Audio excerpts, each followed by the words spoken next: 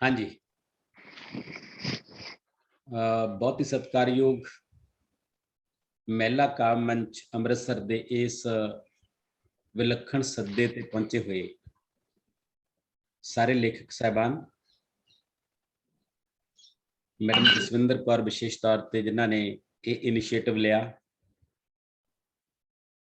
ਜਿਵੇਂ ਕਿ ਤੁਹਾਨੂੰ ਪਤਾ ਹੈ ਕਿ ਆਪਾਂ ਮੁੱਢਲੇ ਤੌਰ ਤੇ ਪਿਛਲੇ ਦਿਨਾਂ 'ਚ ਹੋਏ ਕਵੀ ਦਰਬਾਰ ਦੇ ਵਿੱਚ ਥੋੜਾ ਜਿਹਾ ਇਸ਼ਾਰਾ ਕੀਤਾ ਸੀ ਇਸ ਚੀਜ਼ ਵੱਲ, ਤੇ ਮੈਡਮ ਜਸਵਿੰਦਰ ਨੇ ਉਸ ਇਸ਼ਾਰੇ ਨੂੰ ਬਹੁਤ ਜਲਦੀ ਪਕੜ ਲਿਆ ਤੇ ਅੱਜ ਆਪਾਂ ਇੱਕ ਨਵੇਂ ਰੂਪ ਦੇ ਵਿੱਚ ਇਕੱਠੇ ਹੋ ਰਹੇ ਹਾਂ ਇੱਥੇ। ਸੋ ਅੱਜ ਆਪਾਂ ਕਵਿਤਾ ਤੇ ਵਰਕਸ਼ਾਪ ਕਰ ਰਹੇ ਹਾਂ। ਇਹਦੇ ਵਿੱਚ ਕੋਈ ਵੀ ਗੱਲ ਕਰਨ ਤੋਂ ਪਹਿਲਾਂ ਮੇਰੀਆਂ ਇੱਕ ਦੋ ਬੇਨਤੀਆਂ ਨੇ ਕਿ ਇਹ ਜਿਹੜਾ ਆਪਾਂ ਅੱਜ ਦਾ ਸਮਾਗਮ ਕਰ ਰਹੇ ਹਾਂ ਇਹ ਜਨਤਕ ਤੌਰ ਤੇ ਪੇਸ਼ ਕਰਨ ਵਾਲਾ ਸਮਾਗਮ ਨਹੀਂ ਹੈਗਾ, ਇਹ ਆਪਣੀ ਨਿੱਜੀ ਬੈਠਕ ਹੈ। ਬਿਲਕੁਲ ਆਪਾਂ ਨਿੱਜੀ ਤੌਰ ਤੇ ਕਿਸੇ ਇੱਕ ਥਾਂ ਤੇ ਇਕੱਠੇ ਬਹਿ ਕੇ ਚਰਚਾ ਕਰ ਲੈਂਦੇ ਸੀ, ਤਾਂ ਇਹ ਸਮਝ ਲਓ ਇੱਕ ਵਰਚੁਅਲ ਆਪਣਾ ਮਾਈਕ ਬੰਦ ਕਰ ਲਓ ਪਲੀਜ਼ ਆਪਣਾ, ਨਹੀਂ ਆਵਾਜ਼ ਆਉਂਦੀ ਭਾਵੇਂ ਖੁੱਲਾ ਰੱਖ ਸਕਦੇ, ਕੋਈ ਗੱਲ ਨਹੀਂ ਹੈਗੀ। ਡਿਸਟਰਬੈਂਸ ਹੋ ਰਹੀ ਹੈ ਕਿਸੇ ਪਾਸਿਓਂ, ਇਹ ਉਹ ਪਲੀਜ਼ ਦੇਖੋ। ਉਹ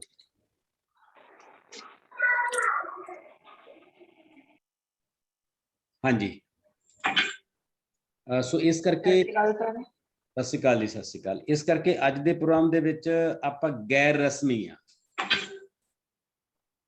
ਜਦੋਂ ਆਪਾਂ ਜਨਤਕ ਤੌਰ ਤੇ ਪ੍ਰੋਗਰਾਮ ਕਰਦੇ ਆ ਉਦੋਂ ਆਪਾਂ ਰਸਮੀ ਤੌਰ ਤੇ ਫਾਰਮਲ ਤੌਰ ਤੇ ਬਹੁਤ ਕੁਝ ਸੋਚਣਾ ਹੁੰਦਾ ਤੇ ਬਹੁਤ ਕੁਝ ਬੋਚਣਾ ਹੁੰਦਾ ਹੈ। ਅਸੀਂ ਕੀ ਬੋਲਣਾ ਕੀ ਨਹੀਂ ਬੋਲਣਾ, ਕਿਸੇ ਨੂੰ ਕਿਵੇਂ ਪੇਸ਼ ਕਰਨਾ ਕਿਸੇ ਨੂੰ ਕਿਵੇਂ ਨਹੀਂ ਪੇਸ਼ ਕਰਨਾ, ਇਹ ਰਸਮੀ ਸਮਾਗਮਾਂ ਦੇ ਵਿੱਚ ਬਹੁਤ ਕੁਝ ਆਪਾਂ ਮੈਨੇਜ ਕਰਦੇ ਆ। ਪਰ ਅੱਜ ਦਾ ਪ੍ਰੋਗਰਾਮ ਗੈਰ ਰਸਮੀ ਪ੍ਰੋਗਰਾਮ ਹੈ, ਇਹ ਸਿੱਖਣ ਸਿਖਾਉਣ ਲਈ ਹੈ। ਮੇਰੇ ਕੋਲ ਇੰਨਾ ਕੁਝ ਨਹੀਂ ਹੈਗਾ ਕਿ ਮੈਂ ਤੁਹਾਨੂੰ ਸਾਰਾ ਕੁਝ ਸਿਖਾ ਸਕਾਂ, ਪਰ ਆਪਾਂ ਰਲ ਮਿਲ ਕੇ ਕੁਝ ਸਿੱਖਣ ਦੀ ਕੋਸ਼ਿਸ਼ ਕਰਾਂਗੇ। ਸੋ ਇਸ ਕਰਕੇ ਕੋਈ ਵੀ ਗੱਲ ਤੁਹਾਡੇ ਮਨ ਦੇ ਵਿੱਚ ਆਉਂਦੀ ਹੈ ਤਾਂ ਤੁਸੀਂ ਬਿਨਾਂ ਝਿਜਕ ਉਹਦੇ ਬਾਰੇ ਪੁੱਛਣਾ ਹੈ, ਤੇ ਜਿਹੜੀਆਂ ਵੀ ਗੱਲਾਂ ਮੇਰੇ ਮਨ ਦੇ ਵਿੱਚ ਨੇ ਉਹ ਮੈਂ ਬਿਨਾਂ ਝਿਜਕ ਤੁਹਾਨੂੰ ਕਹਿਣੀਆਂ ਨੇ। ਕਿਉਂਕਿ ਜਿੰਨੀ ਦੇਰ ਤੱਕ ਆਪਾਂ ਰਸਮੀ ਤੌਰ ਤੇ, ਜਿਵੇਂ ਪਹਿਲਾਂ ਵੀ ਕਿਹਾ ਸੀ ਉਸ ਮੀਟਿੰਗ ਦੇ ਵਿੱਚ, ਉਸ ਕਵੀ ਦਰਬਾਰ ਦੇ ਵਿੱਚ, ਕਿ ਸਿਰਫ ਆਪਾਂ ਸੈਰੀਮੋਨੀਅਲ ਜਦੋਂ ਆਪਾਂ ਕਿਸੇ ਦੀ ਪ੍ਰੇਜ਼ ਹੀ ਕਰਾਂਗੇ ਤਾਂ ਉਦੋਂ ਅਸੀਂ ਸਿੱਖਣ ਸਿਖਾਉਣ ਦੀ ਪ੍ਰਕਿਰਿਆ 'ਚ ਨਹੀਂ ਪੈਂਦੇ ਹੈਗੇ। ਇਸੇ ਕਰਕੇ ਗੈਰ ਰਸਮੀ ਮੀਟਿੰਗ ਹੈ ਤੇ ਇਹਦੇ ਵਿੱਚ ਆਪਾਂ ਸਾਰਿਆਂ ਨੇ ਇੱਕ ਦੂਜੇ ਤੋਂ ਸਿੱਖਣ ਦੀ ਕੋਸ਼ਿਸ਼ ਕਰਨੀ ਹੈ। ਦੂਜੀ ਗੱਲ ਜਿਹੜੀ ਹੈਗੀ ਹੈ ਕਵਿਤਾ ਦੀ, ਵੈਸੇ ਕਵਿਤਾ ਜਾਂ ਸਾਹਿਤ ਜਾਂ ਕਲਾ ਕਿਸੇ ਨੂੰ ਸਿਖਾਈ ਨਹੀਂ ਜਾ ਸਕਦੀ ਹੁੰਦੀ, ਇਹ ਕੁਦਰਤ ਵੱਲੋਂ ਤੁਹਾਡੇ ਅੰਦਰ ਬੀਜਿਆ ਹੋਇਆ ਬੀਜ ਹੁੰਦਾ ਹੈ ਤੇ ਬੀਜ ਦਾ ਪਤਾ ਨਹੀਂ ਕਿੰਨੇ ਸਾਲ ਧਰਤੀ ਦੇ ਵਿੱਚ ਪਿਆ ਰਹੇ, ਪਰ ਜਦੋਂ ਵੀ ਕਿਤੇ ਸਮਾਂ ਬਣਦਾ ਹੈ, ਜਦੋਂ ਕਿਤੇ ਸੰਜੋਗ ਬਣਦਾ ਉਸ ਬੀਜ ਦਾ, ਉਹਨੂੰ এনवायरमेंट ਮਿਲਦਾ, ਉਹਨੂੰ ਹਾਲਾਤ ਮਿਲ ਜਾਂਦੇ ਨੇ, ਤਾਂ ਉਹ ਬੀਜ ਧਰਤੀ ਦੀ ਹਿੱਕ ਨੂੰ ਪਾੜ ਕੇ ਬਾਹਰ ਨਿਕਲ ਆਉਂਦਾ ਹੈ। ਤੇ ਫਿਰ ਜੋ ਉਸ ਬੀਜ ਦੇ ਅੰਦਰ ਤਾਕਤ ਹੈ, ਆਪਾਂ ਉਸ ਬੀਜ ਨੂੰ ਤਾਕਤ ਦੇ ਦਿੰਨੇ ਆ, ਜਾਂ ਉਸ ਬੀਜ ਨੂੰ ਸਾਂਭ ਲੈਨੇ ਆ, ਜਾਂ ਉਸ ਬੀਜ ਦੀ ਛਿੱਲ ਤਰਾਸ਼ ਕਰ ਲੈਨੇ ਆ ਉਸ ਬੂਟੇ ਦੀ, ਤਾਂ ਉਹ ਬੀਜ ਵੱਡਾ ਰੁੱਖ ਬਣ ਜਾਂਦਾ ਹੈ ਜਿਹੜਾ ਸਾਨੂੰ ਆਪਣੀਆਂ ਦੌਲਤਾਂ ਦੇ ਨਾਲ ਮਾਲਾ ਮਾਲ। ਅਜੇ ਵੀ ਨਾ ਆਵਾਜ਼ ਆਉਂਦੀ ਹੈ, ਕਿਹਦੇ ਉਸ ਤੋਂ ਆ ਰਹੀ ਹੈ, ਪਲੀਜ਼ ਇਹ ਚੈੱਕ ਕਰੋ। ਜਦੋਂ ਤੁਸੀਂ ਬੋਲਣਾ ਉਦੋਂ ਆਪਣਾ ਮਾਈਕ ਔਨ ਕਰ ਲਓ, ਅਦਰਵਾਈਜ਼ ਮਾਈਕ ਆਫ ਰੱਖੋ ਪਲੀਜ਼, ਤਾਂ ਫਿਰ ਆਵਾਜ਼ ਨਾ ਡਿਸਟਰਬ ਕਰਦੀ ਹੈ। ਤੁਸੀਂ ਬੋਲ ਸਕਦੇ ਜਦੋਂ ਮਰਜ਼ੀ ਮੈਨੂੰ ਟੋਕ ਸਕਦੇ। ਆਪਾਂ ਗੈਰ ਰਸਮੀ ਮੀਟਿੰਗ ਦਾ ਮਤਲਬ ਇਹੀ ਹੁੰਦਾ, ਇਹ ਨਹੀਂ ਕਿ ਮੈਂ ਹੀ ਲਗਾਤਾਰ ਬੋਲਣਾ ਹੈ। ਅਤੇ ਹੁਣ ਇਹ ਕਿਹਦੇ ਆਵਾਜ਼ ਆ ਰਹੀ ਹੈ? ਕਿਉਂ ਕੌਮ ਕਿਹਦਾ ਹੈਗਾ ਵਾ? ਕਿਉਂ ਕੌਮ ਡਾਟ ਮਨਪ੍ਰੀਤ ਚਹਿਲ, ਤੁਸੀਂ ਨਾ ਪਲੀਜ਼ ਆਪਣੇ ਮਾਈਕ ਨੂੰ ਬੰਦ ਰੱਖੋ, ਤੁਹਾਡੀ ਇਹਦੇ ਵਿੱਚੋਂ ਆਵਾਜ਼ ਆ ਰਹੀ ਹੈ। ਕਿਉਂ ਕੌਮ BTD ਮਾਈਕ ਬੰਦ ਰੱਖੋ। ਪਹਿਲਾਂ ਵੀ ਮਨਪ੍ਰੀਤ, ਇਹਨਾਂ ਦਾ ਨਾਮ ਆਪਾਂ ਚੇਂਜ ਕੀਤਾ ਸੀ, ਫਿਰ ਦੁਬਾਰੇ ਜੁਆਇਨ ਕਰ ਲਿਆ ਇਹਨਾਂ ਨੇ ਜੀ। ਮੈਂ ਜਿਹੜੀ ਗੱਲ ਕਰ ਰਿਹਾ ਸੀ ਮੈਂ ਉੱਥੇ ਕੰਟੀਨਿਊ ਕਰਨਾ ਕਿ ਜਿਹੜਾ ਬੀਜ ਹੁੰਦਾ ਹੈ ਉਹ ਤੁਹਾਡੇ ਆਪਣੇ ਅੰਦਰ ਪਿਆ ਹੁੰਦਾ, ਉਹ ਧਰਤੀ ਦੇ ਅੰਦਰ ਪਿਆ ਹੁੰਦਾ। ਜੇ ਧਰਤੀ ਦੇ ਅੰਦਰ ਬੀਜ ਨਹੀਂ ਹੈਗਾ ਤਾਂ ਕੁਝ ਵੀ ਡਿਵੈਲਪ ਨਹੀਂ ਕੀਤਾ ਜਾ ਸਕਦਾ। ਸੋ ਕਵਿਤਾਵਾਂ ਜਾਂ ਕਲਾਵਾਂ ਕੋਈ ਵੀ, ਚਾਹੇ ਉਹ ਸਾਹਿਤ ਹੈ, ਚਾਹੇ ਉਹ ਚਿੱਤਰਕਲਾ, ਚਾਹੇ ਉਹ ਸੰਗੀਤ ਹੈ, ਉਹ ਜੇ ਤੁਹਾਡੇ ਅੰਦਰ ਉਹਦਾ ਬੀਜ ਹੈ ਤਾਂ ਉਸ ਬੀਜ ਨੂੰ ਆਪਾਂ ਰਲ ਕੇ ਡਿਵੈਲਪ ਤਾਂ ਕਰ ਸਕਦੇ ਹਾਂ, ਪਰ ਬੀਜ ਨੂੰ ਕ੍ਰੀਏਟ ਨਹੀਂ ਕਰ ਸਕਦੇ ਹੈਗੇ ਕਿਸ ਦੇ ਅੰਦਰ। ਸੋ ਕੁਦਰਤ ਵੱਲੋਂ ਇਸ ਦੁਨੀਆ ਦੇ ਵਿੱਚ ਜਿੰਨੇ ਕੁ ਬੰਦੇ ਬਣਾਏ ਨੇ, ਲਗਭਗ 800 ਕਰੋੜ ਦੇ ਕਰੀਬ ਲੋਕ ਨੇ ਇਸ ਧਰਤੀ ਤੇ। 800 ਕਰੋੜ ਲੋਕ ਨਾ ਸ਼ਕਲ ਪੱਖੋਂ ਕਿਸੇ ਨਾਲ ਮਿਲਦੇ ਨੇ, ਨਾ ਅਕਲ ਪੱਖੋਂ ਕਿਸੇ ਨਾਲ ਮਿਲਦੇ ਨੇ। ਇਸ ਬ੍ਰਹਿਮੰਡ ਦੇ ਵਿੱਚ ਜਿੰਨੀਆਂ ਨਸਲਾਂ ਨੇ, ਚਾਹੇ ਉਹ ਫੁੱਲਾਂ ਦੀਆਂ ਨੇ, ਚਾਹੇ ਉਹ ਪੰਛੀਆਂ ਦੀਆਂ ਨੇ, ਚਾਹੇ ਉਹ ਮਨੁੱਖਾਂ ਦੀਆਂ ਨੇ, ਚਾਹੇ ਕਿਸੇ ਦੀਆਂ ਵੀ ਨੇ, ਉਹ ਸਾਰੀਆਂ ਨਸਲਾਂ ਵੱਖੋ ਵੱਖ ਨੇ। ਸਾਰੀਆਂ ਦਾ ਜੀਨ ਸਟਰਕਚਰ ਵੱਖਰਾ ਹੈ, ਸਾਰੀਆਂ ਦੀ ਕੁਆਲਿਟੀ ਵੱਖਰੀ ਹੈ। ਇਸ ਤਰ੍ਹਾਂ ਹੀ ਮਨੁੱਖ ਹੈ, ਹਰ ਮਨੁੱਖ ਦੂਜੇ ਨਾਲੋਂ ਵੱਖਰਾ ਹੈ। ਹਰ ਮਨੁੱਖ ਕੋਲੇ ਕੁਦਰਤ ਨੇ ਕੁਝ ਨਾ ਕੁਝ ਵਿਲੱਖਣ ਦੇ ਕੇ ਭੇਜਿਆ ਹੈ, ਬਸ ਅਸੀਂ ਤਾਂ ਉਸ ਵਿਲੱਖਣਤਾ ਨੂੰ ਪਛਾਣਨਾ ਹੁੰਦਾ ਹੈ। ਤੁਹਾਡੇ 'ਚ ਬਹੁਤ ਸਾਰੇ ਅਧਿਆਪਕ ਹੋਣਗੇ, ਜਿਹੜੇ ਅਧਿਆਪਕ ਨੇ ਉਹਨਾਂ ਨੂੰ ਪਤਾ ਹੈ ਕਿ ਕਿਸੇ ਬੱਚੇ ਨੂੰ ਮਿੱਥ ਕੇ ਕੁਝ ਨਹੀਂ ਸਿਖਾਇਆ ਜਾ ਸਕਦਾ। ਜੋ ਬੱਚੇ ਦੇ ਅੰਦਰ ਹੁੰਦਾ ਹੈ ਉਹਨੂੰ ਡਿਵੈਲਪ ਕੀਤਾ ਜਾ ਸਕਦਾ ਹੁੰਦਾ ਹੈ। ਜਦੋਂ ਅਸੀਂ ਬੱਚਿਆਂ ਨੂੰ ਮਿੱਥ ਕੇ ਆਪਣੀ ਮਨਮਰਜ਼ੀ ਦਾ ਸਿਖਾਉਂਦੇ ਹਾਂ ਤਾਂ ਅਸੀਂ ਬੱਚਿਆਂ ਨੂੰ ਮਾਰ ਰਹੇ ਹੁੰਦੇ ਹਾਂ।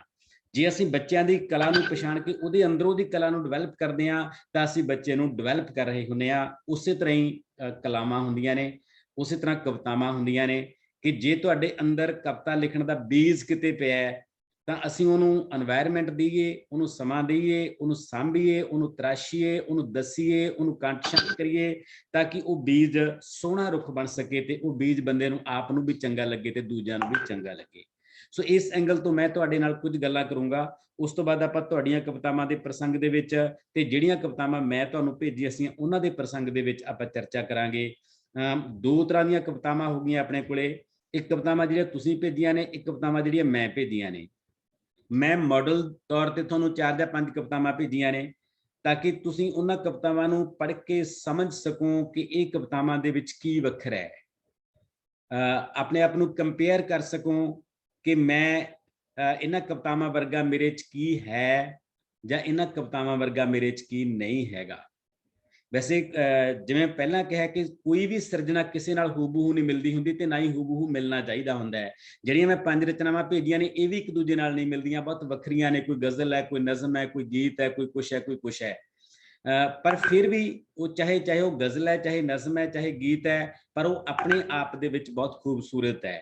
ਸੋ ਤੁਸੀਂ ਜਿਹੜਾ ਕੁਝ ਲਿਖਦੇ ਹੋ, ਕੁਝ ਵੀ ਹੈ, ਉਹ ਆਪਣੇ ਆਪ ਦੇ ਵਿੱਚ ਖੂਬਸੂਰਤ ਹੋਣਾ ਚਾਹੀਦਾ ਹੈ। ਆਪਾਂ ਇਸ ਗੱਲ ਦੀ ਕੋਸ਼ਿਸ਼ ਕਰਨੀ ਹੈ।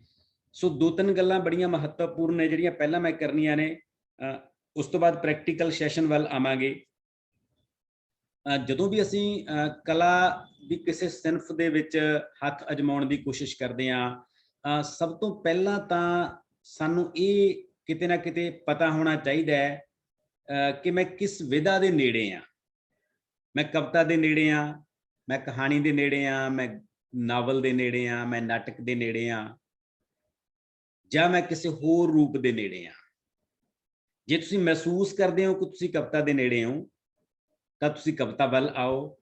ਜੇ ਤੁਹਾਨੂੰ ਲੱਗਦਾ ਹੈ ਕਿ ਤੁਹਾਨੂੰ ਨਾਵਲ ਪੜ੍ਹਨਾ, ਨਾਵਲ ਲਿਖਣਾ ਚੰਗਾ ਲੱਗਦਾ ਹੈ, ਕਹਾਣੀ ਪੜ੍ਹਨੀ, ਕਹਾਣੀ ਲਿਖਣੀ ਚੰਗੀ ਲੱਗਦੀ ਹੈ, ਨਾਟਕ ਪੜ੍ਹਨਾ ਜਾਂ ਨਾਟਕ ਲਿਖਣਾ ਚੰਗਾ ਲੱਗਦਾ ਹੈ, ਤਾਂ ਤੁਸੀਂ ਉਸ ਪਾਸੇ ਵੱਲ ਜਾ ਸਕਦੇ ਹੋ। ਆਪਣੇ ਆਪ ਦੀ ਮੁੱਢਲੀ ਪਹਿਚਾਣ ਕਰਨਾ ਸਾਡਾ ਸਾਰਿਆਂ ਦਾ ਆਪਣਾ ਫਰਜ਼ ਬਣਦਾ ਹੁੰਦਾ ਹੈ। ਕਈ ਬੰਦੇ ਇੱਕ ਤੋਂ ਵੱਧ ਵਿਧਾਵਾਂ ਦੇ ਵਿੱਚ ਵੀ ਲਿਖ ਸਕਦੇ ਹੁੰਦੇ ਨੇ।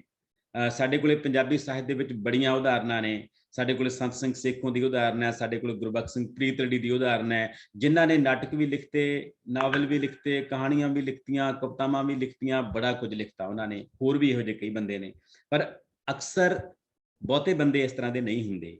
ਬਹੁਤੇ ਬੰਦੇ 1 ਜਾਂ 2 ਵਿਧਾਵਾਂ ਦੇ ਵਿੱਚ ਹੀ ਕੰਮ ਕਰ ਸਕਦੇ ਹੁੰਦੇ ਨੇ। ਤੇ ਤੁਸੀਂ ਆਪਣੀ ਵਿਧਾ ਦੀ ਆਇਡੈਂਟੀਫਿਕੇਸ਼ਨ ਕਰਨੀ ਹੈ ਕਿ ਤੁਸੀਂ ਕਿਹੜੀ ਵਿਧਾ 'ਚ ਆਪਣੇ ਆਪ ਨੂੰ ਫਿੱਟ ਮਹਿਸੂਸ ਕਰਦੇ ਹੋ। ਉਸ ਵਿਧਾ ਲਈ ਆਪਣੇ ਆਪ ਨੂੰ ਪੇਸ਼ ਕਰੋ, ਉਸ ਵਿਧਾ ਦੇ ਵਿੱਚ ਆਪਣੇ ਆਪ ਨੂੰ ਲੈ ਕੇ ਜਾਓ। ਦੂਜੀ ਗੱਲ ਜਿਹੜੀ ਸਿਧਾਂਤਕ ਤੌਰ ਤੇ ਜਿਹੜੀ ਗੱਲ ਮੈਂ ਤੁਹਾਡੇ ਨਾਲ ਕਰਨੀ ਹੈ ਇੱਕ, ਉਹ ਇਹ ਹੈ ਕਿ ਕਿਸੇ ਚੀਜ਼ ਨੂੰ ਸਿੱਖਣ ਦੇ 4 ਪੱਖ ਹੁੰਦੇ ਨੇ, 4 ਪਹਿਲੂ ਹੁੰਦੇ ਨੇ। ਸਭ ਤੋਂ ਪਹਿਲਾਂ ਅਸੀਂ ਜਦੋਂ ਕਿਸੇ ਚੀਜ਼ ਨੂੰ ਸਿੱਖਦੇ ਹਾਂ ਤਾਂ ਅਸੀਂ ਇਨਫੋਰਮੇਸ਼ਨ ਦੇ ਲੈਵਲ ਤੇ ਸਿੱਖਦੇ ਹਾਂ।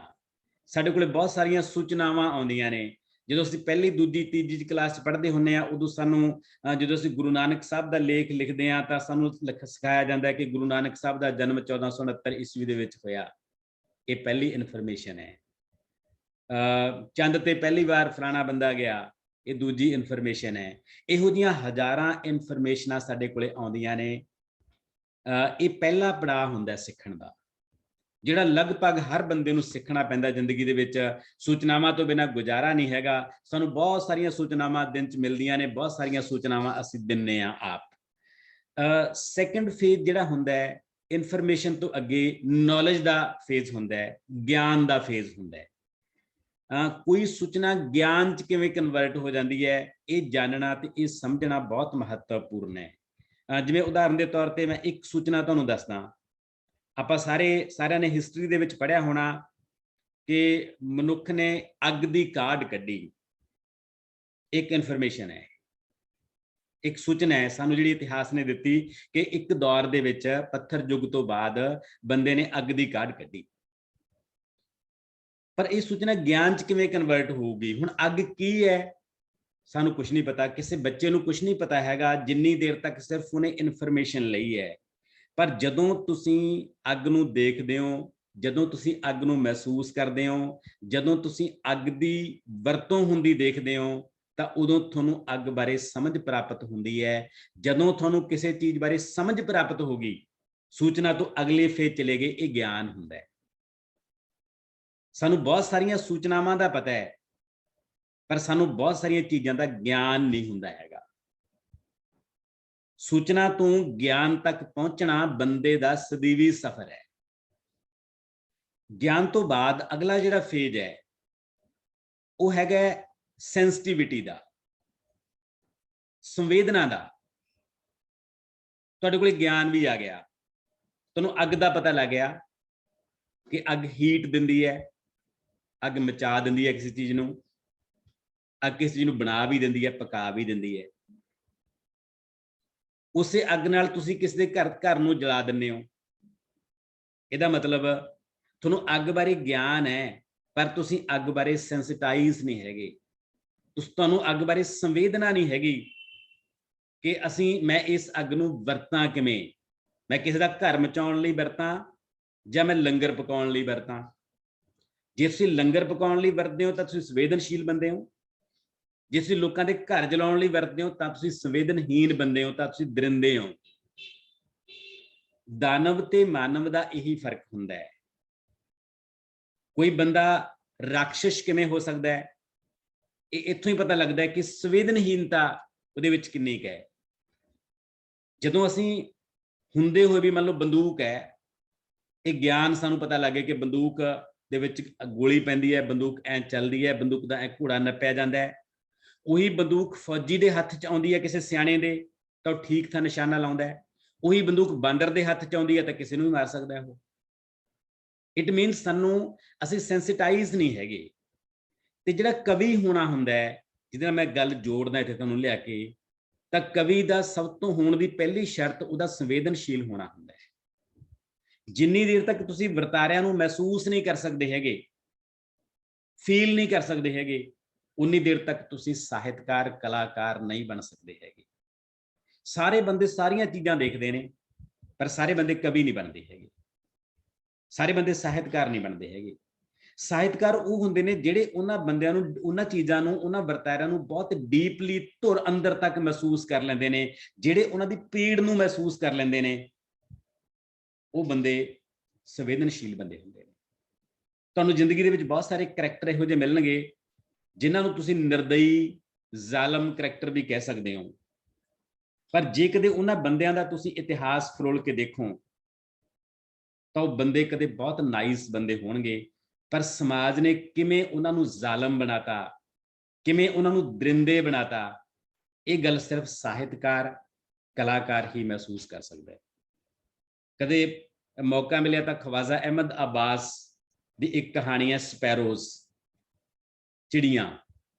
ਉਹ ਕਹਾਣੀ ਕਦੇ ਪੜ੍ਹ ਕੇ ਦੇਖਿਓ ਤਾਂ ਸਾਨੂੰ ਪਤਾ ਲੱਗੂਗਾ ਕਿ ਕਲਾਕਾਰ, ਸਾਹਿਤਕਾਰ ਕਿਵੇਂ ਮਹਿਸੂਸ ਕਰਦਾ ਚੀਜ਼ਾਂ ਨੂੰ। ਉਹ ਚੀਜ਼ਾਂ ਦੇ ਪਿੱਛੇ ਕਿਵੇਂ ਚਲਾ ਜਾਂਦਾ ਹੈ, ਚੀਜ਼ਾਂ ਦੇ ਪਿਛੋਕੜ 'ਚ ਕਿਵੇਂ ਚਲਾ ਜਾਂਦਾ ਹੈ, ਕਿਵੇਂ ਉਹਨਾਂ ਦੇ ਪਿੱਛੇ ਲੁਕੀਆਂ ਚੀਜ਼ਾਂ ਨੂੰ ਮਹਿਸੂਸ ਕਰ ਲੈਂਦਾ ਹੈ ਕਿ ਇਹ ਬੰਦਾ ਜੇ ਦਰਿੰਦਾ ਬਣਿਆ ਤਾਂ ਕਿਉਂ ਬਣਿਆ, ਕਿਹੜੇ ਹਾਲਾਤ ਸੀ ਜਿਹੜੇ ਇਸ ਬੰਦੇ ਨੂੰ ਦਰਿੰਦਗੀ ਵੱਲ ਲੈ ਗਏ, ਕਿਉਂਕਿ ਜੰਮਦਾ ਕੋਈ ਬੰਦਾ ਦਰਿੰਦਾ ਨਹੀਂ ਹੁੰਦਾ ਹੈਗਾ।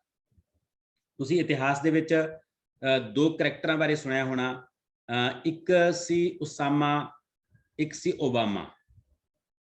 ਸ਼ਾਇਦ ਮੇਰੇ ਖਿਆਲ ਦੋਨਾਂ ਕਰੈਕਟਰ ਬਹੁਤ ਕਾਮਨ ਕਰੈਕਟਰ ਨੇ ਇਹ।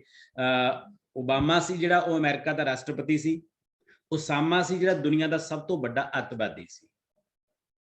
दोने समकाली सी, दोने इंजीनियर सी, दोने सिरे दे इंटैलीजेंट सी। मतलब उन्हां च इन्नियां चीज़ां मिलदियां सी आपस दे विच, ते दोने एक दूजे दे कट्टर दुश्मन सी। एक नूं जिंदगी अतवाद दे सिखर ते लै गई, एक नूं जिंदगी अमेरिका दे राष्ट्रपति दे स्टेटस ते लै गई।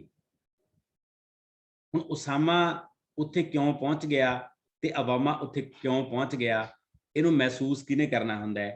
जिहड़ा इहनूं महसूस करदा है, वो बंदा कलाकार बंदा हुंदा है, वो साहित्यकार बंदा हुंदा है, वो कवि हो सकता है, वो संगीतकार हो सकता है, वो मूर्तिकार हो सकता है, वो शायर हो सकता है, कोई भी हो सकता है। सो जिन्नी देर तक संवेदना साडे अंदर नहीं आउंदी, जिन्नी देर तक चीज़ां नूं असीं ऐ नहीं देखना महसूस करते हैगे, उन्हां दे अंदरों नहीं देखना महसूस करते हैगे, उन्नी देर तक असीं साहित्यकार जां कवि नहीं बन सकते हैगे। कवि होण दी पहली शर्त संवेदनशील बंदा होना है। ਜਦੋਂ ਅਸੀਂ ਸੰਵੇਦਨਸ਼ੀਲ ਹੋ ਗਏ ਤਾਂ ਲਾਸਟ ਜਿਹੜਾ ਪੁਆਇੰਟ ਹੈ ਜਿੱਥੇ ਮੈਂ ਮੁਕਾਉਣੀ ਹੈ ਗੱਲ, ਇਹ ਇਹਦੇ ਬਾਅਦ ਪ੍ਰੈਕਟੀਕਲ ਫੇਜ਼ ਵਾਲੇ ਪਾਸੇ ਆਵਾਂਗੇ ਆਪਾਂ। ਜਦੋਂ ਤੁਸੀਂ ਸੰਵੇਦਨਸ਼ੀਲ ਹੋ ਗਏ, ਉਸ ਤੋਂ ਬਾਅਦ ਤੁਹਾਡੇ ਕੋਲੇ ਦੋ ਚੀਜ਼ਾਂ, ਇੱਕ ਚੀਜ਼ ਤੁਹਾਡੇ ਕੋਲੇ ਚਾਹੀਦੀ ਹੈ, ਉਹ ਹੈ ਕਲਪਨਾ, ਇਮੇਜਿਨੇਸ਼ਨ, ਕਿ ਤੁਸੀਂ ਬਹੁਤ ਕੁਝ ਸੋਚ ਸਕਦੇ ਹੋ, ਉਹਦੀਆਂ ਬਹੁਤ ਸਾਰੀਆਂ ਪਰਤਾਂ ਨੂੰ ਸੋਚ ਸਕਦੇ ਹੋ। ਜਦੋਂ ਭਾਈ ਵੀਰ ਸਿੰਘ ਫੁੱਲ ਨਾਲ ਡਾਇਲਾਗ ਕਰਦਾ ਹੈ, एक बंदा फुल तोड़न आया है फुलबाड़ी दे विच, तां वो ऐ हथ पाउंदा फुल नूं, उहनूं फुल नूं तोड़न तो पहलां भाई वीर सिंह उत्थे देख रहा है, विजिट कर रहा वो भी उत्थे, तां वो दोनों नूं महसूस कर लैंदा कि इस वेले फुल की कहंदा होऊगा। वो भाई वीर सिंह दी सब तो प्रसिद्ध कविता है फुल तोड़न वाले नूं। हुण फुल नूं महसूस कर रहा है अपनी कल्पना दे विचों, ते कहंदा कि डाली नालों तोड़ना सानू, असां हट महकदी लाई, लख गाहक दे सुंघे आके खाली एक ना जाई, तू जे एक तोड़ के लै गया एक जोगा रह जासां, वो भी पलक झलक दा मेला रूप महक नस जाई। कहंदा मैनू डाली नालों ना तोड़, मैं तां महक दी दुकान खोली हुई है, जे मेरे को लख गाहक भी आ गया तो खाली नहीं जाता, मैं कुछ ना कुछ दे के तोड़दा, पर जे तू मैनू एक तोड़ के लै गया, मैं तेरे कल्ले जोगा ही रह जाऊंगा, लखां गाहक मेरे खाली जाणगे ते तेरे कोल भी नहीं रहना, वो भी पलक झलक दा मेला रूप महक नस जाई, पलक झलक तो बाद मेरा रूप भी तेरा मेरा महक भी खत्म हो जानी है। ये है फीलिंग, ये है इमेजिनेशन। जदों कवि इस तरह चीज़ां नूं इमेजिन करदा है, कहते प्रोफैसर मोहन सिंह दी कविता ताज महल पढ़ के देखियो। ताज महल सारे आपां देखदे हां, ताज महल ते लखां यात्री रोज जाते हैं, पर ताज महल कविता प्रोफैसर मोहन सिंह ही लिख सकता। उन्हें की देखा ताज महल दे विच? उन्हें देखा कि सुंदरता तो बहुत है, चांदनी है, दुधिया रंग है, रोशनियां ने, पत्थर ने बहुत सोहने, इमारत साजी बहुत सोहनी है, पर कहता मैनू इहदे विच लखां मजदूरां दीयां चीकां सुनाई दिंदियां ने, जिहड़े इस दीयां नीहां च दबे गए, जिन्हां दे हथ वढ़ दिते गए, जिहड़े मिस्त्रियां दे, मैनू उन्हां दी चीकां सुनाई दिंदियां ने। इहदे विच लख गरीबां मजदूरां दे हंझूआं ते जो पलदा, ये है कवि दी संवेदना ते कवि दी कल्पना। जदों आपां वरतारिਆਂ ਨੂੰ इस तरह महसूस करते हैं, उदों असीं शायर होण दे नेड़े पहुंचते हैं। लास्ट फेज इस तो बाद हुंदा है सिरजना दा, जिथे असीं फिर कुछ क्रिएट करते हैं। वो कविता क्रिएट कर लो, तुसीं कहानी क्रिएट कर लो, नावल क्रिएट कर लो, फिल्म बना लो, बुत बना लो, गीत बना लो, संगीत बना लो, चित्र बना लो। ये सारियां कलावां उस इमेजिनेशन चों पैदा होंदियां ने, उस संवेदना चों पैदा होंदियां ने। सो सिरजना जदों असीं करदे आ ना, तां सिरजना दे पिछे एक लंबा सफ़र हुंदा है, जिहदे विच इनफॉर्मेशन तो शुरू हुंदे आ, फिर असीं ज्ञान वाले पासे आउंदे आ, ज्ञान तो संवेदना वाले पासे आउंदे आ, संवेदना दे विच कल्पना मिक्स हुंदी है, फिर सिरजना पैदा हुंदी है। ते जे ये पहलां वालियां सारियां चीज़ां साडे अंदर नहीं हैगियां, तां साडी सिरजना भावें असीं कर भी लईए, पर वो सिरजना कमाल दी सिरजना नहीं हुंदी हैगी। ਉਹ ਸਿਰਜਣਾ ਜਾਨਦਾਰ ਤੇ ਖੂਬਸੂਰਤ ਤੇ ਅਮਰ ਸਿਰਜਣਾ ਨਹੀਂ ਹੁੰਦੀ ਹੈਗੀ। ਤਿੰਨ ਚੀਜ਼ਾਂ ਹੁੰਦੀਆਂ ਨੇ ਕਲਾਵਾਂ ਦੇ ਵਿੱਚ, ਇੱਕ ਹੁੰਦਾ ਤਤਕਾਲ, ਇੱਕ ਹੁੰਦਾ ਸਮਕਾਲ ਤੇ ਇੱਕ ਚਿਰਕਾਲ। ਤਤਕਾਲ ਹੁੰਦਾ ਜਿਹੜੀ ਚੀਜ਼ ਨੂੰ ਅਸੀਂ ਮੌਕੇ ਦੀ ਮੌਕੇ ਸਾਨੂੰ ਚੰਗੀ ਲੱਗਦੀ ਹੈ, ਬਸ ਉਦੋਂ ਬਾਅਦ ਖਤਮ। ਸਮਕਾਲ ਹੁੰਦਾ ਜਿਹੜੀ ਸਾਡੇ ਕੁਝ ਸਮਾਂ ਸਾਡੇ 'ਚ ਜਿਉਂਦੀ ਰਹਿੰਦੀ ਹੈ। ਪਰ ਚਿਰਕਾਲ ਹੁੰਦਾ ਜਿਹੜੀ ਸਦੀਆਂ ਤੱਕ ਜਿਉਂਦੀ ਰਹਿੰਦੀ ਹੈ। ਵਾਰਿਸ ਸ਼ਾਹ ਦੀ ਹੀਰ ਨੂੰ ਅੱਜ ਵੀ ਉਵੇਂ ਹੀ ਪੜ੍ਹਿਆ ਜਾਂਦਾ ਹੈ, ਅੱਜ ਵੀ ਉਹ ਕਿਤਾਬ ਉਵੇਂ ਹੀ ਲੱਖਾਂ ਦੀ ਗਿਣਤੀ ਛਪਦੀ ਹੈ। ਗੁਰੂ ਗ੍ਰੰਥ ਸਾਹਿਬ ਦੁਨੀਆ ਦੀ ਸਭ ਤੋਂ ਮਹੱਤਵਪੂਰਨ ਕਿਰਤ ਹੈ। ਉਹ ਕਿੰਨੇ ਸਾਲ ਪਹਿਲਾਂ ਲਿਖੀ ਗਈ ਹੈ ਤੇ ਕਿੰਨੇ ਸਾਲ ਬਾਅਦ ਤੱਕ ਲਿਖੀ ਜਾਊਗੀ, ਪਤਾ ਨਹੀਂ ਕਿੰਨੇ ਲੋਕ ਉਸ ਨੂੰ ਅੱਜ ਵੀ ਪੜ੍ਹ ਰਹੇ ਨੇ। ਇਸ ਤਰ੍ਹਾਂ ਹੋਰ ਹਜ਼ਾਰਾਂ ਕਿਰਤਾਂ ਨੇ ਦੁਨੀਆ ਦੇ ਵਿੱਚ ਜਿਹੜੀਆਂ ਚਿਰਕਾਲ ਦੀਆਂ ਕਿਰਤਾਂ ਨੇ। ਜੇ ਤੁਸੀਂ ਚਾਹੁੰਦੇ ਹੋ ਕਿ ਤੁਹਾਡੀਆਂ ਰਚਨਾਵਾਂ ਤਤਕਾਲ ਦੀਆਂ ਨਾ ਹੋਣ, ਸਮਕਾਲ ਤੇ ਚਿਰਕਾਲ ਦੀਆਂ ਹੋਣ, ਤਾਂ ਉਦੋਂ ਫਿਰ ਸਾਨੂੰ ਬਹੁਤ ਕੁਝ ਮਿਹਨਤ ਕਰਨੀ ਪੈਂਦੀ ਹੈ ਸਿਰਜਣਾ ਲਈ। ਤਾਂ ਉਹਦੇ ਪਿੱਛੇ ਸਾਰੀਆਂ ਗੱਲਾਂ ਸਾਨੂੰ ਚਾਹੀਦੀਆਂ ਨੇ। ਅਨੁਭਵ ਚਾਹੀਦਾ ਹੁੰਦਾ ਹੈ। ਜਿੰਨਾ ਤੁਹਾਡਾ ਰਿਚ ਅਨੁਭਵ ਹੋਊਗਾ ਜ਼ਿੰਦਗੀ ਬਾਰੇ, ਜਿੰਨੀ ਤੁਹਾਡੀ ਇੰਟਰਪ੍ਰੀਟੇਸ਼ਨ ਹੋਊਗੀ ਕਮਾਲ ਦੀ, ਉਨੀ ਤੁਸੀਂ ਖੂਬਸੂਰਤ ਰਚਨਾਕਾਰੀ ਦੇ ਪਾਸੇ ਜਾਓਗੇ। ਸੋ ਮੈਨੂੰ ਇਹ ਲੱਗਦਾ ਕਿ ਮੈਂ ਕਹਿਣਾ ਚਾਹੁੰਦੀ ਸੀ ਕਿ ਜੋ ਤੁਸੀਂ ਤਤਕਾਲ, ਸਮਕਾਲ ਤੇ ਚਿਰਕਾਲ ਬਾਰੇ ਕਿਹਾ, ਇਹਨੂੰ ਇੱਕ ਵਾਰੀ ਰਿਪੀਟ ਕਰੋ ਜੀ। ਤਤਕਾਲ ਹੁੰਦਾ ਬਿਲਕੁਲ ਹੁਣ, ਅੱਜ ਮੰਨ ਲਓ ਇੱਕ ਕਤਲ ਹੋ ਗਿਆ ਤਾਂ ਇਹ ਤਤਕਾਲ ਹੈ। ਸਮਕਾਲ ਦਾ ਮਤਲਬ ਹੁੰਦਾ ਥੋੜਾ ਜਿਹਾ ਸਮਾਂ ਪਹਿਲਾਂ, ਥੋੜਾ ਜਿਹਾ ਪਿੱਛੋਂ। ਜਿਵੇਂ ਕਿਸਾਨੀ ਸੰਘਰਸ਼ ਲਗਭਗ 6 ਮਹੀਨੇ ਪਹਿਲਾਂ ਸ਼ੁਰੂ ਹੋਇਆ ਹੈ, ਅਗਲੇ 5-7 ਮਹੀਨਿਆਂ ਤੱਕ ਇਹ ਸਮਾਂ ਸਾਲ ਡੇਢ ਸਾਲ ਦਾ ਸਮਾਂ ਸਮਕਾਲ ਦਾ ਸਮਾਂ। ਕਈ ਵਾਰੀ ਇਹ ਸਮਕਾਲ 5-4 ਸਾਲਾਂ ਤੱਕ ਵੀ ਆਪਾਂ ਕਹਿ ਦਿੰਦੇ ਹਾਂ ਕਿ ਸਾਡੇ ਸਮਕਾਲ ਦੀ ਗੱਲ ਹੈ। ਇਹ ਮਤਲਬ ਸਾਡੇ ਦੇਖਦੇ ਦੇਖਦੇ, ਸਾਡੇ ਨੇੜੇ ਤੇੜੇ। ਜਿਹੜਾ ਚਿਰਕਾਲ ਹੁੰਦਾ ਉਹ ਜਦੋਂ ਅਸੀਂ ਨਹੀਂ ਸੀ ਉਦੋਂ ਵੀ ਸੀ, ਜਦੋਂ ਅਸੀਂ ਨਹੀਂ ਹੋਵਾਂਗੇ ਉਦੋਂ ਵੀ ਹੋਊਗਾ, ਉਹ ਚਿਰਕਾਲ ਹੁੰਦਾ। ਬਹੁਤ ਸਾਰੀਆਂ ਚੀਜ਼ਾਂ ਸਾਡੇ ਜੰਮਣ ਤੋਂ ਪਹਿਲਾਂ ਸੀਆਂ, ਉਹ ਸਾਡੇ ਦੌਰ 'ਚ ਵੀ ਨੇ। ਜਦੋਂ ਅਸੀਂ ਨਹੀਂ ਰਹਾਂਗੇ ਉਦੋਂ ਵੀ ਹੋਣਗੀਆਂ। ਉਦੋਂ ਵੀ ਰਹਿਣਾ। ਠੀਕ ਹੈ ਜੀ। ਚਿਰਕਾਲ ਦੀਆਂ ਚੀਜ਼ਾਂ ਹੁੰਦੀਆਂ ਨੇ, ਉਹ ਯਾਦਗਾਰੀ ਚੀਜ਼ਾਂ ਹੁੰਦੀਆਂ ਨੇ, ਉਹ ਅਨੁਭਵ ਹੁੰਦੇ ਨੇ ਜਿਹੜੇ, ਉਹ ਕਲਾਕਾਰੀਆਂ ਹੁੰਦੀਆਂ ਨੇ। ਹੁਣ ਮੋਨਾਲੀਜ਼ਾ ਨੂੰ ਬੰਦਾ ਬਣਾ ਕੇ ਚਲਾ ਗਿਆ ਲਿਓਨਾਰਡੋ ਦਾ ਵਿੰਸੀ, ਪਰ ਮੋਨਾਲੀਜ਼ਾ ਸਦੀਆਂ ਦੀ ਚਿਰਕਾਲ ਦੀ ਰਚਨਾ ਬਣ ਗਈ। ਉਹ ਅੱਜ ਵੀ ਉਵੇਂ ਹੀ ਦੁਨੀਆ ਦੇ ਵਿੱਚ ਰਚਨਾ ਹੋ ਕੇ ਕਲਾਕਿਰਤ ਮਾਣੀ ਜਾਂਦੀ ਹੈ, ਦੇਖੀ ਜਾਂਦੀ ਹੈ, ਤੇ ਸ਼ਾਇਦ ਪਤਾ ਨਹੀਂ ਹਜ਼ਾਰਾਂ ਸਾਲ ਤੱਕ ਅੱਗੇ ਵੀ ਦੇਖੀ ਜਾਵੇ। ਇਸ ਤਰ੍ਹਾਂ ਦੀਆਂ ਚੀਜ਼ਾਂ ਜਿਹੜੀਆਂ ਹੁੰਦੀਆਂ ਨੇ ਉਹ ਚਿਰਕਾਲ ਦੀਆਂ ਚੀਜ਼ਾਂ ਹੁੰਦੀਆਂ ਨੇ। ਬਹੁਤ ਸਾਰੀਆਂ ਰਚਨਾਵਾਂ ਨੇ। ਸ਼ਿਵ ਕੁਮਾਰ ਨੂੰ ਉਹਦੇ ਆਪਣੇ ਦੌਰ 'ਚ ਸਗੋਂ ਗਾਲਾਂ ਪੈਂਦੀਆਂ ਰਹੀਆਂ, ਪਰ ਅੱਜ ਅਸੀਂ ਸ਼ਿਵ ਕੁਮਾਰ ਨੂੰ ਵਾਰ-ਵਾਰ ਪੜ੍ਹਦੇ ਹਾਂ। ਸ਼ਿਵ ਕੁਮਾਰ ਉਵੇਂ ਹੀ ਛਪ ਰਿਹਾ ਹੈ। ਸ਼ਹਾਦਤ ਹਸਨ ਮੰਟੋ ਅੱਜ ਪਹਿਲਾਂ ਨਾਲੋਂ ਜ਼ਿਆਦਾ ਪੜ੍ਹਿਆ ਜਾਂਦਾ ਹੈ, ਪਹਿਲਾਂ ਨਾਲੋਂ ਵੱਧ ਫਿਲਮਾਂ ਉੱਤੇ ਬਣ ਰਹੀਆਂ ਨੇ। ਸੋ ਇਹ ਜਿਹੜੀਆਂ ਸਾਨੂੰ ਨਾ ਤਤਕਾਲ ਤੋਂ ਬਾਅਦ ਸਮਕਾਲ ਤੇ ਚਿਰਕਾਲ ਵੱਲ ਤੁਰਨਾ ਚਾਹੀਦਾ ਹੈ। ਜਿੰਨਾ ਅਸੀਂ ਸਮਕਾਲ ਤੇ ਚਿਰਕਾਲ ਵੱਲ ਤੁਰਾਂਗੇ, ਉਹਨਾਂ ਚੀਜ਼ਾਂ ਨੂੰ ਮਹਿਸੂਸ ਕਰਾਂਗੇ। ਸੋਚੋ ਕਿ ਜੋ ਕੁਝ ਮੈਂ ਲਿਖ ਰਹੀ ਹਾਂ ਇਹ ਕੀ ਸਮਕਾਲ ਦੀ ਰਚਨਾ ਹੋ ਸਕਦੀ ਹੈ। ਇਹ 'ਚ ਅਸੀਂ ਕਿਸਾਨੀ ਸੰਘਰਸ਼ ਤੇ ਪਤਾ ਨਹੀਂ ਕਿੰਨਾ ਕੁਝ ਲਿਖਤਾ, ਪਰ ਤੁਸੀਂ ਦੇਖਿਓ 10 ਕੁ ਸਾਲਾਂ ਬਾਅਦ ਉਹਨਾਂ ਦੇ ਵਿੱਚੋਂ 80% ਰਚਨਾਵਾਂ ਡਸਟਬਿਨ 'ਚ ਪੈ ਜਾਣਗੀਆਂ। ਸਿਰਫ 15-20% ਰਚਨਾਵਾਂ ਜਿਉਂਦੀਆਂ ਰਹਿਣਗੀਆਂ, ਜਿਨ੍ਹਾਂ ਨੂੰ 20 ਸਾਲ ਬਾਅਦ ਵੀ ਪੜ੍ਹਿਆ ਜਾਊਗਾ। ਜਦੋਂ ਰਿਸਰਚਸ ਹੋਣਗੀਆਂ, ਉਹਨਾਂ ਨੂੰ ਕੋਟ ਕੀਤਾ ਜਾਊਗਾ, ਉਹਨਾਂ ਦੇ ਰੈਫਰੈਂਸ ਲਏ ਜਾਣਗੇ, ਚਾਹੇ ਉਹ ਕਵਿਤਾਵਾਂ ਹੋਣਗੀਆਂ, ਚਾਹੇ ਉਹ ਨਾਵਲ ਹੋਣਗੇ, ਚਾਹੇ ਕਹਾਣੀਆਂ ਹੋਣਗੀਆਂ, ਚਾਹੇ ਲੇਖ ਹੋਣਗੇ, ਚਾਹੇ ਫੇਸਬੁੱਕਾਂ ਦੀਆਂ ਪੋਸਟਾਂ ਹੋਣਗੀਆਂ। ਜਿਹੜੀਆਂ ਚੀਜ਼ਾਂ ਸਮਕਾਲ ਤੋਂ ਅੱਗੇ ਚਿਰਕਾਲ ਤੱਕ ਪਹੁੰਚ ਜਾਂਦੀਆਂ ਨੇ, ਉਹ ਕੋਟੇਬਲ ਹੋ ਜਾਂਦੀਆਂ ਨੇ, ਉਹ ਮਰਦੀਆਂ ਨਹੀਂ ਹੈਗੀਆਂ ਫਿਰ। ਤੇ ਲਗਭਗ 80-90% ਲਿਟਰੇਚਰ ਹੈ ਜਿਹੜਾ ਕਿਸਾਨੀ ਦੌਰ ਦਾ, ਇਹ ਸਿਰਫ ਤਤਕਾਲ ਦਾ ਲਿਟਰੇਚਰ ਹੈ। ਜਿਹੜੇ ਸਲੋਗਨ ਹੁੰਦੇ ਨੇ, ਜਿਹੜੇ ਨਾਅਰੇ ਹੁੰਦੇ ਨੇ, ਇਹ ਤਤਕਾਲ ਦੇ ਨਾਅਰੇ ਹੁੰਦੇ ਨੇ। ਨਾਅਰਾ ਜਿਹੜਾ ਸਭ ਤੋਂ ਵੱਧ ਤਤਕਾਲ ਦਾ ਨਾਅਰਾ ਹੁੰਦਾ ਹੈ। ਮੌਕੇ ਤੇ ਸਾਨੂੰ ਕੋਈ ਸਟਰਗਲ ਅਸੀਂ ਕਰ ਰਹੇ ਹਾਂ, ਉਸ ਸਟਰਗਲ ਤੇ ਅਸੀਂ 100-200 ਨਾਅਰਾ ਬਣਾ ਲੈਂਦੇ ਹਾਂ, ਤੇ ਜਦੋਂ ਸਟਰਗਲ ਮੁੱਕ ਜਾਂਦੀ ਉਹ ਨਾਅਰੇ ਵੀ ਮਰ ਜਾਂਦੇ ਨੇ ਨਾਲ ਦੀ ਨਾਲ। ਨਵੀਂ ਸਟਰਗਲ ਆਊਗੀ ਤਾਂ ਨਵੇਂ ਨਾਅਰੇ ਪੈਦਾ ਹੋਣਗੇ। ਇਸ ਕਰਕੇ ਲਿਟਰੇਚਰ ਆ ਜਿਹੜਾ ਨਾਅਰਾ ਨਹੀਂ ਹੁੰਦਾ, ਲਿਟਰੇਚਰ ਪ੍ਰਚਾਰ ਨਹੀਂ ਹੁੰਦਾ ਕਦੇ ਵੀ। ਜਦੋਂ ਤੁਸੀਂ ਕਵਿਤਾ ਲਿਖਦੇ ਹੋ ਤਾਂ ਤੁਹਾਨੂੰ ਇਹ ਨਾ ਲੱਗੇ ਕਿ ਮੈਂ ਕਿਸੇ ਚੀਜ਼ ਦੀ ਐਡ ਕਰ ਰਿਹਾ। ਐਡਵਰਟਾਈਜ਼ਮੈਂਟ ਤੇ ਲਿਟਰੇਚਰ ਦੇ ਵਿੱਚ ਫਰਕ ਸਮਝਣਾ ਬਹੁਤ ਜ਼ਰੂਰੀ ਹੈ। ਜਿਹੜੀ ਐਡਵਰਟਾਈਜ਼ਮੈਂਟ ਹੈ ਇਹ ਤਤਕਾਲ ਹੈ। ਅੱਜ ਕੋਈ ਪ੍ਰੋਡਕਟ ਆਇਆ, ਉਹਦੀ ਐਡ ਤਿਆਰ ਕੀਤੀ ਕਿਸੇ ਨੇ, ਉਹ ਐਡ ਟੈਲੀਵਿਜ਼ਨ ਤੇ ਆ ਗਈ, ਉਹ ਐਡ ਮਹੀਨਾ ਰਹਿ ਜੂਗੀ, 2 ਮਹੀਨੇ ਰਹਿ ਜੂਗੀ, 3 ਮਹੀਨੇ ਰਹਿ ਜੂਗੀ, ਉਦੋਂ ਬਾਅਦ ਉਸ ਐਡ ਨੇ ਮਰ ਜਾਣਾ ਹੈ, ਉਹਦੀ ਥਾਂ ਤੇ ਨਵੀਆਂ ਐਡਾਂ ਆ ਜਾਣਗੀਆਂ। ਪਰ ਸਾਹਿਤ ਐ ਨਹੀਂ ਹੁੰਦਾ। ਸਾਹਿਤ ਐਡਵਰਟਾਈਜ਼ਮੈਂਟ ਨਹੀਂ ਹੁੰਦਾ ਹੈਗਾ। ਸਾਹਿਤ ਨੇ ਚਿਰਕਾਲ ਤੱਕ ਜਿਉਂਦੇ ਰਹਿਣਾ ਹੁੰਦਾ ਹੈ। ਸੋ ਇਹੋ ਜਿਹੀਆਂ ਚੀਜ਼ਾਂ ਲਿਖਣ ਦੀ ਕੋਸ਼ਿਸ਼ ਕਰੋ ਜਿਹੜੀਆਂ ਚੀਜ਼ਾਂ ਫਾਰਐਵਰ ਚੀਜ਼ਾਂ ਹੋਣ। ਐਡਵਰਟਾਈਜ਼ਮੈਂਟ ਨਾ ਬਣ ਦਿਓ ਆਪਣੇ ਆਪ ਨੂੰ। ਐਡਵਰਟਾਈਜ਼ਮੈਂਟ ਦੀ ਕੋਈ ਉਮਰ ਨਹੀਂ ਹੁੰਦੀ। ਐਡਵਰਟਾਈਜ਼ਮੈਂਟ ਦਾ ਪਰਪਸ ਹੀ ਇਹ ਹੁੰਦਾ ਕਿ ਤੁਹਾਨੂੰ ਸਮੇਂ ਦੀ ਸਮੇਂ ਪ੍ਰਭਾਵਿਤ ਕੀਤਾ ਤੇ ਉਦੋਂ ਬਾਅਦ ਖਤਮ। ਸੋ ਇਹ ਚੀਜ਼ਾਂ ਜ਼ਰੂਰੀ ਨੇ। ਇਹ ਚੀਜ਼ਾਂ ਵਾਸਤੇ ਤੁਹਾਡਾ ਅਨੁਭਵ ਰਿਚ ਹੋਣਾ ਚਾਹੀਦਾ ਹੈ। ਇੱਕ ਹੁੰਦਾ ਅਨੁਭਵ, ਇੱਕ ਹੁੰਦਾ ਇੰਟਰਪ੍ਰੀਟੇਸ਼ਨ, ਕਿ ਚੀਜ਼ਾਂ ਦੀ ਵਿਆਖਿਆ ਕਰਨੀ ਆਉਣੀ ਚਾਹੀਦੀ ਹੈ।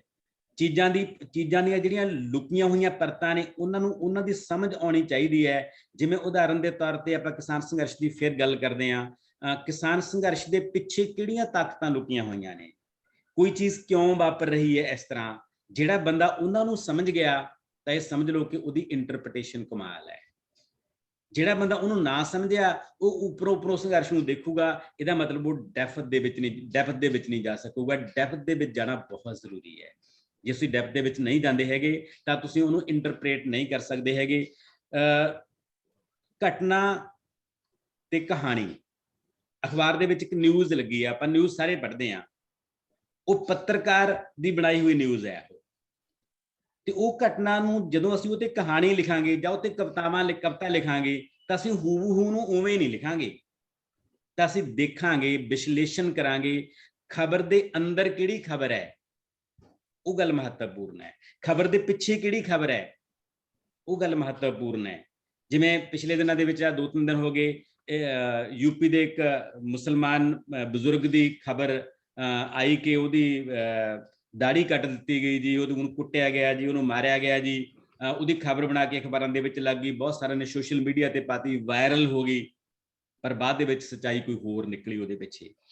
ਜਿਹੜੇ ਕਾਲੇ ਬੰਦੇ ਹੁੰਦੇ ਨੇ ਉਹ ਘਟਨਾਵਾਂ ਤੇ ਕਵਿਤਾਵਾਂ ਲਿਖ ਦਿੰਦੇ ਨੇ। ਜਿਹੜੇ ਸੋਚਣ ਸਮਝਣ ਵਾਲੇ ਬੰਦੇ ਹੁੰਦੇ ਨੇ ਉਹ ਦੇਖਦੇ ਨੇ, ਉਹ ਚੀਰ ਫਾੜ ਕਰਦੇ ਨੇ, ਉਹ ਸਮਝਦੇ ਨੇ ਉਸ ਵਰਤਾਰੇ ਨੂੰ। ਫਿਰ ਉਹਨੂੰ ਕੁਝ ਅੰਦਰੋਂ ਟਿਊਨਿੰਗ ਹੁੰਦੀ ਹੈ ਕਿ ਹਾਂ ਇਹਦੇ ਪਿੱਛੇ ਆਹ ਗੱਲਾਂ ਪਈਆਂ ਨੇ। ਆਪਾਂ ਜਦੋਂ ਕਵਿਤਾਵਾਂ ਦੀ ਗੱਲ ਕਰਾਂਗੇ ਉਦੋਂ ਆਪਾਂ ਇਸ ਵਿਸ਼ੇ ਤੇ ਹੋਰ ਗੱਲ ਕਰਾਂਗੇ, ਨਾਲ ਫਿਰ ਸਾਨੂੰ ਜ਼ਿਆਦਾ ਗੱਲ ਸਮਝ ਆਊਗੀ। ਸੋ ਦੋ ਪੱਖ ਹੁੰਦੇ ਨੇ। ਹੁਣ ਬਹੁਤ ਪ੍ਰੈਕਟੀਕਲ ਵਾਲੇ ਪਾਸੇ ਆਉਣਾ, ਮੈਂ ਇਸ ਤੰਤ ਤੇ ਗੱਲਾਂ ਕੀਤੀਆਂ ਨੇ।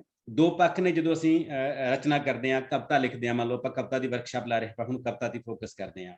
ਇੱਕ ਉਹਦਾ ਵਿਸ਼ਾ ਪੱਖ ਹੁੰਦਾ ਹੈ ਜਿਹਨੂੰ ਅਸੀਂ ਕੰਟੈਂਟ ਕਹਿ ਦਿੰਦੇ ਹਾਂ, ਉਹਦਾ ਸਬਜੈਕਟ ਮੈਟਰ ਕਹਿ ਦਿੰਦੇ ਹਾਂ। ਇੱਕ ਉਹਦੀ ਸ਼ਿਲਪ ਹੁੰਦੀ ਹੈ, ਉਹਦੀ ਟੈਕਨੀਕ ਹੁੰਦੀ ਹੈ, ਉਹਦੀ ਜਿਹੜੀ ਇਹ ਕਹਿ ਲਓ ਕਿ ਕਰਾਫਟਿੰਗ ਹੁੰਦੀ ਹੈ।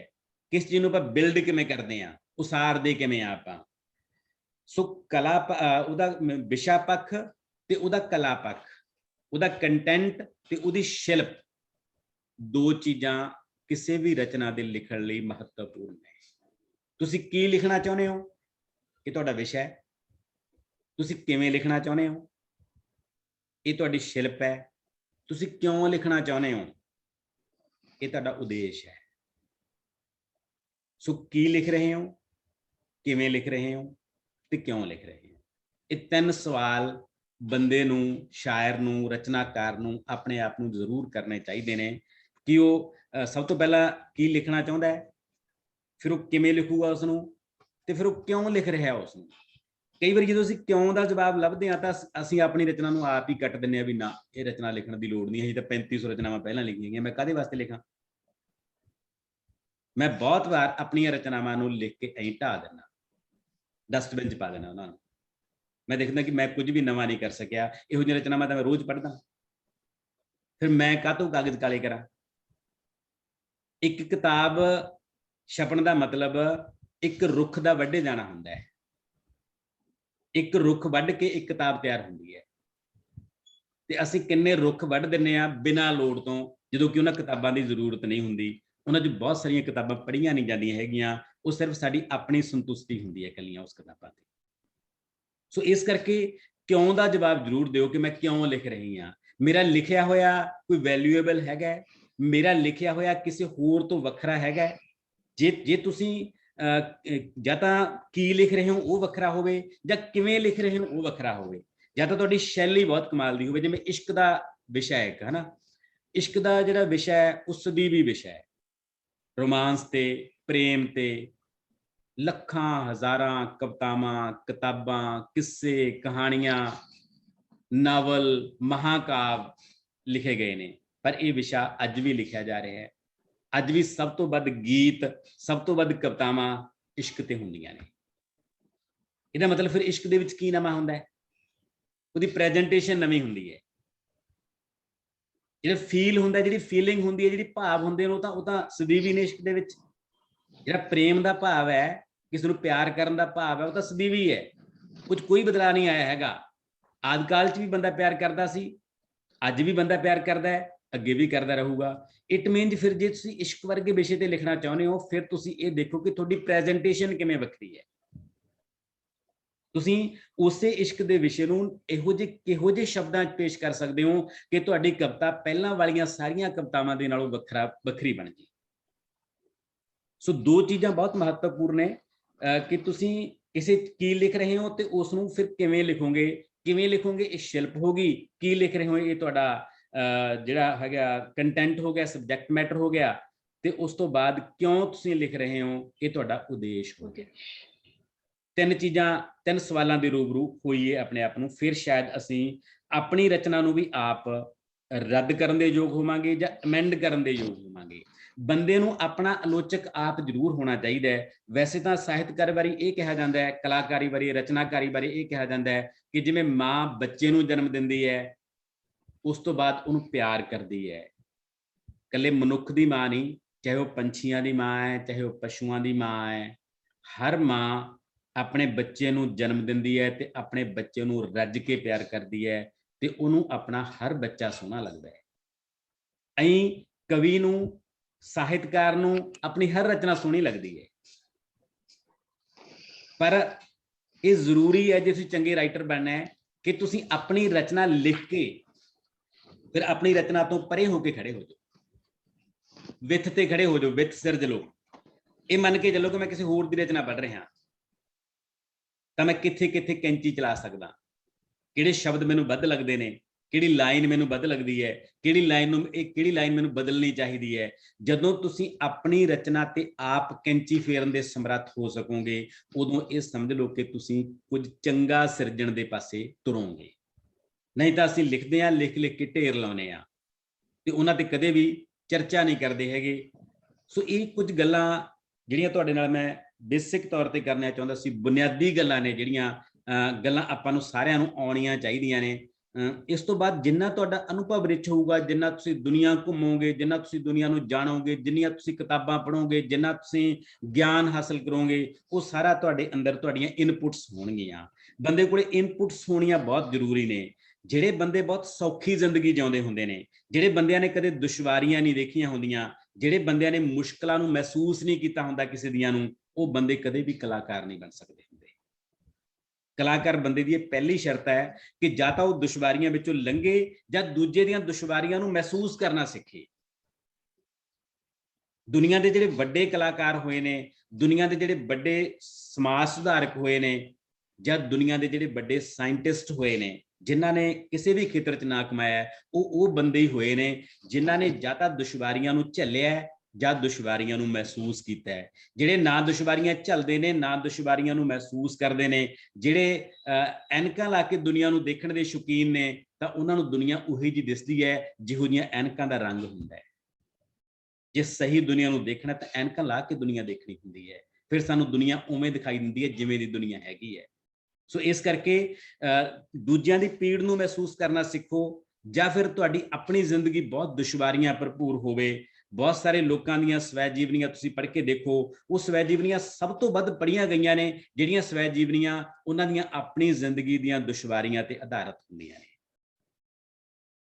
ਸੋ ਅਸੀਂ ਸਾਰੇ ਜਿਹੜੇ ਸ਼ਾਇਰ ਆ, ਅਸੀਂ ਸਾਰੇ ਜਿਹੜੇ ਕਲਮਕਾਰ ਆ, ਸਾਨੂੰ ਇਹ ਜ਼ਰੂਰੀ ਗੱਲ ਹੈ ਕਿ ਅਸੀਂ ਆਪ ਉਹ ਸਾਰੀਆਂ ਚੀਜ਼ਾਂ ਦੇਖੀਆਂ ਨੇ ਜਾਂ ਨਹੀਂ ਦੇਖੀਆਂ ਹੈਗੀਆਂ, ਦੂਜਿਆਂ ਦੀਆਂ ਚੀਜ਼ਾਂ ਨੂੰ ਅਸੀਂ ਮਹਿਸੂਸ ਕਰ ਸਕਦੇ ਹਾਂ ਕਿ ਨਹੀਂ ਕਰ ਸਕਦੇ ਹੈਗੇ, ਫਿਰ ਅਸੀਂ ਸ਼ਾਇਰ ਬਣ ਸਕਦੇ ਹਾਂ, ਫਿਰ ਅਸੀਂ ਰਚਨਾਕਾਰ ਬਣ ਸਕਦੇ ਹਾਂ। ਸੋ ਮੈਨੂੰ ਲੱਗਦਾ ਆਪਾਂ ਕਾਫੀ ਸਾਰੀਆਂ ਗੱਲਾਂ ਬਾਤਾਂ ਇਸ ਐਂਗਲ ਤੋਂ ਕਰ ਲਈਆਂ। ਹੁਣ ਆਪਾਂ ਪ੍ਰੈਕਟੀਕਲ ਵਾਲੇ ਪਾਸੇ ਆ ਜਾਈਏ। ਮੈਂ ਇੱਕ ਚੀਜ਼ ਜਾਣਨਾ ਚਾਹੁੰਦਾ ਤੁਹਾਡੇ ਤੋਂ। ਜੀ ਜੀ ਨਵਜੀਤ ਕੌਰ ਮੈਡਮ, ਕੁਝ ਕਹਿਣਾ ਚਾਹੁੰਦੇ ਹੋ?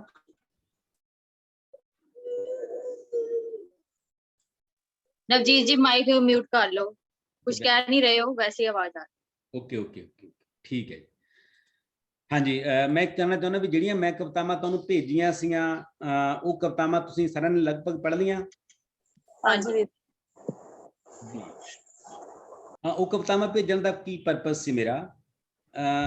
ਉਹ ਕਵਿਤਾਵਾਂ ਨੇ ਜਿਹੜੀਆਂ ਮਤਲਬ ਹੁਣ ਤੱਕ ਦੀਆਂ ਚੰਗੀਆਂ ਪੜ੍ਹੀਆਂ ਲਿਖੀਆਂ ਤੇ ਸਰਾਹੀਆਂ ਗਈਆਂ ਕਵਿਤਾਵਾਂ ਨੇ। ਵੈਸੇ ਕਵਿਤਾਵਾਂ ਤਾਂ ਹਜ਼ਾਰਾਂ ਨੇ, ਇੱਕ ਕਵੀ ਦੀਆਂ, ਇੱਕ ਕਵੀ ਨੂੰ, ਵੱਡੇ ਕਵੀ ਨੂੰ ਚੱਕ ਲਓ, ਉਹਦੀਆਂ ਸੈਂਕੜੇ ਕਵਿਤਾਵਾਂ ਤੁਹਾਨੂੰ ਬਹੁਤ ਅੱਛੀਆਂ ਮਿਲ ਜਾਣਗੀਆਂ। ਮੈਨੂੰ ਲੱਗਦਾ ਸੀ ਕਿ ਜਿਹੜੀਆਂ ਕਵਿਤਾਵਾਂ ਦੇ ਵਿੱਚੋਂ ਆਪਾਂ ਕੁਝ ਸਿੱਖ ਸਕਦੇ ਹਾਂ। ਮੈਂ ਜਦੋਂ ਇਹਨਾਂ ਕਵਿਤਾਵਾਂ ਤੇ ਚਰਚਾ ਕਰੂੰਗਾ, ਨਾਲ ਨਾਲ ਆਪਾਂ ਕਿਤੇ ਨਾ ਕਿਤੇ ਉਹਨਾਂ ਕਵਿਤਾਵਾਂ ਦੇ ਰੈਫਰੈਂਸ ਵੀ ਵਿੱਚ ਲਵਾਂਗੇ, ਤੇ ਤੁਸੀਂ ਬਾਅਦ ਦੇ ਵਿੱਚ ਉਹਨਾਂ ਕਵਿਤਾਵਾਂ ਨੂੰ ਆਪ ਵੀ ਸਟੱਡੀ ਕਰ ਸਕੋਗੇ, ਤਾਂ ਤੁਹਾਨੂੰ ਆਪਣੇ ਆਪ ਨੂੰ ਹੀ ਪਤਾ ਲੱਗੂਗਾ ਕਿ ਅਸੀਂ ਕਿੱਥੇ ਕਿੱਥੇ ਕੀ ਫਰਕ ਰਹਿ ਗਿਆ। ਲਿਖਣ ਵਾਸਤੇ ਪੜ੍ਹਨਾ ਬਹੁਤ ਜ਼ਰੂਰੀ ਹੈ। ਜਿਹੜੀ ਵਿਧਾ ਤੁਸੀਂ ਲਿਖ ਰਹੇ ਹੋ, ਉਸ ਵਿਧਾ ਨੂੰ ਪੜ੍ਹਨਾ ਬਹੁਤ ਜ਼ਰੂਰੀ ਹੈ। ਜੇ ਤੁਸੀਂ ਕਵਿਤਾ ਲਿਖਣੀ ਚਾਹੁੰਦੇ ਹੋ ਤਾਂ ਤੁਹਾਨੂੰ ਪੰਜਾਬੀ ਦੇ ਵਿੱਚ ਘੱਟੋ ਘੱਟ ਤੁਹਾਨੂੰ ਅਵਕਾਸ਼ ਪੜ੍ਹਨਾ ਚਾਹੀਦਾ ਹੈ, ਤੁਹਾਨੂੰ ਸ਼ਿਵ ਕੁਮਾਰ ਪੜ੍ਹਨਾ ਚਾਹੀਦਾ ਹੈ, ਤੁਹਾਨੂੰ ਪ੍ਰੋਫੈਸਰ ਮੋਹਨ ਸਿੰਘ ਪੜ੍ਹਨਾ ਚਾਹੀਦਾ ਹੈ, ਤੁਹਾਨੂੰ ਅੰਮ੍ਰਿਤਾ ਪ੍ਰੀਤਮ ਪੜ੍ਹਨੀ ਚਾਹੀਦੀ ਹੈ, ਤੁਹਾਨੂੰ ਸੁਰਜੀਤ ਪਾਤਰ ਪੜ੍ਹਨਾ ਚਾਹੀਦਾ ਹੈ। ਇਹ ਵੱਡੇ ਕਵੀ ਨੇ। ਜੇ ਤੁਸੀਂ ਇਹਨਾਂ ਨੂੰ ਪੜ੍ਹੋਗੇ ਤਾਂ ਤੁਹਾਨੂੰ ਪਤਾ ਲੱਗੂਗਾ ਕਿ ਉਹ ਚੀਜ਼ਾਂ ਨੂੰ ਕਿਵੇਂ ਪ੍ਰਗਟਾਉਂਦੇ ਨੇ, ਕਿਉਂਕਿ ਕਵਿਤਾ ਚੀਜ਼ਾਂ ਦੀ ਸਿੱਧੀ ਪੇਸ਼ਕਾਰੀ ਨਹੀਂ ਹੁੰਦੀ ਹੈਗੀ। ਕਵਿਤਾ ਚੀਜ਼ਾਂ ਨੂੰ ਕਿਸੇ ਮੈਟਾਫਰ ਰਾਹੀਂ ਕੋਟ ਕਰਦੀ ਹੈ ਤੇ ਅਸੀਂ ਉਸ ਤੋਂ ਬਾਅਦ ਉਸ ਕੋਡ ਨੂੰ ਡੀਕੋਡ ਕਰਦੇ ਹਾਂ, ਪਾਠਕ ਉਸ ਨੂੰ ਡੀਕੋਡ ਕਰਦਾ ਹੈ। ਜਦੋਂ ਕਿਸੇ ਕਵਿਤਾ ਦੇ ਵਿੱਚ ਕੋਡ ਰੂਪ ਦੇ ਵਿੱਚ ਕੁਝ ਨਹੀਂ ਹੁੰਦਾ ਤਾਂ ਉਹ ਕਵਿਤਾ ਡੀਕੋਡ ਹੋ ਹੀ ਨਹੀਂ ਸਕਦੀ ਹੁੰਦੀ। ਉਹ ਸਿੱਧਾ ਲੈਕਚਰ ਹੁੰਦਾ ਹੈ, ਸਿੱਧਾ ਪ੍ਰਚਾਰ ਹੁੰਦਾ ਹੈ। ਕਵਿਤਾ ਨੂੰ ਕਦੇ ਵੀ ਭਾਸ਼ਣ ਨਹੀਂ ਬਣਨਾ ਚਾਹੀਦਾ। ਜਦੋਂ ਇਹ ਸਮਝ ਲਓ ਕਿ ਤੁਹਾਡੀ ਕਵਿਤਾ ਭਾਸ਼ਣ ਬਣ ਗਈ, ਜਦੋਂ ਤੁਹਾਡੀ ਕਵਿਤਾ ਉਪਦੇਸ਼ ਦੇਣ ਲੱਗ ਗਈ ਸਿੱਧਾ, ਤਾਂ ਉਦੋਂ ਇਹ ਸਮਝ ਲਓ ਕਿ ਉਹਦੇ ਵਿੱਚੋਂ ਕਵਿਤਾ ਮਰ ਗਈ। ਹੁਣ ਜੇ ਆਪਾਂ ਕੋਈ ਇੱਕ ਕਵਿਤਾ ਪੜ੍ਹਦੇ ਹਾਂ ਆਪਾਂ, ਤਾਂ ਉਹਦੇ ਵਿੱਚ ਆਪਾਂ ਦੇਖਾਂਗੇ ਕਿ ਇਹਦੇ ਵਿੱਚ ਆਪਾਂ ਨੂੰ ਕੀ ਵੱਖਰਾ ਲੱਗਿਆ। ਜਿਹੜੀਆਂ ਕਵਿਤਾਵਾਂ ਮੈਂ ਤੁਹਾਨੂੰ ਭੇਜੀਆਂ ਸੀ, ਮੈਂ ਉਹਦੇ ਵਿੱਚੋਂ ਕੋਈ ਇੱਕ ਕਵਿਤਾ ਦਾ ਪਾਠ ਕਰਦਾ। ਆਪਾਂ ਨਾਲ ਨਾਲ ਉੱਤੇ ਚਰਚਾ ਵੀ ਕਰਾਂਗੇ, ਗੱਲ ਵੀ ਕਰਾਂਗੇ ਉੱਤੇ। ਪਹਿਲੀ ਕਵਿਤਾ ਜਿਹੜੀ ਮੈਂ ਭੇਜੀ ਸੀ ਉਹੀ ਪੜ੍ਹਦੇ ਹਾਂ ਆਪਾਂ। ਉਹ ਕਵਿਤਾ ਕਲੰਗੀ ਤੇ ਘੋੜਾ ਜੀ। ਪਹਿਲੀ ਗੱਲ ਤਾਂ ਕਲੰਗੀ ਤੇ ਘੋੜਾ ਟਾਈਟਲ ਹੀ ਜਿਹੜਾ ਹੈਗਾ ਨਾ, ਇਹ ਸਿੰਬੋਲਿਕ ਟਾਈਟਲ ਹੈ। ਆਪਾਂ ਟਾਈਟਲ ਨੂੰ ਦੇਖ ਕੇ ਇਹਦੇ ਬਾਰੇ ਕੁਝ ਸੋਚਦੇ ਹਾਂ ਵੀ ਕੀ ਹੋਊਗਾ ਇਹਦੇ ਬਾਰੇ। ਉਸ ਤੋਂ ਬਾਅਦ ਜਦੋਂ ਅਸੀਂ ਪੜ੍ਹਦੇ ਹਾਂ, ਹੁਣ ਤੁਸੀਂ ਘੋੜੇ ਤੇ ਸਵਾਰੀ ਕਰਦਾ ਰਾਜਾ ਦੇਖਿਆ ਹੈ, ਮੈਂ ਰਾਜੇ ਦੀ ਸਵਾਰੀ ਬਣਿਆ ਘੋੜਾ ਦੇਖਿਆ ਹੈ। ਦੋ ਲਾਈਨਾਂ ਨੇ, ਦੋਨਾਂ ਲਾਈਨਾਂ ਦੇ ਵਿੱਚ ਕੰਟਰਾਸਟ ਹੈ ਕਿ ਇੱਕ ਤਰ੍ਹਾਂ ਦੇ ਲੋਕ ਉਹ ਨੇ ਜਿਹੜੇ ਘੋੜੇ ਤੇ ਸਵਾਰੀ ਕਰਦੇ ਰਾਜੇ ਨੂੰ ਦੇਖਦੇ ਨੇ, ਪਰ ਬਹੁਤ ਥੋੜੇ ਲੋਕ ਨੇ ਉਹ ਜਿਨ੍ਹਾਂ ਨੂੰ ਮੈਂ ਸੰਵੇਦਨਸ਼ੀਲ ਬੰਦੇ ਕਿਹਾ, ਉਹ ਰਾਜੇ ਦੀ ਸਵਾਰੀ ਬਣੇ ਘੋੜੇ ਨੂੰ ਦੇਖਦੇ ਨੇ।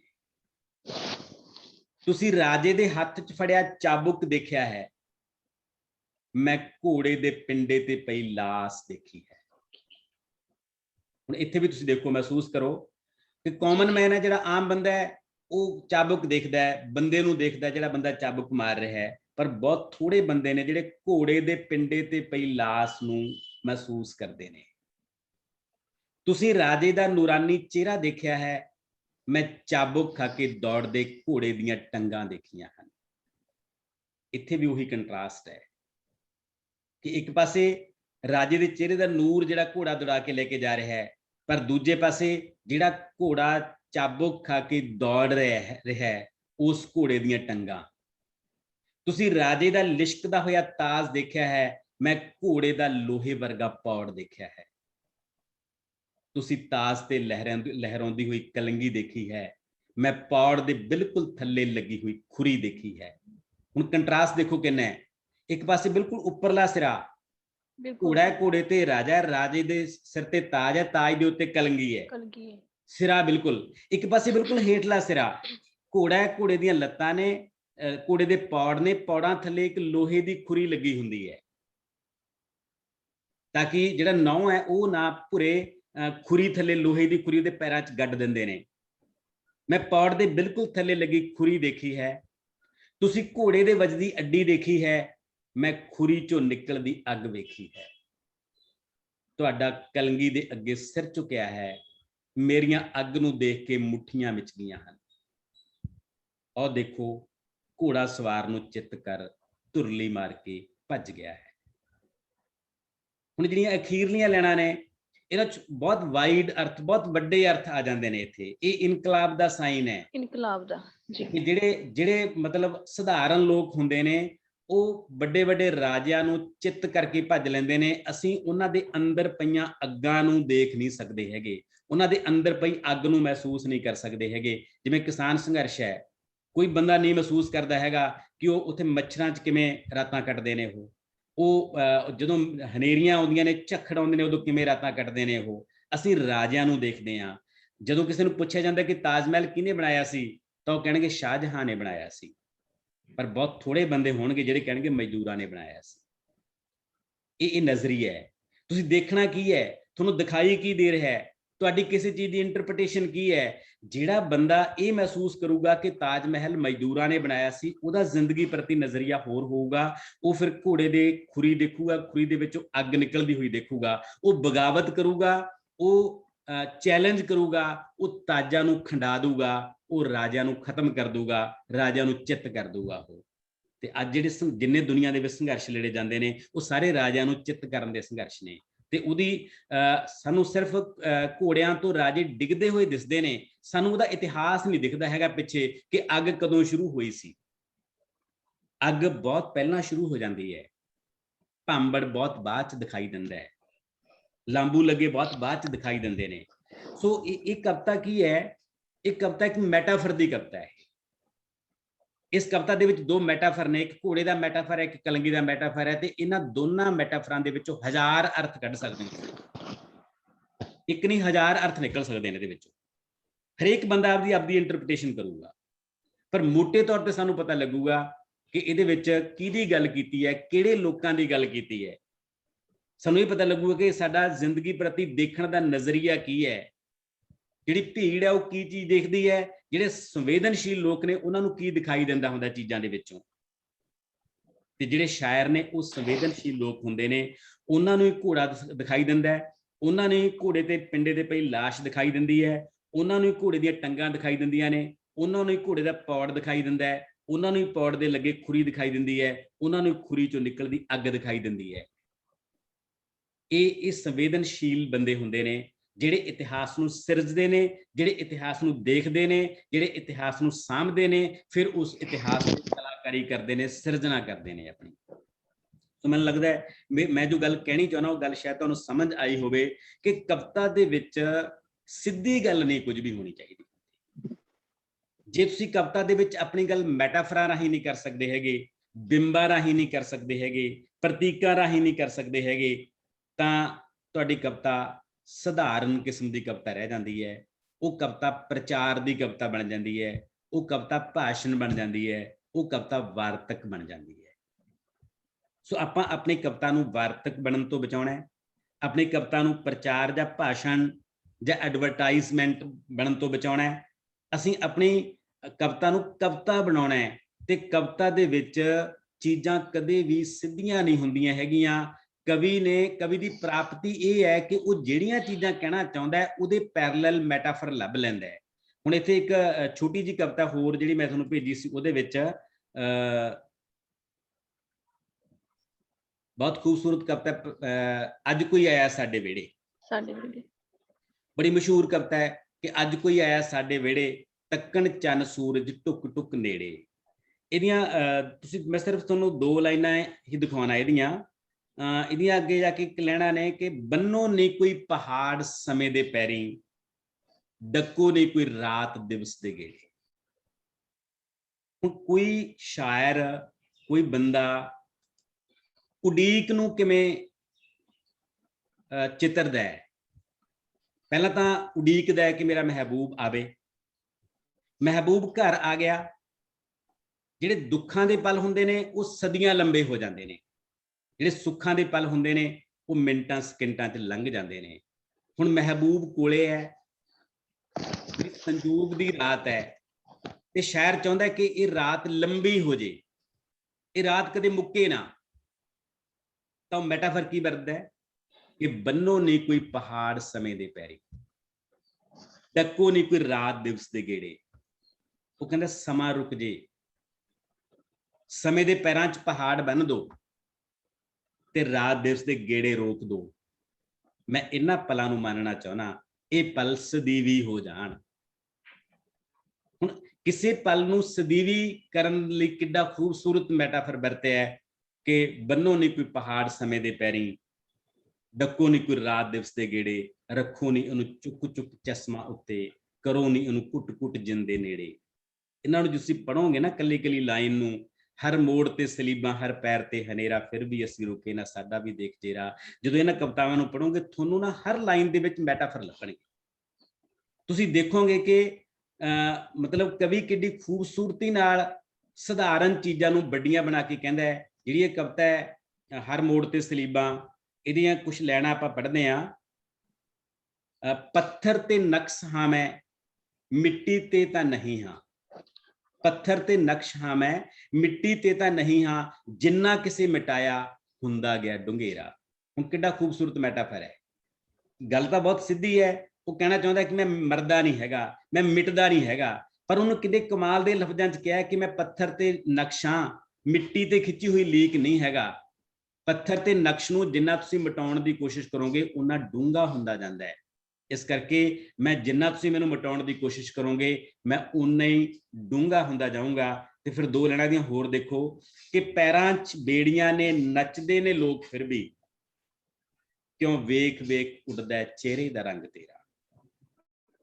ਹੁਣ ਜੇ ਤੁਸੀਂ ਇਹਨਾਂ ਲੈਣਾ ਨੂੰ ਮਹਿਸੂਸ ਕਰੋਗੇ ਕਿ ਪੈਰਾਂ 'ਚ ਬੇੜੀਆਂ ਨੇ, ਨੱਚਦੇ ਨੇ ਲੋਕ ਫਿਰ ਵੀ, ਤਾਂ ਕਿੱਡੇ ਕਮਾਲ ਦਾ ਜਿਹੜਾ ਅਨੁਭਵ ਹੈ ਲੜਨ ਵਾਲੇ ਲੋਕਾਂ ਲਈ, ਕਿ ਲੜਨ ਵਾਲੇ ਲੋਕ ਹਮੇਸ਼ਾ ਨੱਚਦੇ ਨੇ ਚਾਹੇ ਉਹਨਾਂ ਦੇ ਪੈਰਾਂ 'ਚ ਬੇੜੀਆਂ ਹੋਣ। ਸੋ ਇਹ ਸਾਰੀਆਂ ਕਵਿਤਾਵਾਂ, ਜਦੋਂ ਪਾਸ਼ ਦੀ ਕਵਿਤਾ ਇਹਦੇ ਵਿੱਚ ਇੱਕ ਸਭ ਤੋਂ ਖਤਰਨਾਕ, ਉਹਦੀਆਂ ਜਦੋਂ ਲੈਣਾ ਉਹ ਕਹਿੰਦਾ ਕਿ ਸਭ ਤੋਂ ਖਤਰਨਾਕ ਹੈ ਮੁਰਦਾ ਸੁਪਨਿਆਂ ਦਾ, ਨਹੀਂ ਸੌਰੀ ਇੱਕ ਮਿੰਟ ਮੈਂ ਤੁਹਾਨੂੰ ਦੇਖ ਕੇ ਦੱਸਣਾ, ਮੇਰੇ ਲੈਣ ਮੇਰੇ ਦਿਮਾਗ ਦੇ ਵਿੱਚੋਂ, ਫਿਰ ਸੁਪਨਿਆਂ ਦਾ ਮਰ ਜਾਣਾ। ਨਹੀਂ ਉਹ ਲੈਣ ਤਾਂ ਅਖੀਰ ਤੇ ਆਉਂਦੀ ਹੈ ਜੀ, ਉਦੋਂ ਪਹਿਲਾਂ ਸਭ ਤੋਂ ਖਤਰਨਾਕ ਹੁੰਦਾ ਹੈ ਮੁਰਦਾ ਸ਼ਾਂਤੀ ਨਾਲ ਭਰ ਜਾਣਾ। ਮੁਰਦਾ ਸ਼ਾਂਤੀ ਨਾਲ ਭਰ ਜਾਣਾ, ਸੌਰੀ, ਸਭ ਤੋਂ ਖਤਰਨਾਕ ਹੁੰਦਾ ਹੈ ਮੁਰਦਾ ਸ਼ਾਂਤੀ ਨਾਲ ਭਰ ਜਾਣਾ, ਨਾ ਹੋਣਾ ਤੜਫਦਾ ਸਭ ਸਹਿਣ ਕਰ ਜਾਣਾ। ਤੁਸੀਂ ਅਗਲੀ ਲੈਣਾ ਦੇਖਿਓ, ਇੱਕ ਲੈਣ ਦਾ ਮਤਲਬ ਆਪਾਂ ਸਮਝਣ ਦੀ ਕੋਸ਼ਿਸ਼ ਕਰਾਂਗੇ। ਘਰਾਂ ਤੋਂ ਨਿਕਲਣਾ ਕੰਮ ਤੇ ਕੰਮ ਤੋਂ ਘਰ ਜਾਣਾ। ਦੇਖੋ ਇਸ ਲੈਣ ਦਾ ਮਤਲਬ, ਆਮ ਤੌਰ ਤੇ ਆਪਾਂ ਕਹਿੰਦੇ ਆ ਕਿ ਵਧੀਆ ਬੰਦਾ ਹੁੰਦਾ ਜੀ ਜਿਹੜਾ ਬੰਦਾ ਘਰ ਤੋਂ ਕੰਮ ਤੇ ਜਾਂਦਾ, ਕੰਮ ਤੋਂ ਘਰੇ ਆ ਜਾਂਦਾ, ਉਹਦੇ ਵਰਗਾ ਬੰਦਾ ਕਿਹੜਾ ਹੈ? ਉਹ ਤਾਂ ਸਿਆਣਾ ਬੰਦਾ ਹੈ। ਪਰ ਕਵੀ ਕਹਿੰਦਾ ਸਭ ਤੋਂ ਖਤਰਨਾਕ ਹੈ ਇਹ, ਘਰਾਂ ਤੋਂ ਨਿਕਲਣਾ ਕੰਮ ਤੇ ਕੰਮ ਤੋਂ ਘਰ ਜਾਣਾ। ਕਿਉਂਕਿ ਜਿਹੜੇ ਬੰਦੇ ਸਟੈਟਿਕ ਹੋ ਜਾਂਦੇ ਨੇ, ਜਿਹੜੇ ਬੰਦੇ ਆਪਣੇ ਆਪ ਤੱਕ ਸੀਮਿਤ ਹੋ ਜਾਂਦੇ ਨੇ, ਜਿਹੜੇ ਬੰਦੇ ਨਿੱਜ ਪ੍ਰਸਤ ਹੋ ਜਾਂਦੇ ਨੇ ਕਿ ਘਰਾਂ ਤੋਂ ਨਿਕਲਣਾ ਕੰਮ ਤੇ ਕੰਮ ਤੋਂ ਘਰ ਜਾਣਾ, ਜਿਹੜੇ ਆਲੇ ਦੁਆਲੇ ਅੱਖਾਂ ਮੀਟ ਲੈਂਦੇ ਨੇ, ਉਹ ਬੰਦੇ ਸਮਾਜ ਵਾਸਤੇ ਬਹੁਤ ਖਤਰਨਾਕ ਹੁੰਦੇ ਨੇ। ਜਦੋਂ ਕਹਿੰਦਾ ਕਿ ਸਭ ਤੋਂ ਖਤਰਨਾਕ ਉਹ ਅੱਖ ਹੁੰਦੀ ਹੈ ਜੋ ਸਭ ਕੁਝ ਦੇਖਦੀ ਹੋਈ ਵੀ ਠੰਡੀ ਯੱਖ ਹੁੰਦੀ ਹੈ, ਸਭ ਤੋਂ ਖਤਰਨਾਕ ਉਹ ਘੜੀ ਹੁੰਦੀ ਹੈ ਜੋ ਤੁਹਾਡੇ ਗੁੱਟ ਤੇ ਚੱਲਦੀ ਹੋਈ ਵੀ ਤੁਹਾਡੇ ਲਈ ਖੜੀ ਹੁੰਦੀ ਹੈ। ਇਹ ਹੈ ਸੰਵੇਦਨਹੀਨਤਾ, ਜਿਹੜੀ ਆਪਾਂ ਸ਼ੁਰੂ 'ਚ ਗੱਲ ਕੀਤੀ ਸੀ ਕਿ ਜਦੋਂ ਬੰਦੇ ਸੰਵੇਦਨਹੀਨ ਹੋ ਜਾਂਦੇ ਨੇ ਉਦੋਂ ਉਹ ਅੱਖ ਹੁੰਨੇ ਆ ਅਸੀਂ ਜਿਹੜੇ ਸਾਰਾ ਕੁਝ ਦੇਖਦੇ ਹੋਏ ਵੀ ਠੰਡੀ ਯੱਖ ਹੁੰਨੇ ਆ, ਜਾਂ ਉਹ ਘੜੀਆਂ ਵਰਗੇ ਹੁੰਨੇ ਆ ਜਿਹੜੀ ਸਾਡੇ ਗੁੱਟ ਤੇ ਚੱਲਦੀ ਤਾਂ ਹੁੰਦੀ ਹੈ ਪਰ ਅਸੀਂ ਕਦੇ ਮਹਿਸੂਸ ਹੀ ਨਹੀਂ ਕਰਦੇ ਹੈਗੇ। ਸੋ ਇਹ ਮੈਟਾਫਰ ਨੇ ਸਾਰੇ, ਅੱਖ ਦਾ ਮੈਟਾਫਰ, ਘੜੀ ਦਾ ਮੈਟਾਫਰ, ਘਰ ਤੋਂ ਕੰਮ ਤੇ ਕੰਮ ਤੋਂ ਘਰ ਦਾ ਮੈਟਾਫਰ। ਕਵੀ ਸਿੱਧੇ ਤੌਰ ਤੇ ਕਹਿ ਰਿਹਾ ਕਿ ਖਤਰਨਾਕ ਦੋ ਤਰ੍ਹਾਂ ਦੇ ਲੋਕ ਹੁੰਦੇ ਨੇ। ਇੱਕ ਲੋਕ ਹੁੰਦੇ ਨੇ ਜਿਹੜੇ ਜ਼ੁਲਮ ਕਰ ਰਹੇ ਨੇ, ਇੱਕ ਲੋਕ ਉਹ ਨੇ ਜਿਹੜੇ ਜ਼ੁਲਮ ਜਰ ਰਹੇ ਨੇ, ਤੀਜੀ ਤਰ੍ਹਾਂ ਦੇ ਲੋਕ ਉਹ ਨੇ ਜਿਹੜੇ ਅੱਖਾਂ ਬੰਦ ਕਰ ਰਹੇ ਨੇ। ਹੁਣ ਕਵੀ ਤਿੰਨਾਂ ਦੀ ਆਇਡੈਂਟੀਫਿਕੇਸ਼ਨ ਕਰਦਾ ਹੈ। ਉਹ ਕਹਿੰਦਾ ਕਿ ਜ਼ੁਲਮ ਵਾਲੇ ਨੇ ਜ਼ੁਲਮ ਕਰਨਾ ਹੈ, ਨੋ ਪ੍ਰੋਬਲਮ, ਜਿਹਦੇ ਜ਼ੁਲਮ ਹੋ ਰਿਹਾ ਉਹਨੇ ਜ਼ੁਲਮ ਜਰਨਾ ਹੈ ਜਾਂ ਲੜਨਾ ਹੈ, ਉਹ ਵੀ ਨੋ ਪ੍ਰੋਬਲਮ।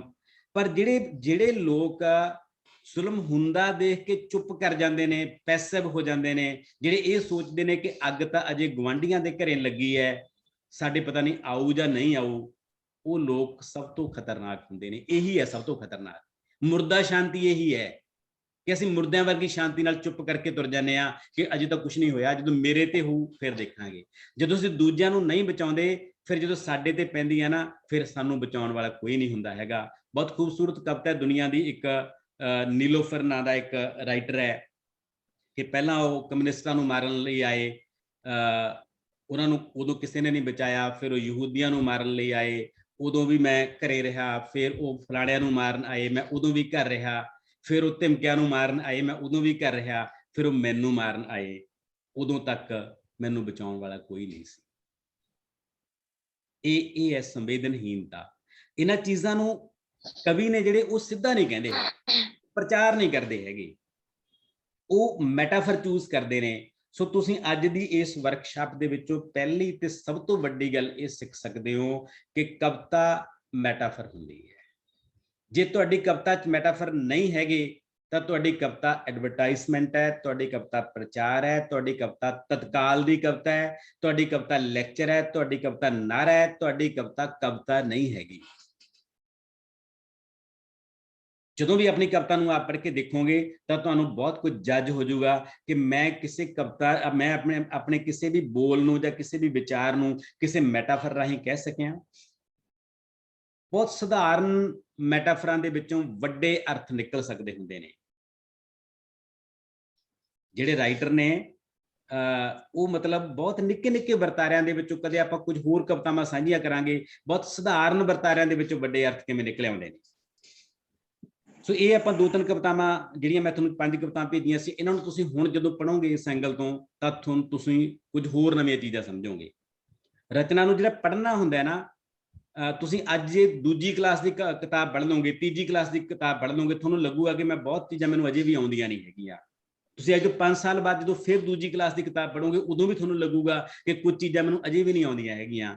ਚੀਜ਼ਾਂ ਨੂੰ ਪੜ੍ਹਨਾ ਤੇ ਵਾਰ-ਵਾਰ ਪੜ੍ਹਨਾ, ਇਹ ਆਪਣੇ ਆਪ ਨੂੰ ਅਪਡੇਟ ਕਰਨਾ ਹੁੰਦਾ ਹੈ। ਜਦੋਂ ਤੁਸੀਂ ਅੱਜ ਘਰ ਜਾ ਕੇ ਇਹ ਕਵਿਤਾਵਾਂ ਇਸ ਤੋਂ ਬਾਅਦ ਪੜ੍ਹੋਗੇ, ਤੁਹਾਨੂੰ ਉਹਨਾਂ ਕਵਿਤਾਵਾਂ ਦੇ ਵੱਖਰੇ ਅਰਥ ਸਮਝ ਆਉਣਗੇ। ਸੋ ਇਹਨਾਂ ਰਚਨਾਵਾਂ ਨੂੰ ਦੁਬਾਰੇ ਪੜ੍ਹਿਓ। ਹੁਣ ਜਿਹੜੀਆਂ ਰਚਨਾਵਾਂ ਤੁਸੀਂ ਭੇਜੀਆਂ ਨੇ, ਮੈਂ ਉਹਨਾਂ ਬਾਰੇ ਥੋੜੀ ਗੱਲ ਕਰਦਾ। ਮੈਂ ਸਾਰੀਆਂ ਕਵਿਤਾਵਾਂ ਪੜ੍ਹੀਆਂ ਨੇ, ਮੇਰੇ ਕੋਲ ਸਾਰੀਆਂ ਕਵਿਤਾਵਾਂ ਦੇ ਪ੍ਰਿੰਟ ਆਊਟ ਲਏ ਹੋਏ ਨੇ, ਮੈਂ ਸਾਰੀਆਂ ਕਵਿਤਾਵਾਂ ਲਾਲ ਪੀਲੀਆਂ ਕੀਤੀਆਂ ਹੋਈਆਂ ਨੇ, ਉੱਤੇ ਨੋਟਸ ਲੈ ਕੇ ਆਪਣੇ। ਤੇ ਮਤਲਬ ਇਹ ਹੈ ਕਿ ਮੈਂ ਇਹ ਨਹੀਂ ਕਹਿੰਦਾ ਕਿ ਮੈਨੂੰ ਸਾਰਾ ਕੁਝ ਆਉਂਦਾ ਹੈ, ਮੈਂ ਆਪਣੀ ਸਮਰੱਥਾ ਦੇ ਮੁਤਾਬਕ ਗੱਲ ਕਰੂੰਗਾ, ਪਰ ਬੇਨਤੀ ਇਹੀ ਹੈ ਕਿ ਕਿਸੇ ਵੀ ਗੱਲ ਨੂੰ ਨਿੱਜੀ ਨਹੀਂ ਲੈਣਾ ਹੈਗਾ ਕਿ ਮੈਨੂੰ ਸਰ ਨੇ ਕਹਿਤਾ। ਇਹ ਮੈਂ ਤੁਹਾਨੂੰ ਪਹਿਲਾਂ ਹੀ ਕਿਹਾ ਕਿ ਇਹ ਆਪਣੀ ਗੈਰ ਰਸਮੀ ਮੀਟਿੰਗ ਹੈ, ਆਪਣਾ ਇੱਕ ਪਰਿਵਾਰ ਹੈ। ਆਪਾਂ ਉਸ ਪਰਿਵਾਰਕ ਭਾਵਨਾ ਨਾਲ, ਮੈਨੂੰ ਤੁਹਾਡੀ ਜਿਹੜੀ ਕਵਿਤਾ ਬਾਰੇ, ਮੈਂ ਈਵਨ ਜਦੋਂ ਮੈਂ ਇਹਨੂੰ ਕਾਪੀ ਪੇਸਟ ਕੀਤਾ, ਮੈਂ ਨਾਂ ਨੂੰ ਵੀ ਹਟਾਤੇ ਲਗਭਗ ਸਾਰੇ। ਮੇਰੇ ਸਾਹਮਣੇ ਇਕੱਲੀ ਕਵਿਤਾ, ਮੈਨੂੰ ਨਹੀਂ ਪਤਾ ਕਿਹਦੀ ਕਵਿਤਾ ਹੈ। ਸੋ ਮੈਂ ਇੱਕ ਕਵਿਤਾ ਦੇਖ ਰਿਹਾ, ਇੱਕ ਗਲਤੀ ਹੀ ਕਾਫੀ ਹੈ। ਇੱਕ ਗਲਤੀ ਹੀ ਕਾਫੀ ਹੈ ਉਮਰ ਭਰ ਰਵਾਉਣ ਲਈ, ਇੱਕ ਗਲਤੀ ਹੀ ਕਾਫੀ ਹੈ ਨਜ਼ਰਾਂ ਤੋਂ ਗਰਾਉਣ ਲਈ, ਇੱਕ ਗਲਤੀ ਹੀ ਕਾਫੀ ਹੈ ਜਿਉਂਦੇ ਜੀ ਮਾਰ ਮਕਾਉਣ ਲਈ, ਇੱਕ ਗਲਤੀ ਹੀ ਕਾਫੀ ਹੈ ਆਪਣਿਆਂ ਤੋਂ ਗੈਰ ਬਣਾਉਣ ਲਈ, ਇੱਕ ਗਲਤੀ ਹੀ ਕਾਫੀ ਹੈ ਜਾਨੋਂ ਪਿਆਰੇ ਮਿੱਤਰਾਂ ਵਿੱਚ ਵੈਰ ਪਵਾਉਣ ਲਈ, ਨਵ ਕਦਮ ਇੱਕ ਇੱਕ ਤੂੰ ਸੋਚ ਸਮਝ ਕੇ ਰੱਖੀ, ਇੱਕ ਗਲਤੀ ਹੀ ਕਾਫੀ ਹੈ ਇੱਜ਼ਤਾਂ ਤੇ ਦਾਗ ਲਗਾਉਣ ਲਈ। ਇਹ ਕਵਿਤਾ ਹੈ, ਸੋਹਣੀ ਕਵਿਤਾ ਹੈ, ਸੋਹਣੀ ਇਮੈਜੀਨੇਸ਼ਨ ਹੈ ਕਵਿਤਾ ਦੇ ਵਿੱਚ। ਕੁਝ ਸਥਿਤੀਆਂ ਚੁਣੀਆਂ ਨੇ ਕਿ ਇੱਕ ਗਲਤੀ ਕਿੱਥੇ ਸਾਨੂੰ ਖਰਾਬ ਕਰ ਸਕਦੀ ਹੈ। ਇਹ ਰਾ ਮਟੀਰੀਅਲ ਜਿਹੜਾ ਹੈਗਾ ਉਹ ਅੱਛਾ ਕਵਿਤਾ ਦੇ ਵਿੱਚ। ਪਰ ਜਿਹੜਾ ਕਵੀ ਹੋਣ ਦੀ ਇੱਕ ਚੀਜ਼ ਇਹ ਵੀ ਹੁੰਦੀ ਹੈ, ਤੁਸੀਂ ਨੋਟ ਕਰਿਓ ਸਾਰੇ ਜਣੇ, ਕਿ ਕਵਿਤਾ ਦੇ ਵਿੱਚ ਸ਼ਬਦਾਂ ਦਾ ਸੰਜਮ ਬਹੁਤ ਹੁੰਦਾ ਹੈ। ਕਵਿਤਾ ਦੇ ਵਿੱਚ ਫਾਲਤੂ ਕੁਝ ਵੀ ਨਹੀਂ ਹੁੰਦਾ ਹੈਗਾ। ਜਿਵੇਂ ਜਿਹੜੇ ਖਿਡਾਰੀ ਹੁੰਦੇ ਨੇ ਨਾ, ਉਹ ਸਕਿਨ ਟਾਈਟ ਕੱਪੜੇ ਪਾਉਂਦੇ ਨੇ ਸਾਰੇ। ਕੋਈ ਵੀ ਖਿਡਾਰੀ ਹੈ ਜਿਹੜਾ ਸਕਿਨ ਟਾਈਟ ਕੱਪੜੇ ਪਾਉਂਦਾ ਹੈ, ਉਹ ਸਕਿਨ ਟਾਈਟ ਪਾਉਣ ਦਾ ਲੌਜਿਕ ਕੀ ਹੁੰਦਾ ਹੈ ਕਿ ਉਹਦੇ ਵਿੱਚ ਕਿਤੇ ਵੀ ਕੋਈ ਹਵਾ ਦੀ ਗੁੰਜਾਇਸ਼ ਨਾ ਰਹੇ। ਜੇ ਉਹਦੇ ਵਿੱਚ ਹਵਾ ਦੀ ਗੁੰਜਾਇਸ਼ ਰਹੂਗੀ ਤਾਂ ਉਹਦੇ ਨਾਲ ਉਹਨਾਂ ਦਾ ਜ਼ੋਰ ਵੱਧ ਲੱਗੂਗਾ। ਜੇ ਆਪਾਂ ਖੁੱਲੇ ਕੱਪੜੇ ਪਾ ਕੇ ਜਾਵਾਂਗੇ, ਮੰਨ ਲਓ ਤੇ ਆਪਾਂ ਕੋਈ ਚਾਦਰ ਲੈ ਕੇ ਜਾਈਏ, ਤਾਂ ਉਹ ਹਵਾ ਉਹਦੇ ਨਾਲ ਭਿੜੂਗੀ ਤੇ ਜ਼ੋਰ ਬਹੁਤ ਜ਼ਿਆਦਾ ਲੱਗੂਗਾ। ਜਿਹੜੀ ਕਵਿਤਾ ਹੁੰਦੀ ਹੈ ਉਹ ਸਕਿਨ ਟਾਈਟ ਹੁੰਦੀ ਹੈ। ਕਵਿਤਾ ਦੇ ਵਿੱਚ ਕਿਤੇ ਵੀ ਇੱਕ ਵੀ ਵੱਧ ਸ਼ਬਦ ਦੀ ਗੁੰਜਾਇਸ਼ ਨਹੀਂ ਹੋਣੀ ਚਾਹੀਦੀ। ਤੁਹਾਨੂੰ ਲੱਗਦਾ ਹੈ ਕਿ ਆਹ ਸ਼ਬਦ ਕੱਟਿਆ ਜਾ ਸਕਦਾ ਹੈ ਤਾਂ ਕੱਟ ਦਿਓ।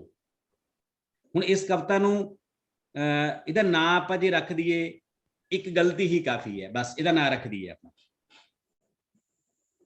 ਉਦੋਂ ਬਾਅਦ ਬਾਕੀ ਸਾਰੇ ਥਾਵਾਂ ਤੋਂ ਆਪਾਂ ਸ਼ਬਦ ਕੱਟ ਦਈਏ, ਇੱਕ ਗਲਤੀ ਹੀ ਕਾਫੀ ਹੈ, ਤਾਂ ਕਵਿਤਾ ਕੁਝ ਇਸ ਤਰ੍ਹਾਂ ਦੀ ਬਣ ਸਕਦੀ ਹੈ। ਇਹ ਇੱਕ ਗਲਤੀ ਹੀ ਕਾਫੀ ਹੈ ਉਮਰ ਭਰ ਰਵਾਉਣ ਲਈ, ਨਜ਼ਰਾਂ ਤੋਂ ਗਰਾਉਣ ਲਈ, ਜਿਉਂਦੇ ਜੀ ਮਾਰ ਮਕਾਉਣ ਲਈ, ਆਪਣਿਆਂ ਤੋਂ ਗੈਰ ਬਣਾਉਣ ਲਈ, ਮਿੱਤਰਾਂ ਵਿੱਚ ਵੈਰ ਪਵਾਉਣ ਲਈ, ਨਵ ਕਦਮ ਇਕੱਲਾ ਇਕੱਲਾ ਤੂੰ ਸੋਚ ਸਮਝ ਕੇ ਰੱਖੀ, ਇੱਕ ਗਲਤੀ ਹੀ ਕਾਫੀ ਹੈ ਇੱਜ਼ਤਾਂ ਤੇ ਦਾਗ ਲਗਾਉਣ ਲਈ।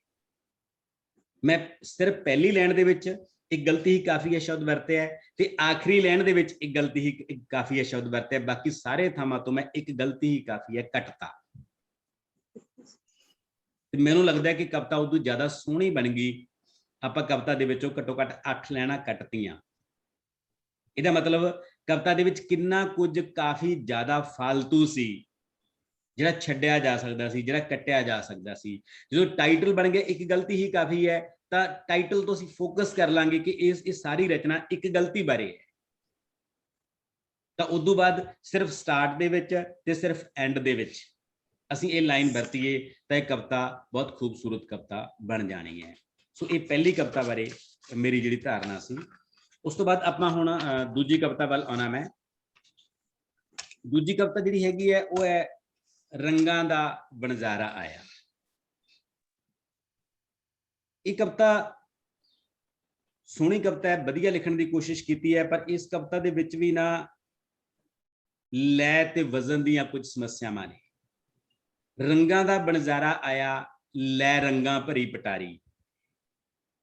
ਲੈ ਰੰਗਾਂ ਭਰੀ ਪਟਾਰੀ, ਇੱਥੇ ਇਸ ਲਾਈਨ ਦੇ ਵਿੱਚ ਹੀ ਲੈ ਵਿਗੜ ਜਾਂਦੀ ਹੈ ਕਵਿਤਾ ਦੀ। ਲੈ ਰੰਗਾਂ ਦੀ ਭਰੀ ਪਟਾਰੀ, ਕੱਲਾ ਦੀ ਸ਼ਬਦ ਲੱਗਣ ਵਾਲੀ ਕਵਿਤਾ ਦੀ ਪਹਿਲੀ ਲਾਈਨ ਦਾ ਜਿਹੜਾ ਰਿਦਮ ਹੈ ਉਹ ਦੂਜੀ ਲਾਈਨ ਦੇ ਨਾਲ ਮਿਲ ਜਾਂਦਾ ਹੈ। ਰੰਗਾਂ ਦਾ ਵਣਜਾਰਾ ਆਇਆ, ਲੈ ਰੰਗਾਂ ਦੀ ਭਰੀ ਪਟਾਰੀ। ਸੋ ਮੈਂ ਕੁਝ ਨਹੀਂ ਕੀਤਾ ਹੈਗਾ, ਮੈਂ ਇਹਦੇ ਵਿੱਚ ਇੱਕ ਨਿੱਕਾ ਜਿਹਾ ਸ਼ਬਦ ਐਡ ਕੀਤਾ ਹੈ ਜਿਹਨੇ ਕਵਿਤਾ ਦੀ ਲੈ ਨੂੰ ਸਮਾਨਾਂਤਰ ਕਰਤਾ, ਉਹਦੇ ਬਰਾਬਰ ਕਰਤਾ।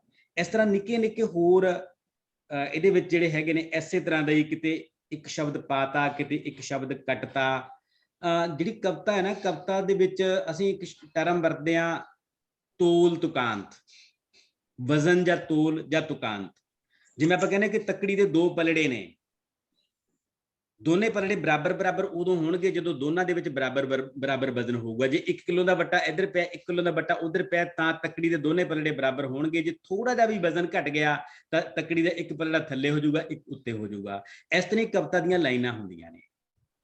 ਜਦੋਂ ਤੁਸੀਂ ਕਵਿਤਾ ਦੀਆਂ ਲਾਈਨਾਂ ਦੇ ਵਿੱਚ ਸ਼ਬਦ ਵੱਧ ਘੱਟ ਕਰ ਦਿੰਦੇ ਹੋ ਤਾਂ ਉਹਦਾ ਤੋਲ ਵਿਗੜ ਜਾਂਦਾ ਹੈ, ਉਹਦਾ ਵਜ਼ਨ ਵਿਗੜ ਜਾਂਦਾ ਹੈ, ਉਹਦੇ ਵਿੱਚ ਝੋਲ ਪੈ ਜਾਂਦੀ ਹੈ ਤੇ ਕਵਿਤਾ ਬਦਸੂਰਤ ਹੋ ਜਾਂਦੀ ਹੈ। ਉਹ ਕਵਿਤਾ ਨਾ ਗਾਈ ਜਾ ਸਕਦੀ ਹੈ ਲਹਿ ਦੇ ਵਿੱਚ, ਨਾ ਉਹ ਕਵਿਤਾ ਬੋਲੀ ਜਾ ਸਕਦੀ ਹੈ ਲਹਿ ਦੇ ਵਿੱਚ। ਮੈਂ ਇੱਥੇ ਤੁਹਾਨੂੰ ਇੱਕ ਸਕਰੀਨਸ਼ਾਟ ਦਿਖਾਉਣਾ, ਉਹਦੇ ਵਿੱਚ ਸਾਨੂੰ ਕੁਝ ਗੱਲਾਂ ਹੋਰ ਸਮਝ ਆਉਣਗੀਆਂ ਇਸ ਕਵਿਤਾ ਦੇ ਬਹਾਨੇ।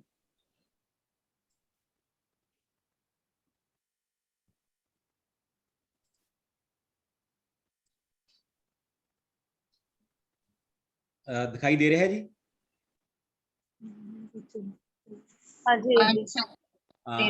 ਵਜ਼ਨ ਤੋਲ। ਤੁਹਾਡੇ ਚੋਂ ਕਿਸੇ ਨੇ ਇਹਦੇ ਲਘੂ ਗੁਰੂ ਬਾਰੇ ਕਿਸੇ ਨੂੰ ਪਤਾ ਹੈ, ਕੋਈ ਸਮਝ ਹੈਗੀ ਹੈ ਜਾਂ ਪਹਿਲੀ ਵਾਰ ਦੇਖ ਸੁਣ ਰਹੇ ਹੋ? ਸਰ ਪੜ੍ਹੇ ਹੋਏ ਆ ਜੀ।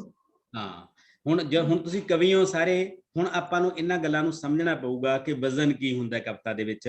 ਮੈਂ 2 ਲਾਈਨਾਂ ਹੈਗੀਆਂ ਨੇ ਲਿਖੀਆਂ, ਲਾਈਨ ਮੈਂ ਪੜ੍ਹਨ ਤੋਂ ਪਹਿਲਾਂ ਦੋਨੇ ਲੈਣਾ। ਗਾਰਡ ਸੁੱਤੇ ਘੂਕ ਨੇ, ਨਾ ਪਾਣੀ ਨਾ ਤੇਲ, ਬਿਨਾਂ ਡਰਾਈਵਰ ਚੱਲਦੀ ਇਹ ਭਾਰਤ ਦੀ ਰੇਲ। ਇਹ 2 ਲਾਈਨਾਂ ਨੇ। ਹੁਣ 2 ਲਾਈਨਾਂ ਦੇ ਥੱਲੇ ਤੁਸੀਂ ਦੇਖ ਰਹੇ ਹੋਵੋਗੇ ਕਿ ਮੈਂ ਥੱਲੇ ਕੁਝ ਸਾਈਨ ਲਾਏ ਹੋਏ ਨੇ। ਐਸ ਦਾ ਸਾਈਨ, ਫਿਰ 1 ਫਿਰ ਐਸ, ਫਿਰ S1 S।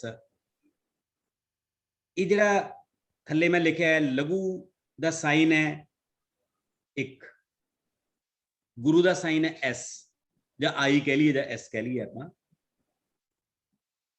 ਹੁਣ ਜਦੋਂ ਆਪਾਂ ਜਿਹੜਾ ਗੁਰੂ ਹੈ ਇਹਨੂੰ 2 ਗਿਣਾਂਗੇ, ਲਘੂ ਨੂੰ 1 ਗਿਣਾਂਗੇ। ਕਿਤੇ ਵੀ ਲਘੂ ਗੁਰੂ ਹੋਵੇ ਉਹਦਾ ਵਜ਼ਨ ਹੁੰਦਾ 2 ਕਿਲੋ ਸਮਝ ਲਓ, ਲਘੂ ਦਾ ਵਜ਼ਨ ਹੁੰਦਾ 1 ਕਿਲੋ। ਤੇ ਹੁਣ ਮੈਂ ਥੱਲੇ ਉਹਦਾ ਵਜ਼ਨ ਗਿਣ ਕੇ ਦਿਖਾਇਆ ਤੁਹਾਨੂੰ, ਉੱਤੇ ਦੇਖੋ 4 ਪੀਸ ਨੇ 2 ਲਾਈਨਾਂ ਦੇ ਵਿੱਚ। ਪਹਿਲਾ ਪੀਸ ਹੈ ਗਾਰਡ ਸੁੱਤੇ ਘੂਕ ਜੀ। हेलो सर कोई प्रॉब्लम है, कुछ दिखाई नहीं दे रहा, बार बार ऐड हो रहे हैं। एक मिनट, हुण दिखाई दे रहे? सर स्क्रीन भी नहीं शो। ਹੁਣ Sir, show- sir screen visible ਹੈ, ਸ਼ਾਇਦ ਇਹਨਾਂ ਵੱਲ ਨੈਟਵਰਕ ਇਸ਼ੂ ਹੋਏਗਾ। ਹਾਂਜੀ ਮੈਮ ਸਭ ਨੂੰ ਵਿਜ਼ੀਬਲ ਹੈ, ਨੈਟਵਰਕ ਇਸ਼ੂ ਹੈ ਤੁਹਾਡਾ। ਓਕੇ ਚਲੋ ਕੋਈ ਗੱਲ ਨਹੀਂ ਹੈਗੀ, ਮੈਂ ਤੁਹਾਨੂੰ ਬਾਅਦ ਚ ਭੇਜ ਵੀ ਦੇਵਾਂਗਾ, ਇਹ ਸੈਂਡ ਕਰ ਦੂੰਗਾ ਇਸਨੂੰ। ਹਾਂਜੀ ਆ ਜਾਏਗੀ। ਹਾਂ ਇਹਦੇ ਵਿੱਚ ਮੈਂ ਇਹਨੂੰ ਨਾ ਇਹਦਾ ਵਜ਼ਨ ਕੱਢ ਕੇ ਦਿਖਾਇਆ ਤੁਹਾਨੂੰ ਮੈਂ। ਵੈਸੇ ਇਹ ਚੀਜ਼ ਇੱਕਦਮ ਤਾਂ ਨਹੀਂ ਸਿੱਖੀ ਜਾ ਸਕਦੀ, ਪਰ ਮੈਂ ਤੁਹਾਨੂੰ ਸਿਰਫ ਦੱਸਣ ਦੇ ਐਂਗਲ ਤੋਂ ਕਿ ਵਜ਼ਨ ਕਵਿਤਾ ਦੇ ਵਿੱਚ ਕਿਵੇਂ ਹੁੰਦਾ ਹੈ। 4 ਪੀਸ ਨੇ ਇਹਦੇ ਵਿੱਚ। ਪਹਿਲਾ ਪੀਸ ਹੈ ਗਾਰਡ ਸੁੱਤੇ ਘੂਕ ਨੇ, ਦੂਜਾ ਪੀਸ ਹੈ ਨਾ ਪਾਣੀ ਨਾ ਤੇਲ, ਤੀਜਾ ਪੀਸ ਹੈ ਬਿਨਾਂ ਡਰਾਈਵਰ ਚਲਦੀ, ਚੌਥਾ ਪੀਸ ਹੈ ਇਹ ਭਾਰਤ ਦੀ ਰੇਲ। ਹੁਣ 4 ਪੀਸਾਂ ਦਾ ਵਜ਼ਨ ਕੀ ਹੈ? ਪਹਿਲਾ ਪੀਸ ਹੈ ਜਿਹੜਾ ਗਾਰਡ ਸੁੱਤੇ ਘੂਕ ਨੇ, ਜੇ ਤੁਸੀਂ ਗਿਣ ਕੇ ਦੇਖੋ ਪਹਿਲਾ ਗਾਰਡ ਦੇ ਥੱਲੇ ਗੁਰੂ ਲਿਖਿਆ ਹੋਇਆ, ਇਹਦਾ ਮਤਲਬ ਹੈ 2 ਕਿਲੋ। 1 ਫਿਰ 3 4 6 8 10 11 13, ਪਹਿਲੇ ਪੀਸ ਦੇ ਵਿੱਚ 13 ਕਿਲੋ ਵਜ਼ਨ ਹੋ ਗਿਆ। ਦੂਜਾ ਪੀਸ 2 4 6 8 10 11, 13 ਤੇ 11। ਥੱਲੇ ਵੀ ਆ ਜਾਓ, ਥੱਲੇ ਉਸੇ ਤਰ੍ਹਾਂ ਹੀ 1 3 4 6 7 8 9 10 ਤੇ 11 13, ਅੱਗੇ ਫਿਰ 11 ਆ ਗਿਆ। ਯਾਨੀ ਕਿ ਪਹਿਲੇ ਹਿੱਸੇ ਦਾ ਵਜ਼ਨ 13, ਦੂਜੇ ਹਿੱਸੇ ਦਾ ਵਜ਼ਨ 11, ਪੂਰੀ ਲਾਈਨ ਦਾ ਵਜ਼ਨ 24। ਬਿਲਕੁਲ ਥੱਲੇ ਐਂ ਪਹਿਲੇ ਹਿੱਸੇ ਦਾ ਵਜ਼ਨ 13, ਦੂਜੇ ਹਿੱਸੇ ਦਾ 11, ਪੂਰੀ ਲਾਈਨ ਦਾ ਵਜ਼ਨ 24। ਯਾਨੀ ਕਿ ਪਹਿਲੀ ਲਾਈਨ ਦੇ ਵਿੱਚ ਵੀ 24 ਮਾਤਰਾਵਾਂ ਨੇ, ਦੂਜੀ ਲਾਈਨ ਦੇ ਵਿੱਚ ਵੀ 24 ਮਾਤਰਾਵਾਂ ਨੇ। ਵਜ਼ਨ ਬਿਲਕੁਲ ਬਰਾਬਰ ਹੈ, 24 ਬਰਾਬਰ 24। ਇਹ ਮੈਥ ਦੀ ਕੈਲਕੂਲੇਸ਼ਨ ਹੈ। ਤਾਂ ਇੱਕ ਅੱਖਰ ਪਾਇਆ ਵੀ, ਜੇ ਹੁਣ ਇਹਦੇ ਵਿੱਚ ਮੈਂ ਇੱਕ ਲਗ ਮਾਤਰ ਕੱਟਦਾ ਤਾਂ ਇਹਦਾ ਵਜ਼ਨ ਘੱਟ ਵੱਧ ਹੋ ਜਾਊਗਾ ਤੇ ਕਵਿਤਾ ਲੈ ਚੋਂ ਬਾਹਰ ਹੋ ਜਾਊਗੀ। ਇਹਨੂੰ ਸਾਡੀ ਕਵਿਸ਼ਰੀ ਦੇ ਵਿੱਚ ਇਹਨੂੰ ਕਹਿੰਦੇ ਨੇ ਦੋਹਰਾ ਛੰਦ। ਦੁਨੀਆ ਦੇ ਵਿੱਚ ਕਿਤੇ ਵੀ ਦੋਹਰਾ ਛੰਦ ਜਦੋਂ ਲਿਖਿਆ ਜਾਂਦਾ ਹੈ ਤਾਂ ਉਹਦੀਆਂ ਮਾਤਰਾਵਾਂ 13 + 11 = 24 ਹੀ ਹੁੰਦੀਆਂ ਨੇ। ਚਾਹੇ ਲੱਖ ਦੋਹਰੇ ਲਿਖੇ ਜਾਣ ਪਰ ਉਹਦਾ ਵਜ਼ਨ ਆਹੀ ਹੋਊਗਾ। ਇਹਨੂੰ ਜਦੋਂ ਗਾਓਗੇ ਫਿਰ ਤੁਹਾਨੂੰ ਪਤਾ ਲੱਗੂਗਾ। ਇਹਨੂੰ ਆਪਾਂ ਜਦੋਂ ਗਾ ਕੇ ਦੇਖਦੇ ਆ, ਗਾਰਡ ਸੁੱਤੇ ਘੂਕ ਨੇ, ਨਾ ਪਾਣੀ ਨਾ ਤੇਲ, ਬਿਨਾਂ ਡਰਾਈਵਰ ਚੱਲਦੀ, ਇਹ ਭਾਰਤ ਦੀ ਰੇਲ। ਇਸ ਪੈਟਰਨ ਤੇ ਤੁਸੀਂ ਲੱਖ ਦੋਹਰੇ ਲਿਖ ਲਓ, ਉਹਨਾਂ ਦਾ ਵਜ਼ਨ 13 + 11 = 24 ਹੀ ਨਿਕਲੂਗਾ। ਹੁਣ ਇਹਨੂੰ ਆਪਾਂ ਜਦੋਂ, ਇਹ ਵੈਸੇ ਸਿੱਖਣ ਵਾਲਾ ਕੰਮ ਹੈ, ਸਿੱਖ ਲੈਣਾ ਚਾਹੀਦਾ ਹੁੰਦਾ। ਡਾਕਟਰ ਸਾਹਿਬ ਵੈਸੇ ਇੱਕ ਗੱਲ ਪੁੱਛਣੀ ਸੀ ਜੀ ਕਿ ਇਹ ਆਪਣੀਆਂ ਮਾਤਰਾ ਪੂਰੀਆਂ ਕਰਨ ਲਈ ਡਰਾਈਵਰ ਦੇ ਸਪੈਲਿੰਗ ਜਿਹੜੇ ਉਹ ਆਪਣੇ ਹਿਸਾਬ ਨਾਲ ਕੀਤੇ ਗਏ। ਹਾਂ, ਇਹ ਕਿਉਂ ਕੀਤੇ ਗਏ ਨੇ ਇਹ ਵੀ ਮੈਂ ਤੁਹਾਨੂੰ ਦੱਸਦਾ। ਬਹੁਤ ਸਾਰੀਆਂ ਚੀਜ਼ਾਂ ਲਿਖਣ ਦੇ ਵਿੱਚ ਹੋਰ ਹੁੰਦੀਆਂ ਨੇ। ਕਦੇ ਵੀ ਆਪਾਂ ਡਰਾਈਵਰ ਨਹੀਂ ਕਹਿੰਦੇ ਹੈਗੇ। ਜਿਹੜੀ ਜਦੋਂ ਅਸੀਂ ਬੋਲਦੇ ਆ ਨਾ ਉਦੋਂ ਆਪਾਂ ਡਰਾਈਵਰ ਹੀ ਕਹਿੰਦੇ ਆ। ਕਵਿਤਾ ਕਿਉਂਕਿ ਗਾਏ ਜਾਣ ਵਾਲੀ ਚੀਜ਼ ਹੈ, ਲਿਖੇ ਜਾਣ ਵਾਲੀ ਚੀਜ਼ ਨਹੀਂ। ਬੇਸਿਕਲੀ ਸਾਡੀ ਜਿਹੜੀ ਸਾਰੀ ਟ੍ਰੈਡੀਸ਼ਨਲ ਕਵਿਤਾ ਉਹ ਗਾਏ ਜਾਣ ਵਾਲੀ ਚੀਜ਼ ਹੈ। ਗਾਉਣ ਦੇ ਵਿੱਚ ਬਿਨਾਂ ਡਰਾਈਵਰ ਚੱਲਦੀ, ਉੱਥੇ ਡਰਾਈਵਰ ਹੀ ਗਾਇਆ ਜਾਊਗਾ, ਡਰਾਈਵਰ ਕਦੇ ਨਹੀਂ ਗਾਇਆ ਜਾਂਦਾ। ਇਸ ਕਰਕੇ ਪਰ ਲਿਖਤ ਵੇਖਣ ਵਾਲੇ ਤਾਂ ਇਹਨੂੰ ਗਲਤ ਮਤਲਬ ਲੈਣਗੇ, ਗਲਤ ਲਿਖਿਆ ਤੁਸੀਂ। ਨਹੀਂ, ਉਹ ਜਦੋਂ ਲਿਖਣ ਵੇਲੇ ਭਾਵੇਂ ਤੁਸੀਂ ਜੇ ਡਰਾਈਵਰ ਲਿਖ ਦਿਓ, ਪਰ ਜਿਹਨੂੰ ਸਮਝ ਆ ਗਈ ਨਾ ਇਸ ਗੱਲ ਦੀ, ਉਹਨੂੰ ਪਤਾ ਲੱਗ ਜਾਊਗਾ ਕਿ ਇਹ ਲਿਖਣ 'ਚ ਡਰਾਈਵਰ ਹੈ ਪਰ ਬੋਲਣ 'ਚ ਡਰਾਈਵਰ ਹੈ। ਮੈਂ ਤੁਹਾਨੂੰ ਸਮਝਾਉਣ ਵਾਸਤੇ ਇੱਥੇ ਪਾਇਆ, ਮੈਂ ਤੁਹਾਨੂੰ ਸਮਝਾਉਣ ਵਾਸਤੇ ਇੱਥੇ ਪਾਇਆ ਹੋਇਆ ਹੈ। ਹੁਣ ਇਹਦੇ ਵਿੱਚ ਲਘੂ ਤੇ ਗੁਰੂ ਨੇ। ਲਘੂ ਦੀ ਨਿਸ਼ਾਨੀ ਮੈਂ ਦੱਸਦੀ, ਇਹਨੂੰ ਇੱਕ ਕਹਿ ਲਈ ਜਾਂ ਆਈ ਕਹਿ ਲਈਏ। ਗੁਰੂ ਦੀ ਨਿਸ਼ਾਨੀ ਹੈ ਐਸ। ਤੇ ਆਪਾਂ ਜੇ ਸਾਰੀਆਂ ਲਗਾ ਮਾਤਰਾਂ ਦੇ ਵਿੱਚ ਦੇਖੀਏ ਤਾਂ ਮੁਕਤਾ, ਸਿਹਾਰੀ ਤੇ ਔਂਕੜ ਜਿੱਥੇ ਵੀ ਲੱਗੇ ਨੇ ਉਹਨਾਂ ਥੱਲੇ ਮੈਂ ਲਘੂ ਦਾ ਨਿਸ਼ਾਨ ਲਾਇਆ ਹੋਇਆ ਹੈ। ਜਿੱਥੇ ਬਾਕੀ ਮਾਤਰਾਵਾਂ ਨੇ ਉਹਨਾਂ ਦੇ ਥੱਲੇ ਮੈਂ ਗੁਰੂ ਦਾ ਨਿਸ਼ਾਨ ਲਾਇਆ ਹੋਇਆ ਹੈ। ਜਿਵੇਂ ਪਹਿਲਾ ਗਾ। ਸਰ ਇੱਕ ਮਿੰਟ, ਜਿਹੜੀ ਸਿਹਾਰੀ ਹੁੰਦੀ ਹੈ ਉਹ ਇੱਕ ਮਾਤਰਾ ਗਿਣੀ ਜਾਏਗੀ। ਉਹ ਇੱਕ ਮਾਤਰਾ, ਜਿਹੜੀ ਇੱਕ ਵਰਡ ਨਾਲ ਸਿਹਾਰੀ ਆਏਗੀ ਜੀ, ਉਹ ਇੱਕ ਮਾਤਰਾ ਗਿਣੀ ਜਾਏਗੀ। ਬਿਲਕੁਲ ਜੀ, ਬਿਲਕੁਲ। ਹਾਂ, ਉਹੀ ਮੈਂ ਕਹਿ ਰਿਹਾ ਕਿ ਇੱਕ ਤਾਂ ਜਿਨ੍ਹਾਂ ਨਾਲ ਕੋਈ ਮਾਤਰਾ ਨਹੀਂ ਲੱਗੀ ਹੁੰਦੀ, ਮੁਕਤਾ ਅੱਖਰ ਹੁੰਦਾ ਜਿਹੜਾ, ਉਹਦਾ ਵਜ਼ਨ 1 ਗਿਣਿਆ ਜਾਂਦਾ ਹੈ। ਇੱਕ ਸਿਹਾਰੀ ਦਾ 1 ਵਜ਼ਨ ਗਿਣਿਆ ਜਾਂਦਾ ਹੈ, ਇੱਕ ਔਂਕੜ ਦਾ 1 ਵਜ਼ਨ ਗਿਣਿਆ ਜਾਂਦਾ ਹੈ। ਬਾਕੀ ਸਾਰੀਆਂ ਦਾ ਵਜ਼ਨ ਡਬਲ ਗਿਣਿਆ ਜਾਂਦਾ ਹੈ, 2 ਗਿਣਿਆ ਜਾਂਦਾ ਹੈ। ਸੋ ਜਿੱਥੇ ਵੀ ਤੁਸੀਂ ਦੇਖੋ ਗਾਰਡ, ਗਾ ਕੰਨਾ ਲੱਗਿਆ ਹੋਇਆ, ਡਬਲ ਵਜ਼ਨ ਹੈ। ਰਾਰਾ ਕੱਲਾ, ਡੱਡਾ ਕੱਲਾ, 1 ਹੈ। ਉੱਤੇ ਥੱਲੇ ਔਂਕੜ ਲੱਗਿਆ, ਉੱਤੇ ਅਧਿਕ ਲੱਗਿਆ। ਈੜੀ ਨੂੰ ਸਿਹਾਰੀ ਆ ਗਈ, ਇੱਕ ਮਾਤਰਾ ਆ ਗਈ ਨਾ। ਈੜੀ ਨੂੰ ਸਿਹਾਰੀ ਆ ਗਈ, ਇਹ ਲਿਖਿਆ ਤੇ ਇਟ ਮੀਨਸ ਕਿ ਈੜੀ ਇੱਕ ਮਾਤਰਾ ਹੋ ਗਈ। हाँ एक मात्रा है, वो स्यारी लगी हुई है ना, वो स्यारी है बस। ਉਹ ਇੱਕ ਮਾਤਰਾ ਹੈ, ਜੇ ਬਿਹਾਰੀ ਲੱਗੀ ਹੋਏਗੀ ਉਹ ਦੋ हाँ, ਗਿਣੀਆਂ फिर ਜਾਂਦੀਆਂ। दो होणगीਆਂ, बिल्कुल फिर दो होणगीਆਂ। ਠੀਕ ਹੈ।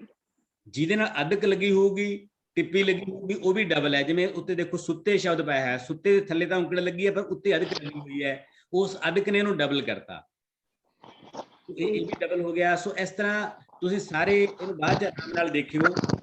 ਤਰੀਕਾ ਹੈ, ਵੈਸੇ ਕਦੇ ਵੀ ਕਵਿਤਾ ਨੂੰ ਐਂ ਲਿਖਿਆ ਨਹੀਂ ਜਾਂਦਾ ਹੁੰਦਾ ਕਿ ਆਪਾਂ ਗਿਣ ਕੇ ਲਿਖੀਏ, ਮਿਣ ਕੇ ਲਿਖੀਏ। ਇਹ ਸਾਡੇ ਅੰਦਰ ਇੱਕ ਲੈਅ ਬਣ ਜਾਂਦੀ ਹੈ, ਇੱਕ ਪ੍ਰੈਕਟਿਸ ਹੋ ਜਾਂਦੀ ਹੈ ਸਾਡੀ ਆਪਣੇ ਆਪ।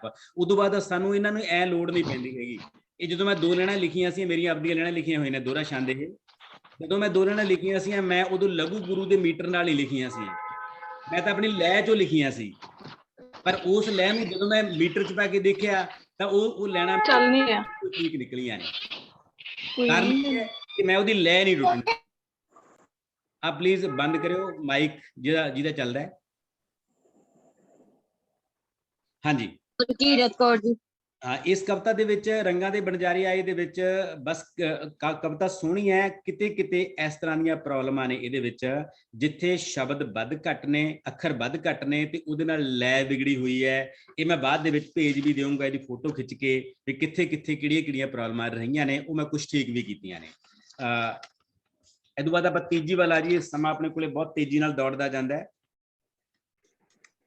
ਮੈਂ ਕਿਹਾ ਜਿਹੜੀ ਕਵਿਤਾਵਾਂ ਵਿੱਚ ਮਿਸਟੇਕਸ ਹਨ ਉਹਨੂੰ ਠੀਕ ਕਰਕੇ ਫਿਰ ਗਰੁੱਪ ਵਿੱਚ ਪਾ ਦਿਓ ਤਾਂ ਕਿ ਅਸੀਂ ਉਹਨੂੰ ਦੇਖ ਸਕੀਏ ਕਿ ਹਾਂਜੀ ਹਾਂ, ਕਿੱਥੇ ਗਲਤੀ ਬਿਲਕੁਲ ਆ। ਮੈਂ ਠੀਕ ਕਰ ਰੱਖੀਆਂ ਨੇ, ਬਸ ਮੈਂ ਫੋਟੋਆਂ ਖਿੱਚ ਕੇ ਗਰੁੱਪ ਚ ਪਾ ਦੂੰਗਾ। ਠੀਕ ਹੈ ਸਰ। ਹਾਂ, ਉਦੋਂ ਬਾਅਦ ਤੀਜੀ ਕਵਿਤਾ ਜਿਹੜੀ ਹੈਗੀ ਹੈ ਜ਼ਿੰਦਗੀ। ਜ਼ਿੰਦਗੀ ਅੱਜ ਫਿਰ ਤੋਂ ਇਤਿਹਾਸ ਦੁਹਰਾਉਣ ਲੱਗੀ ਹੈ। ਮੇਰੀ ਧੀ ਅੱਜ ਮੇਰੇ ਵਾਂਗ ਸਹੁਰੇ ਜਾਣ ਲੱਗੀ ਹੈ। ਡਿੱਗੇਗੀ, ਉੱਠੇਗੀ, ਸੰਭਾਲੇਗੀ, ਸਮਝ ਜਾਏਗੀ ਕਿ ਜ਼ਿੰਦਗੀ ਇਹਨੂੰ ਵੀ ਸਮਝੌਤੇ ਦਾ ਪਾਠ ਪੜ੍ਹਾਏਗੀ।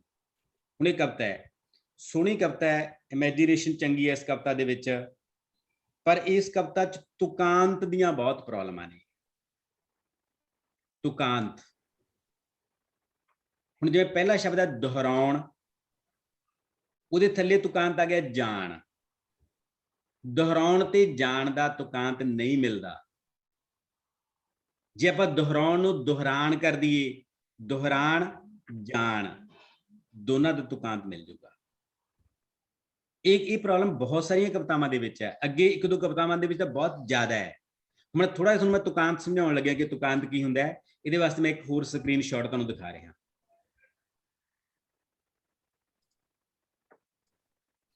ਜੀ,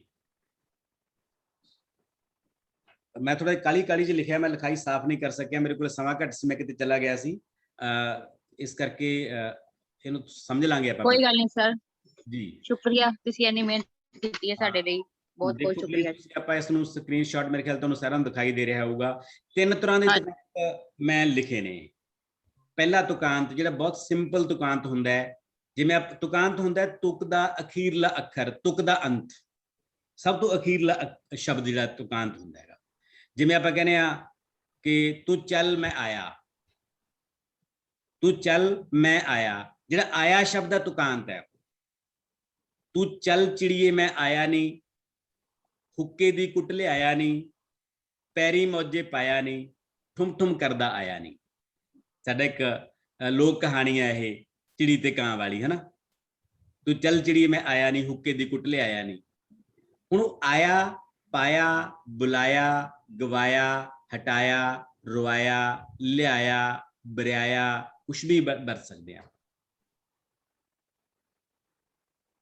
ਜਦੋਂ ਆਪਾਂ ਡਾਕਟਰ ਸਾਹਿਬ ਜੀ ਦੇਖਣਾ ਕਿ ਕਿਸੇ ਨੂੰ ਐਡਮਿਟ ਤੇ ਨਹੀਂ ਕਰਨ ਵਾਲਾ, ਰਣਜੀਤ ਜੀ ਐਡ ਨਹੀਂ ਹੋ ਪਾ ਰਹੇ। 1 ਮਿੰਟ ਮੈਂ ਦੇਖ, ਵੇਟਿੰਗ ਰੂਮ ਚ ਤੇ ਨਹੀਂ ਗਏ? ਇੱਕ ਮਿੰਟ, ਨਹੀਂ ਰਣਜੀਤ ਕੌਰ ਐਡ ਨੇ ਜੀ, ਐਡ ਕਰ ਲਿਆ ਸੀ ਮੈਂ ਉਹਨਾਂ ਨੂੰ, ਮੈਂ ਦੁਬਾਰਾ ਜੀ। ਹਾਂਜੀ, ਠੀਕ ਹੈ।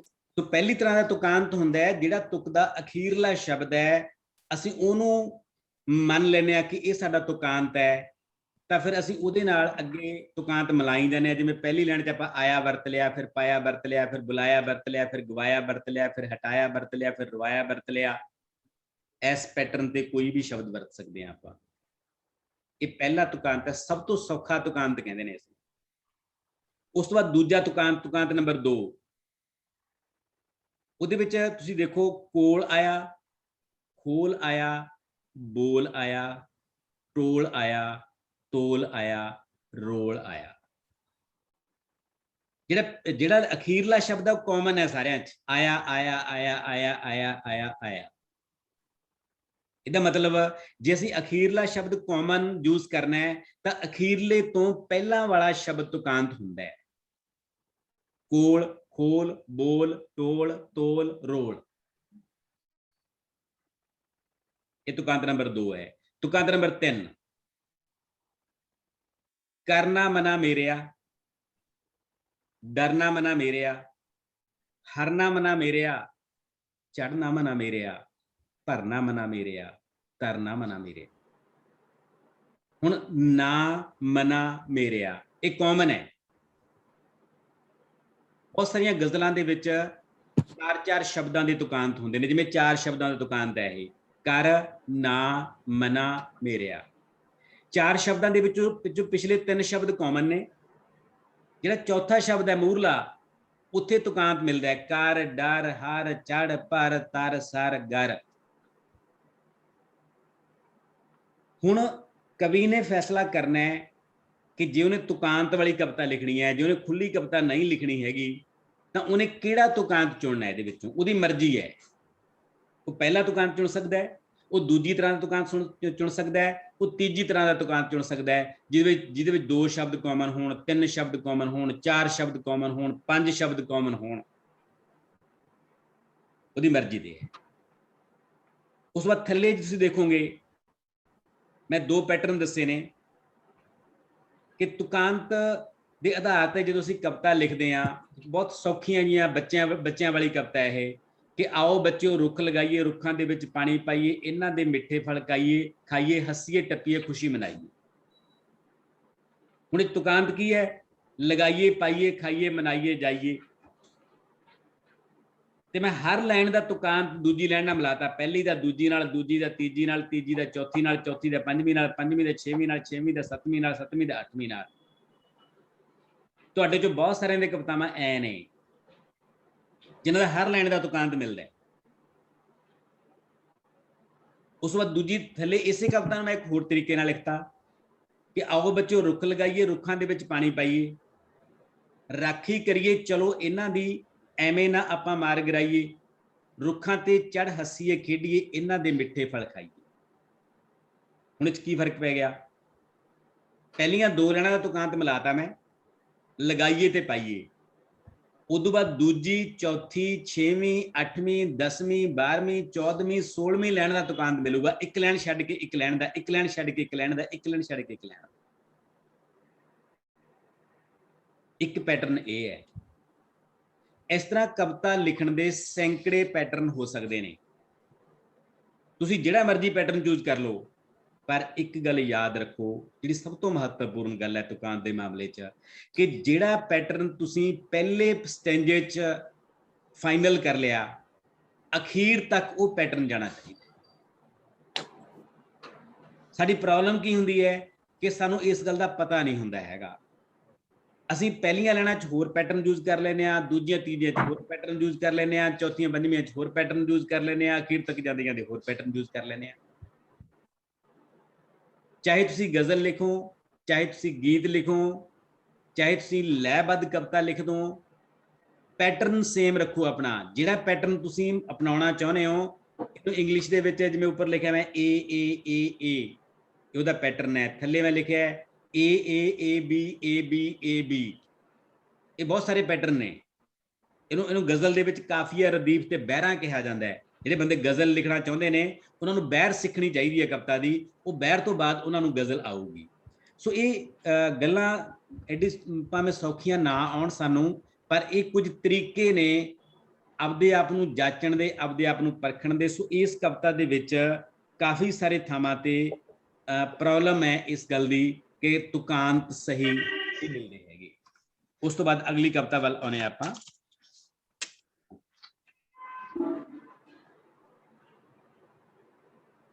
अगली कविता रुखी सुखी। रुखी सुखी खाके भी मुस्कुरावन कुड़ियां। पहली गल तां जे मुस्कुरावन की थां ते मुस्कावन शब्द हो जाता ਤਾਂ ਇਹ ਕਵਿਤਾ ਦੀ ਲੈ ਸੋਹਣੀ ਬਣ ਜਾਂਦੀ। ਰੁੱਖੀ ਸੁੱਖੀ ਖਾ ਕੇ ਵੀ ਮੁਸਕਾਵਣ ਕੁੜੀਆਂ, ਮੁਸਕਰਾਵਣ ਜਦੋਂ ਬੋਲਦੇ ਹੋ ਨਾ ਤਾਂ ਔਖਾ ਹੋ ਕੇ ਬੋਲਦੇ ਹੋ ਸ਼ਬਦ ਮੁਸਕਰਾਵਣ। ਮੁਸਕਾਵਣ ਸੌਖਾ ਸ਼ਬਦ ਹੈ। ਪਿਓ ਦੀ ਪੱਗ ਨੂੰ ਦਾਗ ਨਾ ਲਾਵਣ ਕੁੜੀਆਂ। ਹੁਣ ਇਹ ਪੈਟਰਨ ਚੂਜ਼ ਕਰ ਲਿਆ ਇਸ ਸ਼ਾਇਰ ਨੇ, ਪਰ ਅਗਲੀਆਂ ਸਾਰੀਆਂ ਲਾਈਨਾਂ 'ਚ ਇਹ ਪੈਟਰਨ ਤੋੜਤਾ। ਰੁੱਖੀ ਸੁੱਖੀ ਖਾ ਕੇ ਵੀ ਮੁਸਕਾਵਣ ਕੁੜੀਆਂ, ਅੱਗੇ ਪੜ੍ਹ ਲਿਖ ਉੱਚੇ ਅਹੁਦੇ ਤੇ ਲੱਗ ਕੇ ਮਾਪਿਆਂ ਦਾ ਨਾਂ ਚਮਕਾਵਣ ਕੁੜੀਆਂ। ਇਹ ਹੁਣ ਮਾਪਿਆਂ ਦਾ ਨਾਮ ਚਮਕਾਵਣ ਕੁੜੀਆਂ, ਇਹ 'ਚੋਂ ਪੈਟਰਨ ਹੀ ਨਹੀਂ ਹੈਗਾ। ਉਹ ਤੋਲ ਤੁਕਾਂਤ ਹੀ ਨਹੀਂ ਮਿਲਦਾ ਹੈਗਾ, ਉਹ ਵਜ਼ਨ ਹੀ ਨਹੀਂ ਬਣਦਾ ਹੈਗਾ ਇਸ ਲਾਈਨ ਦੇ ਵਿੱਚ ਅਗਲੀਆਂ ਲਾਈਨਾਂ ਦਾ। ਸੋ ਇਸ ਕਰਕੇ ਇਹ ਤੇ ਫੋਕਸ ਕਰਨ ਦੀ ਜ਼ਰੂਰਤ ਹੈ। ਜਿਵੇਂ ਰੁੱਖੀ ਸੁੱਕੀ ਖਾ ਕੇ ਵੀ ਮੁਸਕਾਵਣ ਧੀਆਂ, ਉਹਨਾਂ ਨੂੰ ਕਦੇ ਵੀ ਮੂੰਹ ਨਾ ਲਾਵਣ ਕੁੜੀਆਂ। ਇੰਜ ਮਾਪਿਆਂ ਦਾ ਚੰਗਾ ਨਾ ਚਮਕਾਵਣ ਕੁੜੀਆਂ, ਮਾਪਿਆਂ ਦੇ ਪੈਸੇ ਦਾ ਮੁੱਲ ਪਾਵਣ ਕੁੜੀਆਂ।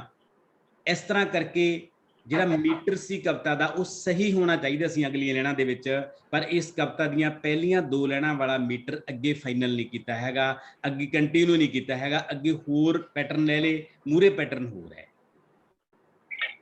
ਉਸ ਤੋਂ ਅਗਲੀ ਕਵਿਤਾ ਵੱਲ ਮੈਂ ਹੁਣ ਸੰਖੇਪ ਕਰ ਰਿਹਾ, ਨਹੀਂ ਤਾਂ ਹੋਰ ਬਹੁਤ ਡਿਟੇਲ ਕੱਲੀ ਕਵਿਤਾ ਤੇ 15 ਮਿੰਟ 10 ਮਿੰਟ ਗੱਲਬਾਤ ਕੀਤੀ ਜਾ ਸਕਦੀ ਸੀ। ਅਗਲੀ ਕਵਿਤਾ ਮਿੱਟੀ ਦਾ ਬਾਵਾ। ਬਹੁਤ ਸੋਹਣੇ ਟੱਪੇ ਨੇ। ਬਾਵਾ ਮਿੱਟੀ ਦਾ ਕਹਿੰਦਾ ਏ, ਕੁੱਖ ਵਿੱਚ ਧੀ ਮਾਰ ਕੇ ਪਿੱਛੋਂ ਫਿਰੇ ਪਛਤਾਉਂਦਾ ਏ। ਆਂਟੀ ਜੀ ਪਿਆਜ਼ ਨਾ ਮੈਂ ਇੱਕ ਹੀ ਚੀਰਿਆ ਸੀ, ਉਹ ਮੈਂ ਤਾਂ ਕਿ ਵੱਡਾ ਮੈਡਮ ਸਤਿੰਦਰਜੀਤ ਕੌਰ, ਫਿਰ ਖਰਾਬ ਜਾਊਗਾ। ਪਿਆਜ਼ਾਂ ਦਾ ਮਸਲਾ ਆਪਾਂ ਕਵਿਤਾ ਲੈ ਕੇ ਆਈਏ ਤਾਂ ਜ਼ਿਆਦਾ ਬੈਟਰ ਹੈ। ਠੀਕ ਹੈ ਜੀ, ਕੋਈ ਗੱਲ ਨਹੀਂ ਜੀ, ਮਾਈਕ ਨੂੰ ਹਟਾ ਦਿਓ। ਸੌਰੀ ਜੀ, ਸੌਰੀ। ਨਹੀਂ ਕੋਈ ਗੱਲ ਨਹੀਂ, ਕੋਈ ਗੱਲ ਨਹੀਂ। ਵਿੱਚ ਹੱਸਣਾ ਖੇਡਣਾ ਵੀ ਚਾਹੀਦਾ ਹੁੰਦਾ ਹੈ, ਮਾਹੌਲ ਹੈਵੀ ਨਾ ਹੋ ਜੇ ਜਾਡੇ ਕਿਤੇ, ਹਨਾ। ਤੜਕਾ ਲੱਗ ਗਿਆ ਕਵਿਤਾਵਾਂ ਨੂੰ ਸਰ। ਠੀਕ ਹੈ ਜੀ। ਆਪਾਂ ਇਹਦੀ ਗੱਲ ਕਰ ਰਹੇ ਸੀ ਟੱਪਿਆਂ ਦੀ। ਹੁਣ ਇਹਨਾਂ ਟੱਪਿਆਂ ਦੀ ਸਭ ਤੋਂ ਵੱਡੀ ਪ੍ਰੋਬਲਮ ਕੀ ਹੈ ਕਿ ਇਹਨਾਂ ਟੱਪਿਆਂ ਦਾ ਕਿਸੇ ਟੱਪੇ ਦਾ ਤੁਕਾਂਤ ਨਹੀਂ ਮਿਲਦਾ ਹੈਗਾ। ਬਾਬਾ ਮਿੱਟੀ ਦਾ ਕਹਿੰਦਾ ਏ, ਕੁੱਖ ਵਿੱਚ ਧੀ ਮਾਰ ਕੇ ਪਿੱਛੇ ਫਿਰੇ ਪਛਤਾਉਂਦਾ ਏ। ਕਹਿੰਦਾ ਏ ਤੇ ਪਛਤਾਉਂਦਾ ਏ, ਦੋਨਾਂ ਦਾ ਤੁਕਾਂਤ ਨਹੀਂ ਮਿਲਦਾ ਹੈਗਾ। ਇਹ ਥਾਂ ਤੇ ਜੇ ਆਪਾਂ ਐਂ ਕਰ ਦਈਏ, ਬਾਬਾ ਮਿੱਟੀ ਦਾ ਗਾਉਂਦਾ ਏ, ਕੁੱਖ ਵਿੱਚੋਂ ਧੀ ਮਾਰ ਕੇ ਪਿੱਛੋਂ ਫਿਰੇ ਪਛਤਾਉਂਦਾ ਏ, ਤਾਂ ਗਾਉਂਦਾ ਤੇ ਪਛਤਾਉਂਦਾ ਦਾ ਤੁਕਾਂਤ ਮਿਲ ਜੂਗਾ ਦੋਨਾਂ ਦਾ। ਬਸ ਇੰਨੀ ਕੁ ਚੇਂਜ ਕਰਨ ਦੀ ਲੋੜ ਹੈ। ਹੁਣ ਅੱਗੇ ਬਾਬਾ ਮਿੱਟੀ ਦਾ ਬਣਾਉਣੀ ਆ, ਵੇ ਸੁਣ ਪਰਦੇਸੀਆ ਪੁੱਤਾ ਤੇਰੀ ਫੋਟੋ ਵੇਖ ਰੋ ਪੈਨੀ ਆ। ਹੁਣ ਬਣਾਉਣੀ ਆ ਤੇ ਰੋ ਪੈਨੀ ਆ, ਇਹਨਾਂ ਦਾ ਫੇਰ ਨਹੀਂ ਤੁਕਾਂਤ ਮਿਲਦਾ ਹੈਗਾ। ਫਿਰ ਅੱਗੇ ਬਾਬਾ ਮਿੱਟੀ ਦਾ ਬਣਾਉਂਦੀ ਆ, ਵੀਰਾ ਤੇਰੀ ਪੱਗ ਵਾਸਤੇ ਨੀਵਾਂ ਹੋ ਕੇ ਜਿਉਂਦੀਆਂ। ਬਣਾਉਂਦੀਆਂ ਤੇ ਜਿਉਂਦੀਆਂ ਦਾ ਤੁਕਾਂਤ ਨਹੀਂ ਮਿਲਦਾ। ਇੱਕ ਥਾਂ ਤੇ ਬਹੁਤ ਕਮਾਲ ਦਾ ਤੁਕਾਂਤ ਮਿਲਾਇਆ ਸਾਰੇ ਟੱਪਿਆਂ ਦੇ ਵਿੱਚ, ਸਿਰਫ ਇੱਕ ਟੱਪੇ ਦੇ ਵਿੱਚ। ਉਹ ਹੈ ਕਿ ਬਾਬਾ ਮਿੱਟੀ ਦਾ ਜੇ ਵੀਰ ਹੁੰਦਾ, ਕੱਖਾਂ ਵਾਂਗ ਨਾ ਰੁਲਦੇ, ਨਾ ਸਾਡੇ ਅੱਖਾਂ ਵਿੱਚ ਨੀਰ ਹੁੰਦਾ। ਵੀਰ ਹੁੰਦਾ ਤੇ ਨੀਰ ਹੁੰਦਾ, ਬਹੁਤ ਖੂਬਸੂਰਤ ਤੁਕਾਂਤ ਜੁੜਿਆ ਹੈ। ਬਾਕੀ ਸਾਰੇ ਟੱਪਿਆਂ ਦੇ ਵਿੱਚ ਵੀ ਇਸ ਤਰ੍ਹਾਂ ਦਾ ਤੁਕਾਂਤ ਮਿਲਣਾ ਚਾਹੀਦਾ ਸੀ। ਸੋ ਜਦੋਂ ਤੁਸੀਂ ਇਸ ਨੂੰ ਟੱਪਿਆਂ ਨੂੰ ਦੁਬਾਰੇ ਲਿਖੋਗੇ ਨਾ, ਉਦੋਂ ਤੁਹਾਨੂੰ ਆਪਦੇ ਆਪ ਪਤਾ ਲੱਗੂਗਾ ਕਿ ਇੱਥੇ ਮੇਰੇ ਟੱਪੇ 'ਚ ਗੜਬੜ ਹੋ ਗਈ। ਜਦੋਂ ਤੁਸੀਂ ਇਹਨੂੰ ਗਾਓਗੇ ਤੁਹਾਨੂੰ ਆਪਣੇ ਆਪ ਹੀ ਪਤਾ ਲੱਗ ਜਾਊਗਾ। ਕਿਸੇ ਹੋਰ ਦੇ ਟੱਪੇ ਗਾਏ ਹੋਏ ਲਿਖ ਸੁਣਿਓ ਵੀ ਉਹਨਾਂ 'ਚ ਤੁਕਾਂਤ ਕਿਵੇਂ ਮਿਲਦਾ ਹੈ। YouTube ਤੇ ਬਥੇਰੇ ਟੱਪੇ ਮਿਲ ਜਾਣਗੇ, ਕਿੰਨੇ ਟੱਪੇ ਸਾਨੂੰ ਆਪ ਵੀ ਆਉਂਦੇ ਨੇ। ਉਹਨਾਂ ਸਾਰੇ ਟੱਪਿਆਂ ਨੂੰ ਜਦੋਂ ਤੁਸੀਂ ਸੁਣੋਗੇ ਤਾਂ ਤੁਹਾਨੂੰ ਪਤਾ ਲੱਗੂਗਾ ਕਿ ਉਹਨਾਂ ਦੇ ਤੁਕਾਂਤ ਕਿਵੇਂ ਮਿਲਦੇ ਨੇ।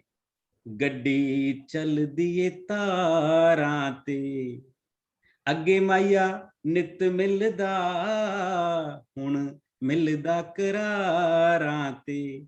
ਤਾਰਾਂ ਤੇ ਕਰਾਰਾਂ ਤੇ ਤੁਕਾਂਤ ਮਿਲਦਾ ਆਪਸ ਦੇ ਵਿੱਚ। ਸੋ ਇਸ ਚੀਜ਼ ਨੂੰ ਥੋੜਾ ਜਿਹਾ ਆਪਾਂ ਐਂ ਸਮਝੀਏ ਤਾਂ ਮੇਰੇ ਖਿਆਲ 'ਚ ਬਹੁਤ ਖੂਬਸੂਰਤ, ਅਸੀਂ ਇਸੇ ਕਵਿਤਾ ਨੂੰ ਖੂਬਸੂਰਤ ਬਣਾ ਲਾਂਗੇ। ਉਸ ਤੋਂ ਬਾਅਦ ਅਗਲੀ ਕਵਿਤਾ ਲੋਕ, ਬਹੁਤ ਅੱਛੀ ਕਵਿਤਾ ਹੈ।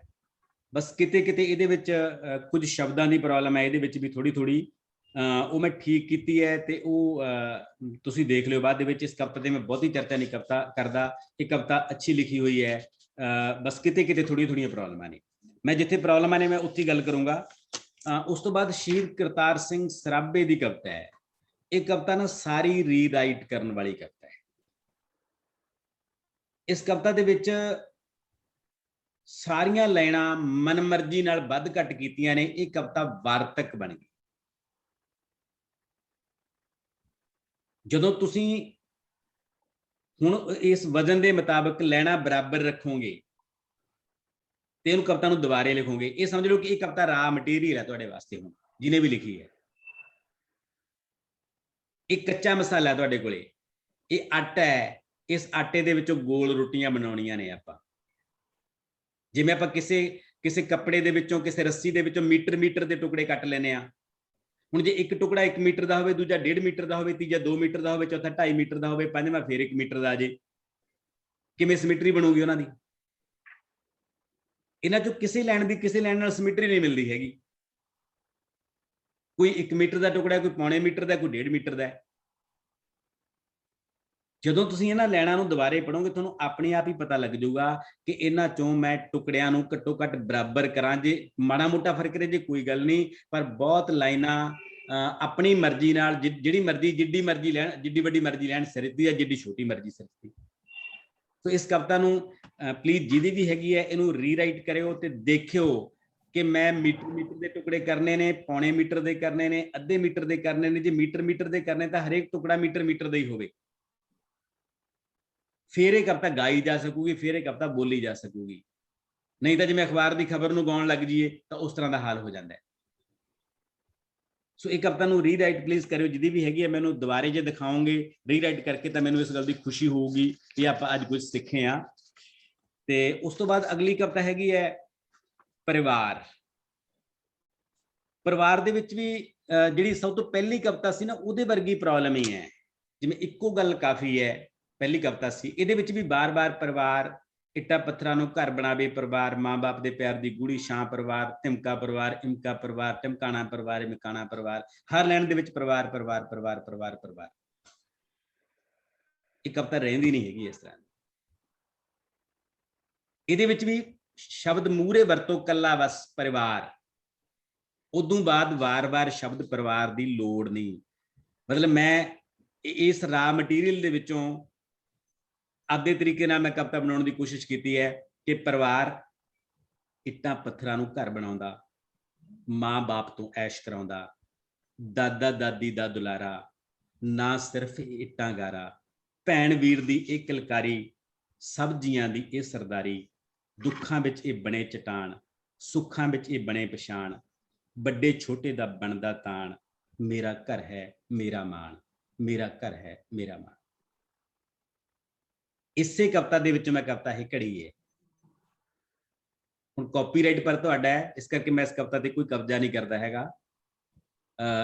ਪਰ ਕਵਿਤਾ ਨੂੰ ਮਤਲਬ ਇਸ ਤਰੀਕੇ ਨਾਲ ਦੇਖਿਓ ਕਿ ਵਾਰ-ਵਾਰ ਚੀਜ਼ਾਂ ਨੂੰ ਨਾ ਰਿਪੀਟ ਨਾ ਕਰੋ। ਚੀਜ਼ਾਂ ਨੂੰ ਇੱਕ ਵਾਰ ਵਰਤ ਕੇ ਉਦੋਂ ਬਾਅਦ ਤੁਸੀਂ ਨਵੀਆਂ ਚੀਜ਼ਾਂ ਪਾਓ ਉਹਦੇ ਵਿੱਚ। ਸੋ ਇਹ ਕਵਿਤਾ ਵੀ ਰਾ ਮਟੀਰੀਅਲ ਹੈ, ਇਹਦੇ ਵਿੱਚੋਂ ਕਵਿਤਾ ਆਪਾਂ ਬਣਾਉਣੀ ਹੈ। ਸੋ ਉਸ ਤੋਂ ਬਾਅਦ ਅੱਗੇ ਮੇਰੇ ਕੋਲੇ ਕਵਿਤਾਵਾਂ ਜਿਹੜੀਆਂ 2 ਕਵਿਤਾਵਾਂ ਨੇ ਸਿਰਫ ਹਿੰਦੀ ਦੀਆਂ।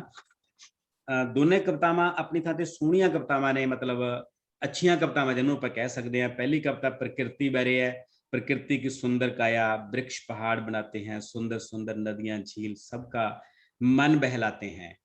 हुण खूबसूरत तुकांत जोड़िया है कि वृक्ष पहाड़ बनाते हैं, सबका मन बहलाते हैं, बनाते हैं बहलाते हैं। बहुत खूबसूरत तुकांत जुड़ गया। इस तरह का जे आप तुकांत जोड़ांगे, इस तरह लैणा नूं बराबर बराबर दियां रखांगे, लैणा दा वजन बराबर रखांगे। ਜਦੋਂ ਤੁਸੀਂ ਆਪਣੀ ਕਵਿਤਾ ਨੂੰ ਲਿਖ ਕੇ ਆਪ ਪੜੋਗੇ ਨਾ, ਤੁਹਾਨੂੰ ਪਤਾ ਲੱਗ ਜਾਊਗਾ ਕਿ ਇੱਥੇ ਮੇਰੀ ਕਵਿਤਾ ਵਜਨ ਚੋਂ ਬਾਹਰ ਨਿਕਲ ਗਈ। ਤੁਹਾਨੂੰ ਤਾਂ ਮੀਟਰ ਚੱਕ ਕੇ ਦੇਖਣ ਦੀ ਲੋੜ ਨਹੀਂ, ਉਹ ਤਾਂ 2-4 ਵਾਰ ਲੋੜ ਪੈਂਦੀ ਹੁੰਦੀ ਹੈ ਮਾੜਾ ਮੋਟਾ ਦੇਖਣ ਦੀ। ਉਦੋਂ ਬਾਅਦ ਤਾਂ ਤੁਹਾਨੂੰ ਆਪਣੇ ਆਪ ਹੀ ਪਤਾ ਲੱਗਦਾ। ਜਿਹੜੇ ਸ਼ਾਇਰ ਨੇ ਉਹ ਹਰ ਵਾਰ ਲਘੂ ਗੁਰੂ ਨੂੰ ਦੇਖ ਕੇ ਕਵਿਤਾਵਾਂ ਨਹੀਂ ਲਿਖਦੇ ਹੈਗੇ, ਉਹਨਾਂ ਦੀ ਪ੍ਰੈਕਟਿਸ ਹੀ ਇੰਨੀ ਹੋ ਜਾਂਦੀ ਹੈ। ਜਿਵੇਂ ਕਈ ਦੁਕਾਨਦਾਰ ਹੁੰਦੇ ਨੇ, ਆਪਾਂ ਸਬਜ਼ੀ ਲੈਣ ਜਾਂਦੇ ਆ, ਉਹ ਦੇਖ ਕੇ ਅੰਦਾਜ਼ਾ ਲਾ ਲੈਂਦੇ ਨੇ ਵੀ ਇਹ ਤਾਂ ਕਿਲੋ ਤਾਂ ਹੋਊਗੀ ਜੀ। ਆਪਾਂ ਕਈ ਵਾਰੀ 3 ਕਿਲੋ ਪਾ ਕੇ ਕਹਿ ਦਿੰਦੇ ਵੀ ਲਓ ਜੀ ਕਿਲੋ ਹੋ ਗਈ ਜੀ, ਆਪਾਂ ਨੂੰ ਪਤਾ ਹੀ ਨਹੀਂ ਲੱਗਦਾ ਹੈਗਾ ਇਹਦੇ ਵਜ਼ਨ ਦਾ। ਸੋ ਆਪਾਂ ਲੈਣਾ ਨੂੰ ਹੋਰ ਤਰੀਕੇ ਨਾਲ ਲਿਖਦੇ ਹਾਂ, ਪਰ ਇਹ ਕਵਿਤਾ ਸੋਹਣੀ ਹੈ। ਪਿੱਛੇ ਜੇ ਜਾ ਕੇ ਇਹਦੇ ਵਿੱਚ ਕੁਝ ਤੁਕਾਂਤ ਸਹੀ ਨਹੀਂ ਹੋਏ ਸੀ, ਉਹਨੂੰ ਮੈਂ ਸਹੀ ਕਰਨ ਦੀ ਕੋਸ਼ਿਸ਼ ਕੀਤੀ ਹੈ। ਇਹਦੇ ਵਿੱਚ ਇੱਕ ਪ੍ਰੋਬਲਮ ਜਿਹੜੀ ਹੈਗੀ ਹੈ, ਜਿਹਦੀ ਵੀ ਕਵਿਤਾ ਹੈਗੀ ਹੈ, ਇਹਦੇ ਵਿੱਚ ਇੱਕ ਸ਼ਬਦ ਵਰਤਿਆ ਹੈ ਪ੍ਰਦੂਸ਼ਣ। ਪ੍ਰਦੂਸ਼ਣ ਪੋਇਟਿਕ ਸ਼ਬਦ ਹੀ ਨਹੀਂ ਹੈਗਾ। ਬਹੁਤ ਸਾਰੇ ਸ਼ਬਦ ਪੋਇਟਿਕ ਨਹੀਂ ਹੁੰਦੇ ਹੈਗੇ। ਅਸੀਂ ਪ੍ਰਦੂਸ਼ਣ ਨੂੰ ਕਿਸੇ ਹੋਰ ਮੈਟਾਫਰ ਰਾਹੀਂ ਲੈ ਕੇ ਆਓ। ਸਰ ਮੈਂ ਵੀ ਪੁੱਛਣਾ ਚਾਹੁੰਦੀ ਹਾਂ, ਇਹਦੇ ਵਾਸਤੇ ਕੋਈ ਕੀ ਮੈਟਾਫਰ ਹੋ ਸਕਦਾ ਪ੍ਰਦੂਸ਼ਣ ਸ਼ਬਦ ਲਈ?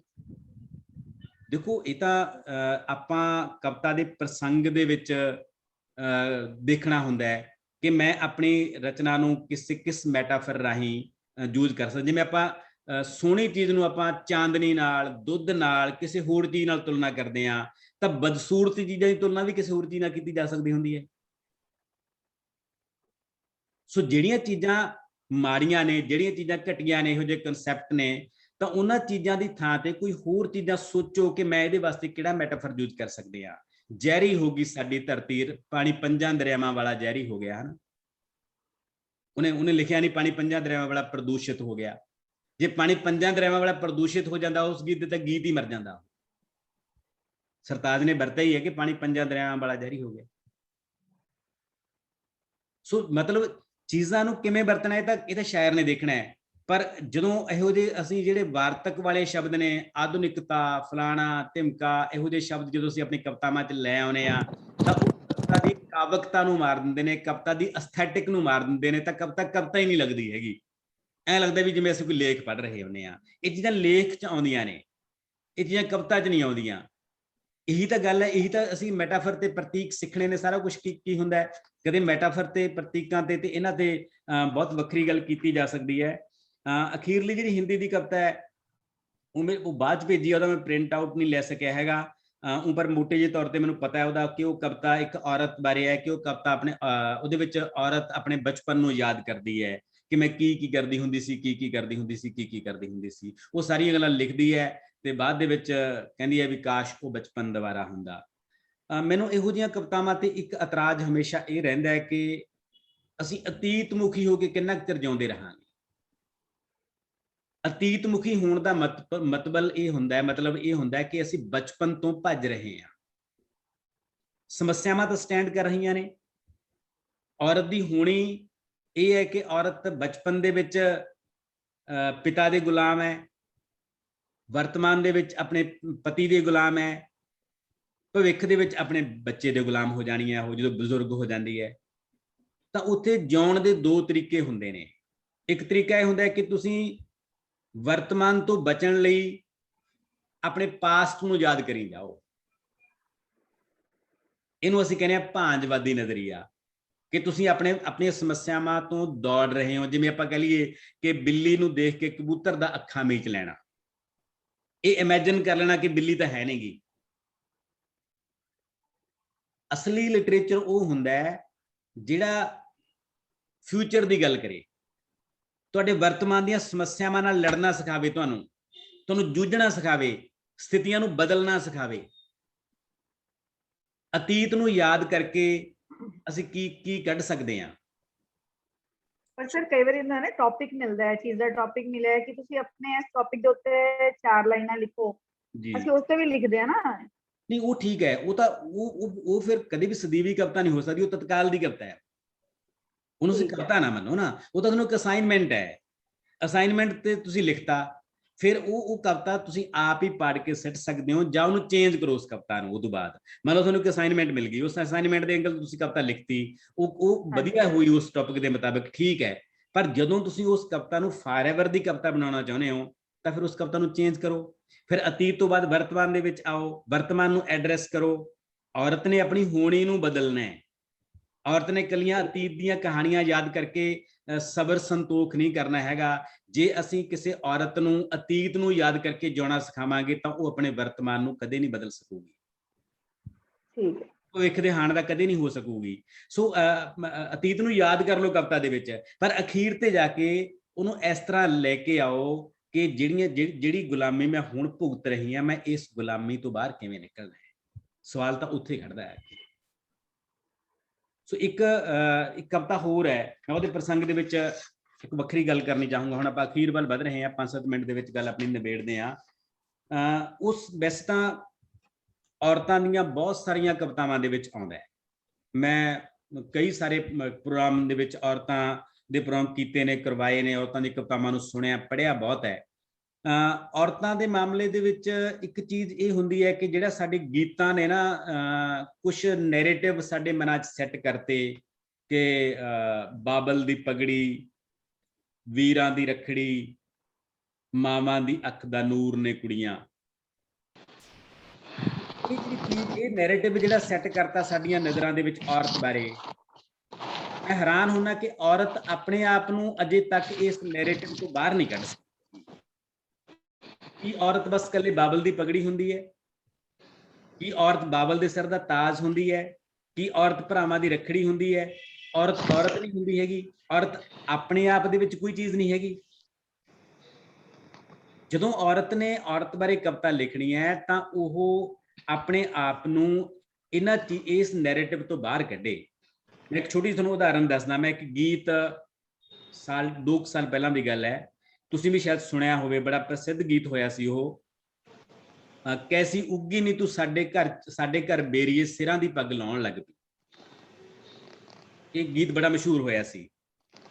ਉਹਦੇ ਵਿੱਚ ਇੱਕ ਕੁੜੀ ਦੀ ਤੁਲਨਾ ਬੇਰੀ ਨਾਲ ਕੀਤੀ ਹੈ ਕਿ ਕੁੜੀ ਬੇਰੀ ਹੈ, ਸਾਡੇ ਘਰ 'ਚ ਉੱਗ ਪਈ ਤੇ ਸਾਡੇ ਸਿਰਾਂ ਦੀ ਪੱਗ ਨੂੰ ਲਾਉਣ ਲੱਗ ਪਈ।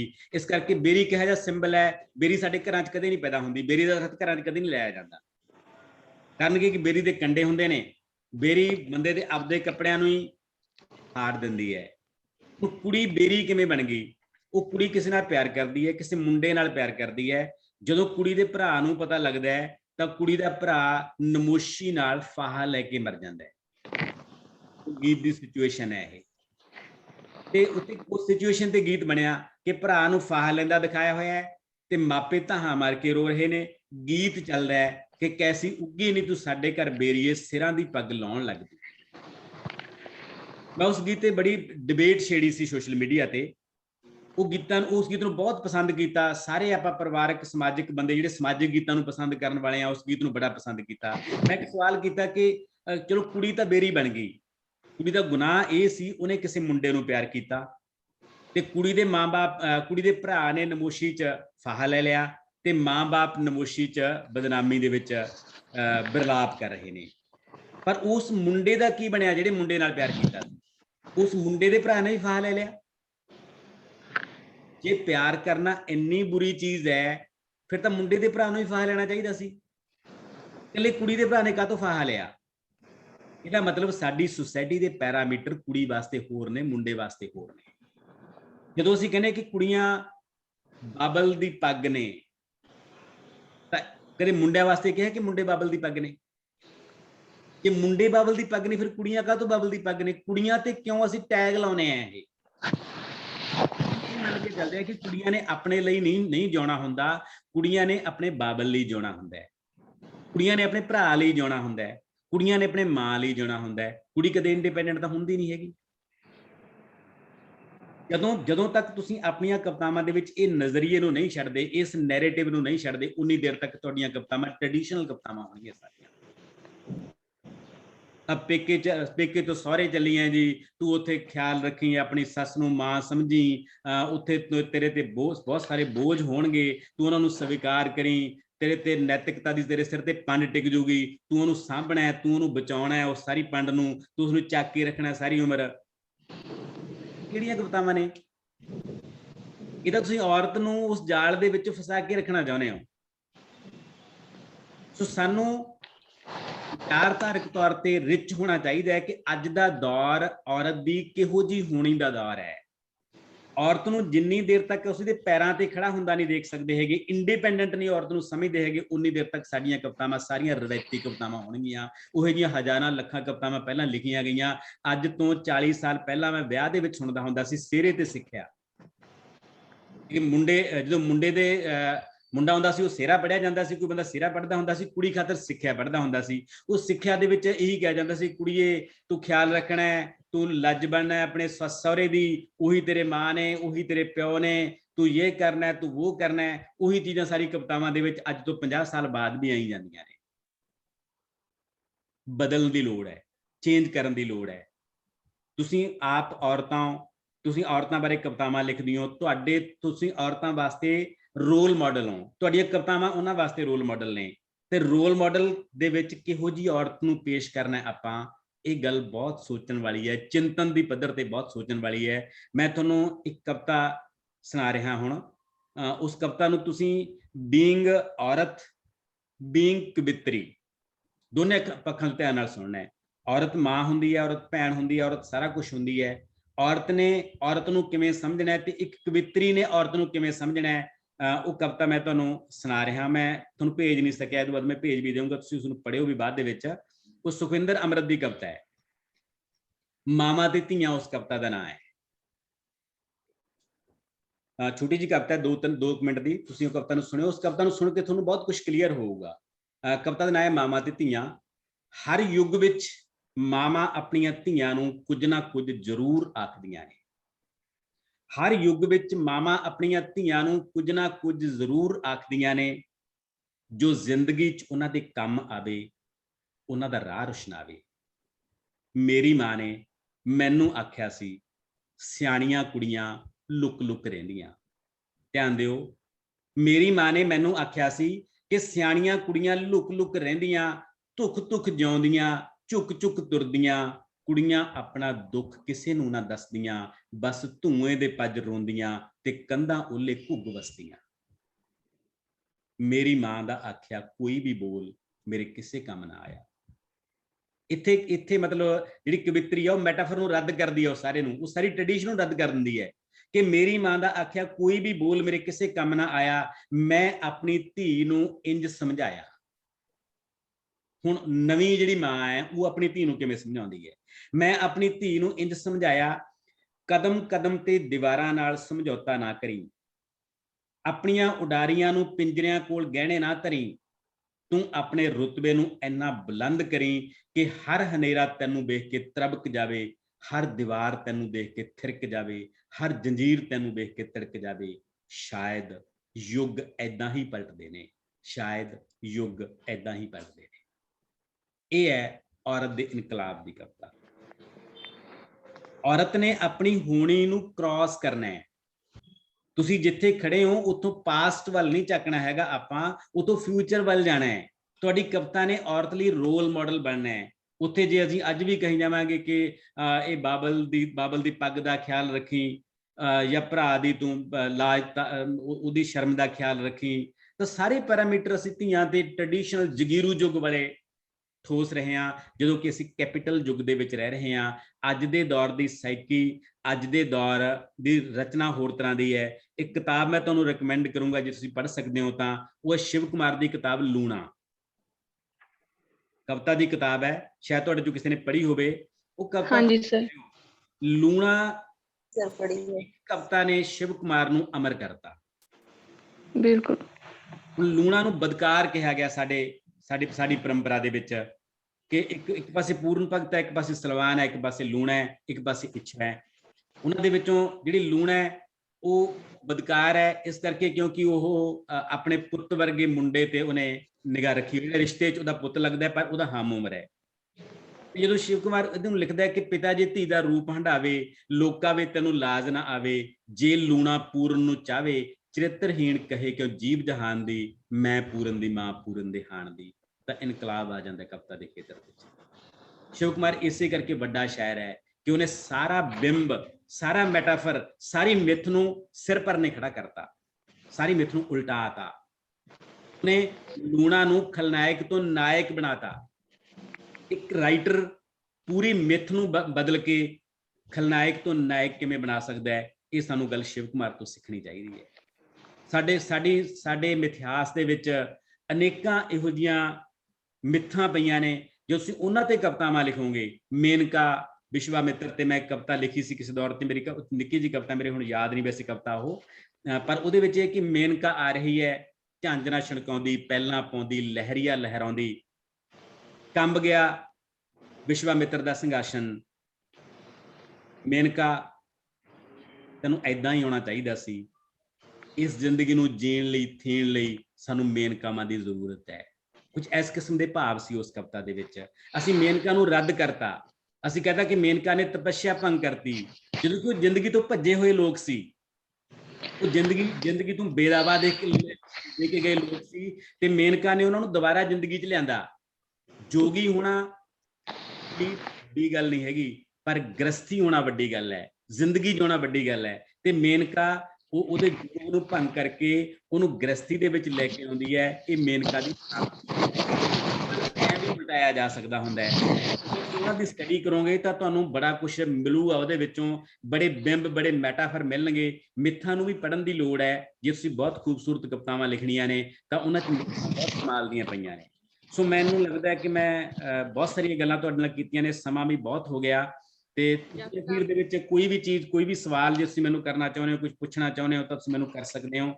ਅਦਰਵਾਈਜ਼ ਆਪਾਂ ਅੱਜ ਦੀ ਬਹਿਸ ਨੂੰ ਜਲਦੀ 2-4 ਮਿੰਟਾਂ ਦੇ ਵਿੱਚ ਸਮੇਟੀਏ। ਕੋਈ ਵੀ ਗੱਲ ਖੁੱਲ ਕੇ ਤੁਹਾਡੇ ਮਨ ਦੇ ਵਿੱਚ ਸਵਾਲ ਹੈ, ਤੁਸੀਂ ਮੈਨੂੰ ਕਰ ਸਕਦੇ ਹੋ ਪਲੀਜ਼।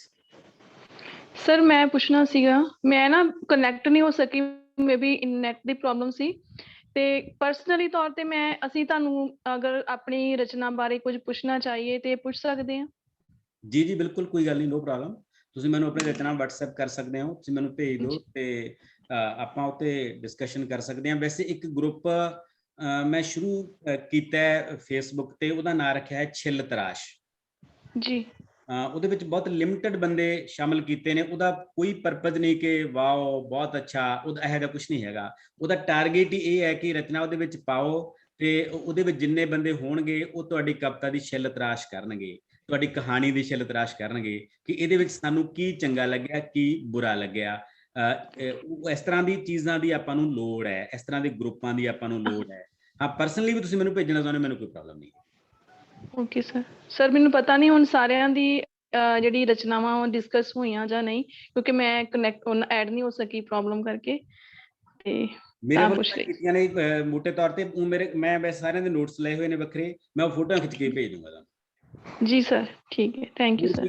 ਵੈਸੇ ਵੀ ਅਸੀਂ ਹਰ ਹਫਤੇ ਇੱਕ ਜਿਹੜੀ ਹੈਗੀ ਆ ਉਹ ਰੱਖਣੀ ਹੋਈ ਆ, ਜਿਵੇਂ ਸ਼ੁੱਕਰਵਾਰ ਵਾਲੇ ਦਿਨ ਅੱਜ ਰੱਖੀ ਹੈ ਤੇ ਅਗਲੇ ਹਫਤੇ ਵੀ ਸ਼ੁੱਕਰਵਾਰ ਰੱਖ ਸਕਦੇ ਆ। ਤੁਸੀਂ ਤਾਂ ਮੈਨੂੰ ਪਰਮਾਨੈਂਟਲੀ ਬੁੱਕ ਕਰ ਲਓਗੇ ਜੀ ਇਸ ਤਰ੍ਹਾਂ ਦਾ। ਨਹੀਂ, ਤੁਹਾਡੀ ਮਦਦ ਕਰਨ ਲਈ ਵੀ ਇੱਕ ਮੈਂਬਰ ਸਾਡੇ ਕੋਲ ਇਹਦੇ ਵਿੱਚ ਹੈਗੇ ਨੇ, ਡਾਕਟਰ ਸਤਿੰਦਰ ਕੌਰ ਜੀ।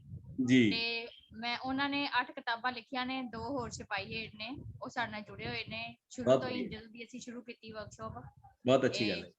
ਪੂਰਾ ਟਾਈਮ ਉਹਨਾਂ ਨੇ ਸਾਡੇ ਨਾਲ ਹੀ ਰਹੇ ਨੇ। ਜੀ ਜੀ ਜੀ। ਤੇ ਉਹਨਾਂ ਨੂੰ ਹੀ ਉਹ ਕੁਝ ਕਹਿਣਾ ਚਾਹੁੰਦੇ ਹੋਣ ਤੇ ਮੈਂ ਰਿਕੁਐਸਟ ਕਰਾਂਗੀ ਤੇ ਜ਼ਰੂਰ ਕਹਿਣ। ਹਾਂਜੀ ਹਾਂ, ਸਾਰੇ ਇੱਕ ਮਿੰਟ ਪਲੀਜ਼, 1 ਮਿੰਟ 1-2 ਮਿੰਟ ਜ਼ਰੂਰ ਗੱਲ ਕਰੋ। ਜਿੰਨੇ ਤੁਸੀਂ 5-7 ਆਪਾਂ ਹੈਗੇ ਆ, 5-7 ਮਿੰਟ ਆਪਾਂ ਹੋਰ ਲਾ ਸਕਦੇ ਹਾਂ ਤਾਂ ਕਿ ਮੈਨੂੰ ਵੀ ਫੀਡਬੈਕ ਮਿਲੇ ਜੀ। ਤੇ ਮੈਂ ਚਾਹਾਂਗੀ ਕਿ ਅਗਲੇ ਹਫਤੇ ਜਦੋਂ ਤੁਸੀਂ ਵਰਕਸ਼ਾਪ ਲਗਾਓ ਤੇ ਵਿੱਚ ਡਾਕਟਰ ਸਤਿੰਦਰ ਜੀ ਵੀ ਆਪਣਾ ਯੋਗਦਾਨ ਪਾਣ। ਹਾਂ, ਕੋਈ ਗੱਲ ਨਹੀਂ, ਮੋਸਟ ਵੈਲਕਮ। ਹਾਂਜੀ ਪਲੀਜ਼ ਸਾਰੇ ਜਣੇ 1-1 ਮਿੰਟ ਲਈ, 2 ਮਿੰਟ ਲਈ ਆਪਣੀ ਜਿਹੜਾ ਐਕਸਪੀਰੀਅੰਸ ਹੈ ਜ਼ਰੂਰ ਦੱਸੋ ਅੱਜ ਦੀ ਵਰਕਸ਼ਾਪ ਦਾ, ਜਾਂ ਕੋਈ ਸਵਾਲ ਹੈ ਤਾਂ ਉਹ ਵੀ ਤੁਸੀਂ ਕਰ ਸਕਦੇ ਹੋ। Excuse me sir. जी सर मैं आज नई पहली बार ही आई हूँ आपके इसमें जी। तो सर जो प्रदूषण वाली जो आपने पढ़ी थी वो मैंने लिखी है, तो मैंने वो वर्ड जो आपने बोला है कि इसमें ये नहीं आना चाहिए, उसका थोड़ा सा मेरे को डिटेल बता दो। मैं तो वर्क करूंगा, दोबारा सोचूंगा तो मैं दसूंगा जरूर, जो मैं फोटो खिंच के भेजूंगा तो ਉਹਦੇ ਵਿੱਚ ਆਪਾਂ ਕਰਾਂਗੇ। ठीक है सर जी। ਹਾਂਜੀ ਡਾਕਟਰ ਸਤਿੰਦਰ जी। मैं सिर्फ पूछना सी कि ਜਿਹੜੀ ਅਤੀਤ के पन्ने लिखी है ਉਹਦੇ ਸੁਕਾਨ ਵਗੈਰਾ ਠੀਕ है या नहीं है? वो एक टॉपिक ਦਿੱਤਾ ਗਿਆ ਸੀ। ਕਿਹੜੀ ਕਵਿਤਾ ਜੀ? ਅਤੀਤ के पन्ने। ਅੱਛਾ, ਜਿਹੜੀ ਹਿੰਦੀ ਵਾਲੀ ਦੂਜੀ ਕਵਿਤਾ ਸੀ। ਉਹ ਕਵਿਤਾ ਸੋਹਣੀ ਕਵਿਤਾ, ਵੈਸੇ ਇਹੀ ਜੀ ਗੱਲ ਨਹੀਂ, ਪਰ ਉਹਦਾ ਬਸ ਮੈਂ ਇੱਕੋ ਗੱਲ ਤੇ ਸਹਿਮਤ ਨਹੀਂ ਹੈਗਾ ਕਿ ਕਵਿਤਾ ਅਤੀਤ ਚੋਂ ਸ਼ੁਰੂ ਹੋ ਕੇ ਅਤੀਤ ਤੇ ਮੁੱਕ ਜਾਂਦੀ ਹੈ। ਅਤੀਤ ਹੀ ਖਤਮ ਹੋ ਗਈ ਹੈ। ਠੀਕ ਹੈ। ਕਵਿਤਾ ਨੂੰ ਅਤੀਤ ਚੋਂ ਸ਼ੁਰੂ ਹੋ ਕੇ ਫਿਊਚਰਿਸਟਿਕ ਹੋਣਾ ਚਾਹੀਦਾ ਕਵਿਤਾ। ਠੀਕ ਹੈ। ਸ਼ੁਰੂ ਅਤੀਤ ਤੋਂ ਕਰ ਲਓ, ਮੁੱਢਲਾ ਪੋਰਸ਼ਨ ਬਹੁਤ ਅੱਛਾ ਹੈ, ਪਰ ਕਵਿਤਾ ਵਰਤਮਾਨ ਦੇ ਸਵਾਲਾਂ ਨੂੰ ਐਡਰੈਸ ਕਰਨੀ ਚਾਹੀਦੀ ਹੈ। ਔਰਤ ਜਿਹੜੇ ਸੰਕਟ ਦੇ ਵਿੱਚ ਫਸੀ ਹੋਈ ਹੈ, ਜਿਹੜੀ ਹੋਣੀ ਹੰਢਾ ਰਹੀ ਹੈ, ਉਸ ਹੋਣੀ ਨੂੰ ਤੇ ਉਸ ਹੋਣੀ ਤੋਂ ਬਾਅਦ ਅੱਗੇ ਕੀ ਕਰ ਸਕਦੀ ਹੈ ਔਰਤ, ਇਹ ਤੇ ਥੋੜਾ ਜਿਹਾ ਸੋਚੋ। ਅਦਰਵਾਈਜ਼ ਉਹ ਵੈਸੇ ਕਵਿਤਾ ਸੋਹਣੀ ਹੈ। ਠੀਕ ਹੈ ਸਰ, ਠੀਕ ਹੈ, ਥੈਂਕ ਯੂ ਜੀ। ਹੋਰ ਕੋਈ ਪਲੀਜ਼। ਸਰ ਮੇਰੀ ਕਵਿਤਾ ਸੀ ਰੰਗਾਂ ਦਾ ਵਣਜਾਰਾ, ਕੀ ਉਹ ਡਿਸਕਸ ਹੋਈ? ਹਾਂਜੀ ਹੋਈ ਸੀ। ਹਾਂ ਹੋਈ ਹੈ ਜੀ। ਰੰਗਾਂ ਦਾ ਵਣਜਾਰਾ ਕਵਿਤਾ ਵੀ ਬਸ ਉਹਦੇ ਵਿੱਚ ਮਾਈਨਰ ਕਿਤੇ ਨਾ ਕਿਤੇ ਨਾ ਸ਼ਬਦਾਂ ਦੀ ਪ੍ਰੋਬਲਮ ਹੈ, ਉਹਦੇ ਨਾਲ ਥੋੜਾ ਜਿਹਾ ਜਿਹੜਾ ਹੈਗਾ ਉਹਦਾ ਵਜ਼ਨ ਵਿਗੜਦਾ ਹੈ ਲਾਈਨਾਂ ਦਾ। ਉਹ ਕਿਤੇ ਮੈਂ ਸ਼ਬਦ ਐਡ ਕੀਤੇ ਨੇ, ਕਿਤੇ ਕੋਈ ਸ਼ਬਦ ਕੱਢਿਆ ਹੈ। ਮਤਲਬ ਲਗਭਗ 90% ਉਹ ਕਵਿਤਾ ਬਹੁਤ ਅੱਛੀ ਕਵਿਤਾ ਹੈ, ਸੋਹਣੀਆਂ ਉਹਦੇ ਵਿੱਚ ਮੈਟਾਫਰ ਵਰਤੇ ਨੇ ਉਹਦੇ ਵਿੱਚ, ਬਸ ਕਿਤੇ ਵਜ਼ਨ ਦੀ ਪ੍ਰੋਬਲਮਾਂ ਨੇ। ਉਹ ਮੈਂ ਥੋੜਾ ਜਿਹਾ ਕੀਤਾ ਵਰਕਆਊਟ, ਉਹ ਮੈਂ ਤੁਹਾਨੂੰ। ਜੀ ਸਰ। ਜੀ thank you sir. Okay, thank you sir. ਜੀ ਸਤਿ ਸ਼੍ਰੀ ਅਕਾਲ ਸਰ। ਜੀ ਸਤਿ ਸ਼੍ਰੀ ਅਕਾਲ ਸਾਰਿਆਂ ਨੂੰ ਮੇਰੇ ਵੱਲੋਂ ਪਿਆਰ ਤੇ ਸਤਿਕਾਰ ਭਰਪੂਰ ਸਤਿ ਸ਼੍ਰੀ ਅਕਾਲ ਜੀ। ਡਾਕਟਰ ਕੁਲਦੀਪ ਸਿੰਘ ਦੀਪ ਨੇ ਬਹੁਤ ਹੀ ਵਧੀਆ ਤਰੀਕੇ ਦੇ ਨਾਲ ਜਿਹੜਾ ਦੱਸਿਆ ਕਿ ਕਿਸ ਤਰ੍ਹਾਂ ਅਸੀਂ ਕਵਿਤਾ ਵਿੱਚ ਤੁਕਾਂਤ ਰੱਖ ਸਕਦੇ ਹਾਂ, ਕਿਸ ਤਰ੍ਹਾਂ ਸੰਵੇਦਨਾ ਹੋਵੇ, ਕਲਪਨਾ ਹੋਵੇ, ਉਹਦੀ ਡਾਰੀ ਲਾ ਕੇ ਜਿਹੜਾ ਕਵੀ ਆ ਉਹ ਆਪਣੀ ਰਚਨਾ ਰਚ ਸਕਦਾ। ਬਹੁਤ ਹੀ ਵਧੀਆ ਤਰੀਕੇ ਦੇ ਨਾਲ ਸਮਝਾਇਆ, ਬਹੁਤ ਵਧੀਆ ਲੱਗਾ ਜੀ, ਬਹੁਤ ਹੀ ਵਧੀਆ। ਥੈਂਕ ਯੂ ਜੀ, ਥੈਂਕ ਯੂ। ਡਾਕਟਰ ਸਿੰਦਰ ਜੀ, ਮੈਂ ਤੁਹਾਨੂੰ ਪੁੱਛਣਾ ਚਾਹਾਂਗੀ ਕਿ ਅਗਲੇ ਹਫਤੇ ਤੁਸੀਂ ਸਾਡੀ ਨਾਲ ਮਦਦ ਕਰੋਗੇ ਸਾਨੂੰ ਕਰਨ ਜਿੰਨੇ ਕੁ ਜੋ ਹੈਗੇ ਕਰਾਂਗੇ ਮਦਦ। ਵੈਸੇ ਸਾਰੋਂ ਨਹੀਂ ਬਹੁਤ ਵਧੀਆ ਤਰੀਕੇ ਨਾਲ ਸਮਝਾਉਂਦੇ ਆ, ਇਹੋ ਹੀ ਸਗੋਂ ਵਰਕਸ਼ਾਪ ਲਾਇਆ ਕਰਨ ਤੇ ਵਧੀਆ ਜੇ। ਨਹੀਂ ਕੋਈ ਗੱਲ ਨਹੀਂ ਜੀ, ਇਹ ਤਾਂ ਕੋਈ ਗੱਲ ਨਹੀਂ, ਤੁਹਾਡੇ ਕੋਲ ਵੀ ਕੁਝ ਦੱਸਣ ਲਈ ਹੋਵੇ ਤਾਂ ਜ਼ਰੂਰ ਤੁਸੀਂ ਕੁਝ ਮਿੰਟ ਲੈ ਕੇ ਦੱਸ ਸਕਦੇ ਹੋ। ਜ਼ਰੂਰ ਜੀ, ਹਾਜ਼ਰ ਹਾਂ ਜੀ ਜਿਸ ਤਰ੍ਹਾਂ। ਬਾਕੀ ਜਿਹੜੇ ਬੰਦੇ ਹੈਗੇ ਨੇ ਆਪਣੇ ਨਾਲ ਸ਼ਾਮਲ ਜੀ, ਮੈਡਮ ਸੁਖਵਿੰਦਰ ਕੌਰ। ਹਾਂਜੀ ਸਰ, ਸਤਿ ਸ਼੍ਰੀ ਅਕਾਲ ਜੀ ਸਾਰਿਆਂ ਨੂੰ। ਸਤਿ ਸ਼੍ਰੀ ਅਕਾਲ। ਸਤਿ ਸ਼੍ਰੀ ਅਕਾਲ। ਹਰਕੀਰਤ ਕੌਰ ਹੈ ਜੀ। ਸਤਿ ਸ਼੍ਰੀ ਅਕਾਲ ਜੀ ਸਰ, ਬਹੁਤ ਬਹੁਤ ਤੁਹਾਡਾ ਧੰਨਵਾਦ ਮੈਡਮ ਜਸਵਿੰਦਰ ਕੌਰ ਜੀ, ਮੈਨੂੰ ਤੁਸੀਂ ਜੋੜਿਆ ਇਸ ਵਰਕਸ਼ਾਪ ਦੇ ਨਾਲ। ਔਰ ਵਾਕਈ ਸਾਨੂੰ ਇਹਨਾਂ ਗੱਲਾਂ ਦੀ ਲੋੜ ਸੀ ਜੀ। ਔਰ ਸਰ ਤੁਹਾਡਾ ਬਹੁਤ ਹੀ ਧੰਨਵਾਦ ਜੀ, ਤੁਸੀਂ ਬੜੀਆਂ ਬਾਰੀਕੀਆਂ ਦੱਸੀਆਂ ਹੈ ਜਿਹੜੀਆਂ ਕਿ ਸਾਨੂੰ ਬਹੁਤ ਹੀ ਕੰਮ ਆਉਣਗੀਆਂ ਜੀ। ਤੁਹਾਡਾ ਬਹੁਤ ਧੰਨਵਾਦ ਜੀ, ਪਰਮਾਤਮਾ ਤੁਹਾਨੂੰ ਚੜ੍ਹਦੀ ਕਲਾ ਦੇ ਵਿੱਚ ਰੱਖੇ ਜੀ। ਧੰਨਵਾਦ ਸਰ। ਬਹੁਤ ਸ਼ੁਕਰੀਆ ਮੈਮ ਜੀ। ਸਰ ਕਿਉਂਕਿ ਅਸੀਂ ਨਵੇਂ ਆ, ਮਤਲਬ ਮੈਂ ਜਿਵੇਂ ਆਪਣੀ ਗੱਲ ਕਰਦੀ, ਅਸੀਂ ਨਵੇਂ ਆ, ਸਾਨੂੰ ਅਜੇ ਬਹੁਤ ਜ਼ਿਆਦਾ ਡੂੰਘਾਈ ਨਾਲ ਇਹਨਾਂ ਚੀਜ਼ਾਂ ਦੀ ਨਹੀਂ ਸਮਝ ਹੈਗੀ। ਇਸ ਕਰਕੇ ਸਾਨੂੰ ਤੁਹਾਡੀ ਬਹੁਤ ਸਮੇਂ ਨੂੰ ਲੋੜ ਆ, ਇੱਕ ਗਾਈਡ ਦੀ ਤਰ੍ਹਾਂ ਜਾਂ ਇੱਕ ਗੁਰੂ ਦੀ ਤਰ੍ਹਾਂ। ਨਹੀਂ ਮੈਡਮ ਕੋਈ ਗੱਲ ਨਹੀਂ ਹੈ ਕਿ ਨੋ ਪ੍ਰੋਬਲਮ। ਜਿੰਨਾ ਕਿ ਮੈਂ ਮਤਲਬ, ਚਲੋ ਕੋਈ ਬੰਦਾ ਮੁਕੰਮਲ ਤਾਂ ਕੋਈ ਵੀ ਨਹੀਂ ਹੁੰਦਾ ਹੈਗਾ, ਪਰ ਜਿੰਨਾ ਕਿ ਮੈਂ ਕਰ ਸਕਦਾ ਤੁਹਾਡੀ ਮਦਦ, ਮੈਨੂੰ ਖੁਸ਼ੀ ਹੋਊਗੀ ਇਸ ਗੱਲ ਦੀ। Thank you. ਮੈਂ ਕਵਿਤਾ ਲਿਖੀ ਸੀ ਲੋਕ, ਉਹਦੇ ਤੇ ਵੈਸੇ ਜ਼ਿਆਦਾ ਤਾਂ ਡਿਸਕਸ ਨਹੀਂ ਹੋਇਆ। ਮੈਂ ਇੱਕ ਰਿਕੁਐਸਟ ਕਰਨਾ ਚਾਹੁੰਦੀ ਸੀ ਵੀ ਅਗਲੀ ਵਰਕਸ਼ਾਪ ਛੰਦਬੰਦੀ ਦੇ ਉੱਪਰ ਜ਼ਰੂਰ ਇੱਕ ਅੱਧੀ ਤੁਸੀਂ ਜ਼ਰੂਰ ਕਰੋ। ਛੰਦਾਂ ਦੇ ਹਾਂ, ਛੰਦਬੰਦੀ ਤੇ ਪੂਰਾ ਮਤਲਬ ਸਮਾਂ ਲਾਇਆ ਜਾ ਸਕਦਾ ਹੈ। ਇਹ ਮਤਲਬ ਅੱਧੇ ਪੌਣੇ ਘੰਟੇ ਤੱਕ ਘੱਟੋ ਘੱਟ ਟੌਪਿਕ ਬਣਦਾ ਹੈ। ਇਹ ਤੋਂ ਛੰਦਬੰਦੀ ਤੋਂ ਅਸੀਂ ਬਹੁਤ ਕੁਝ ਸਿੱਖ ਸਕਦੇ ਹਾਂ। ਗਜ਼ਲ, ਛੰਦਬੱਧ ਕਵਿਤਾ ਬਹੁਤ ਵੱਡਾ ਫੀਲਡ ਹੈ। ਜਦੋਂ ਅਸੀਂ ਇਹਨੂੰ ਸਿੱਖ ਲੈਂਦੇ ਹਾਂ ਤਾਂ ਬੜੀ ਸਮਝ ਆਉਂਦੀ ਹੈ ਸਾਨੂੰ ਕਿ ਕਵਿਤਾ ਮੈਥ ਵਾਂਗੂ ਕਿਵੇਂ ਸਟੱਡੀ ਕੀਤੀ ਜਾ ਸਕਦੀ ਹੁੰਦੀ ਹੈ। ਕਵਿਤਾ ਦੇ ਵਿੱਚ ਕੁਝ ਵੀ ਇਹੋ ਜਿਹਾ ਨਹੀਂ ਹੁੰਦਾ ਹੈਗਾ ਜਿਹੜਾ ਮਤਲਬ ਅਸੀਂ ਆਪਦੀ ਮਰਜ਼ੀ ਨਾਲ ਪਾ ਸਕੀਏ ਤੇ ਆਪਦੀ ਮਰਜ਼ੀ ਨਾਲ ਛੱਡ ਸਕੀਏ। ਇਹ ਤੇ ਜ਼ਰੂਰ ਆਪਾਂ ਕਿਸੇ ਨੈਕਸਟ ਵਰਕਸ਼ਾਪ ਦੇ ਵਿੱਚ ਆਪਾਂ ਡਿਟੇਲ ਥੋੜੀ ਜਿਹੀ ਗੱਲ ਕਰਾਂਗੇ। ਹੁਣ ਤਾਂ ਮੈਂ ਸਿਰਫ ਟੱਚ ਹੀ ਕੀਤਾ ਬਹੁਤ ਸਾਰੀ ਚੀਜ਼ਾਂ ਨੂੰ। ਇਹਨਾਂ ਤੇ ਲੰਮੀ ਗੱਲਬਾਤ ਹੁੰਦੀ ਹੈ, ਫਿਰ ਆਪਾਂ ਨੂੰ ਵੱਧ ਪਤਾ ਲੱਗਦਾ। ਹਾਂਜੀ ਹਾਂਜੀ, ਸ਼ੁਕਰਾਨਾ ਜੀ। ਬਾਕੀ ਵੀਰ ਜੀ ਉਹ ਲਘੂ ਤੇ ਗੁਰੂ ਦਾ ਕਨਸੈਪਟ ਮੈਂ ਪੜ੍ਹਿਆ ਬਹੁਤ ਸਾਰੀ ਸੀ, ਅੱਜ ਸਮਝ ਹੀ ਆ ਗਿਆ। ਜੀ ਕੋਈ ਗੱਲ ਨਹੀਂ, ਆਪਾਂ ਨੈਕਸਟ ਟਾਈਮ ਜਦੋਂ ਗੱਲ ਕਰਾਂਗੇ ਤਾਂ ਹੋਰ ਵੱਧ ਸਮਝ ਆ ਜਾਏ। तो डॉक्टर साहब, मैं आप जी का बहुत बहुत शुक्रिया करना चाहांगी। बहुत ही सहनशीलता नाल तुसी सब कुछ समझाया सारिਆਂ ਨੂੰ। बिल्कुल भी मैनू इन्नी हैरानी है कि 2 घंटे होने के बावजूद भी साडा कोई भी पार्टिसिपेंट जिहड़ा वो छड्ड के नहीं गया। ਸਾਰੇ ਬਹੁਤ ਹੀ ਧਿਆਨ ਨਾਲ ਜਿਹੜੇ ਆ ਉਹ 2 ਘੰਟੇ ਹੋ ਗਏ, ਮੈਨੂੰ ਤਾਂ ਇਹ ਵੀ ਨਹੀਂ ਪਤਾ ਲੱਗਿਆ ਵੀ 2 ਘੰਟੇ ਹੋ ਗਏ। ਫਿਰ ਤਾਂ ਤੁਹਾਡਾ ਸੱਚੀ ਮੁੱਚੀ ਧੰਨਵਾਦ, ਤੁਸੀਂ ਮੈਨੂੰ 2 ਘੰਟੇ ਬਰਦਾਸ਼ਤ ਕਰ ਲਿਆ।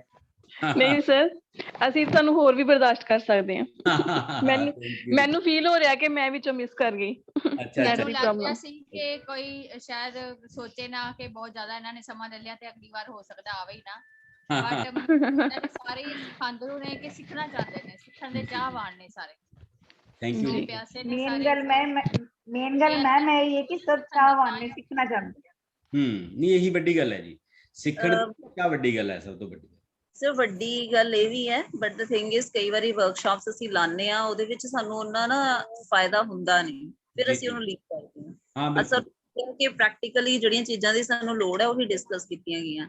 ਸ਼ਾਇਦ ਮੈਨੂੰ ਸਾਰੇ ਇਸੇ ਲਈ ਜੁੜੇ ਰਹੇ ਆ। ਹਾਂ ਚਲੋ ਥੈਂਕ ਯੂ ਮੈਮ, ਤੁਸੀਂ ਗੱਲ ਮਹਿਸੂਸ ਕਰਦੇ ਹੋ ਤਾਂ ਮੈਨੂੰ ਵੀ ਇਸ ਗੱਲ ਦੀ ਖੁਸ਼ੀ ਹੈ। ਫਿਰ ਸਰ ਇਹਦੀ ਰਿਕਾਰਡਿੰਗ ਵੀ ਮਿਲੇਗੀ ਸਾਨੂੰ? ਹਾਂ ਇਹਦੀ ਰਿਕਾਰਡਿੰਗ ਮਿਲ ਜੂਗੀ। ਇਹਦੀ ਰਿਕਾਰਡਿੰਗ ਫਿਰ ਸਿਰਫ ਗਰੁੱਪ 'ਚ ਹੀ ਰਹੇਗੀ, ਉਹਨੂੰ ਇੱਧਰ ਉੱਧਰ ਭੇਜਣ ਦੀ ਲੋੜ ਨਹੀਂ। ਸਾਰੇ ਅਸੀਂ ਆਪ ਹੀ, ਜੇ ਕਿਸੇ ਨੇ ਵੇਖਣੀ ਹੋਵੇ ਦੁਬਾਰਾ ਕੁਝ ਰਹਿ ਗਿਆ ਹੋਵੇ ਕਿਸੇ ਦਾ, ਜਿਵੇਂ ਰਣਜੀਤ ਕੌਰ ਜੀ ਦਾ ਮਿਸ ਹੋ ਗਿਆ, ਉਹ ਵੇਖ ਲੈਣ। ਹਾਂਜੀ ਸਿਰਫ ਆਪਣੇ ਸਿੱਖਣ ਵਾਲੀ। ਹਾਂਜੀ ਕੁਝ ਜਿਹੜੀਆਂ ਦੁਬਾਰਾ ਰਿਪੀਟ ਹੋ ਜਾਣਗੀਆਂ ਤੇ ਸਾਨੂੰ ਅੱਛੇ ਤਰੀਕੇ ਨਾਲ ਅਸੀਂ ਉਹਨਾਂ ਨੂੰ ਫਿਰ ਦੁਬਾਰਾ ਸੁਣਦੇ ਆ ਤਾਂ ਆਪਾਂ ਨੂੰ ਬਹੁਤ ਸਾਰੀਆਂ ਗੱਲਾਂ ਇੱਕੋ ਵਾਰੀ ਸਮਝ ਵੀ ਨਹੀਂ ਆਉਂਦੀਆਂ ਨਾ, ਬਾਰ-ਬਾਰ ਸੁਣਨ ਨਾਲ। ਹਾਂਜੀ ਕੋਈ ਨਹੀਂ, ਮੈਂ ਬਿਲਕੁਲ ਇੱਥੇ ਕਰਦਾ ਕੋਸ਼ਿਸ਼ ਤੁਹਾਨੂੰ ਲਿੰਕ ਤੇ ਭੇਜਣ ਦੀ। ਹਾਂਜੀ ਆਪ ਹੀ ਸਿੱਖਾਂਗੇ ਜੀ।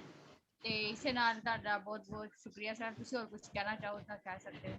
ਨਹੀਂ ਜੀ, ਮੈਂ ਤਾਂ ਬਹੁਤ ਕੁਝ ਕਹਿਤਾ ਆਪਣੇ ਵੱਲੋਂ। ਮੇਰੀ ਕਹੀ ਹੋਈ ਕਿਸੇ ਗੱਲ ਨੂੰ ਬਸ ਇੰਨੀ ਕੁ ਬੇਨਤੀ ਹੈ ਕਿ ਨਿੱਜੀ ਨਹੀਂ ਲੈਣਾ ਹੈਗਾ। ਕਿਉਂਕਿ ਇਸ ਕਰਕੇ ਮੈਂ ਕਿਸੇ ਵੀ ਕਵਿਤਾ ਤੇ ਇਸ ਰੂਪ ਦੇ ਵਿੱਚ ਇਹ ਸੋਚ ਕੇ ਕਮੈਂਟ ਨਹੀਂ ਕੀਤਾ ਮੈਂ ਕਿਸੇ ਖਾਸ ਬੰਦੇ ਤੇ ਕਮੈਂਟ ਕਰ ਰਿਹਾ। ਮੇਰੇ ਸਾਹਮਣੇ ਟੈਕਸਟ ਹੈ ਇੱਕ, ਮੈਂ ਉਸ ਟੈਕਸਟ ਨੂੰ ਸਟੱਡੀ ਕਰਕੇ ਜੋ ਮੈਨੂੰ ਲੱਗਿਆ, ਜੋ ਮਹਿਸੂਸ ਕੀਤਾ, ਮੈਂ ਉਸ ਨੂੰ ਕੋਸ਼ਿਸ਼ ਕੀਤੀ ਹੈ ਕਿ ਸ਼ਾਲੀਨਤਾ ਨਾਲ ਤੁਹਾਨੂੰ ਦੱਸ ਸਕਾਂ, ਇੱਕ ਲਿਮਿਟ ਦੇ ਵਿੱਚ ਰਹਿ ਕੇ ਦੱਸ ਸਕਾਂ।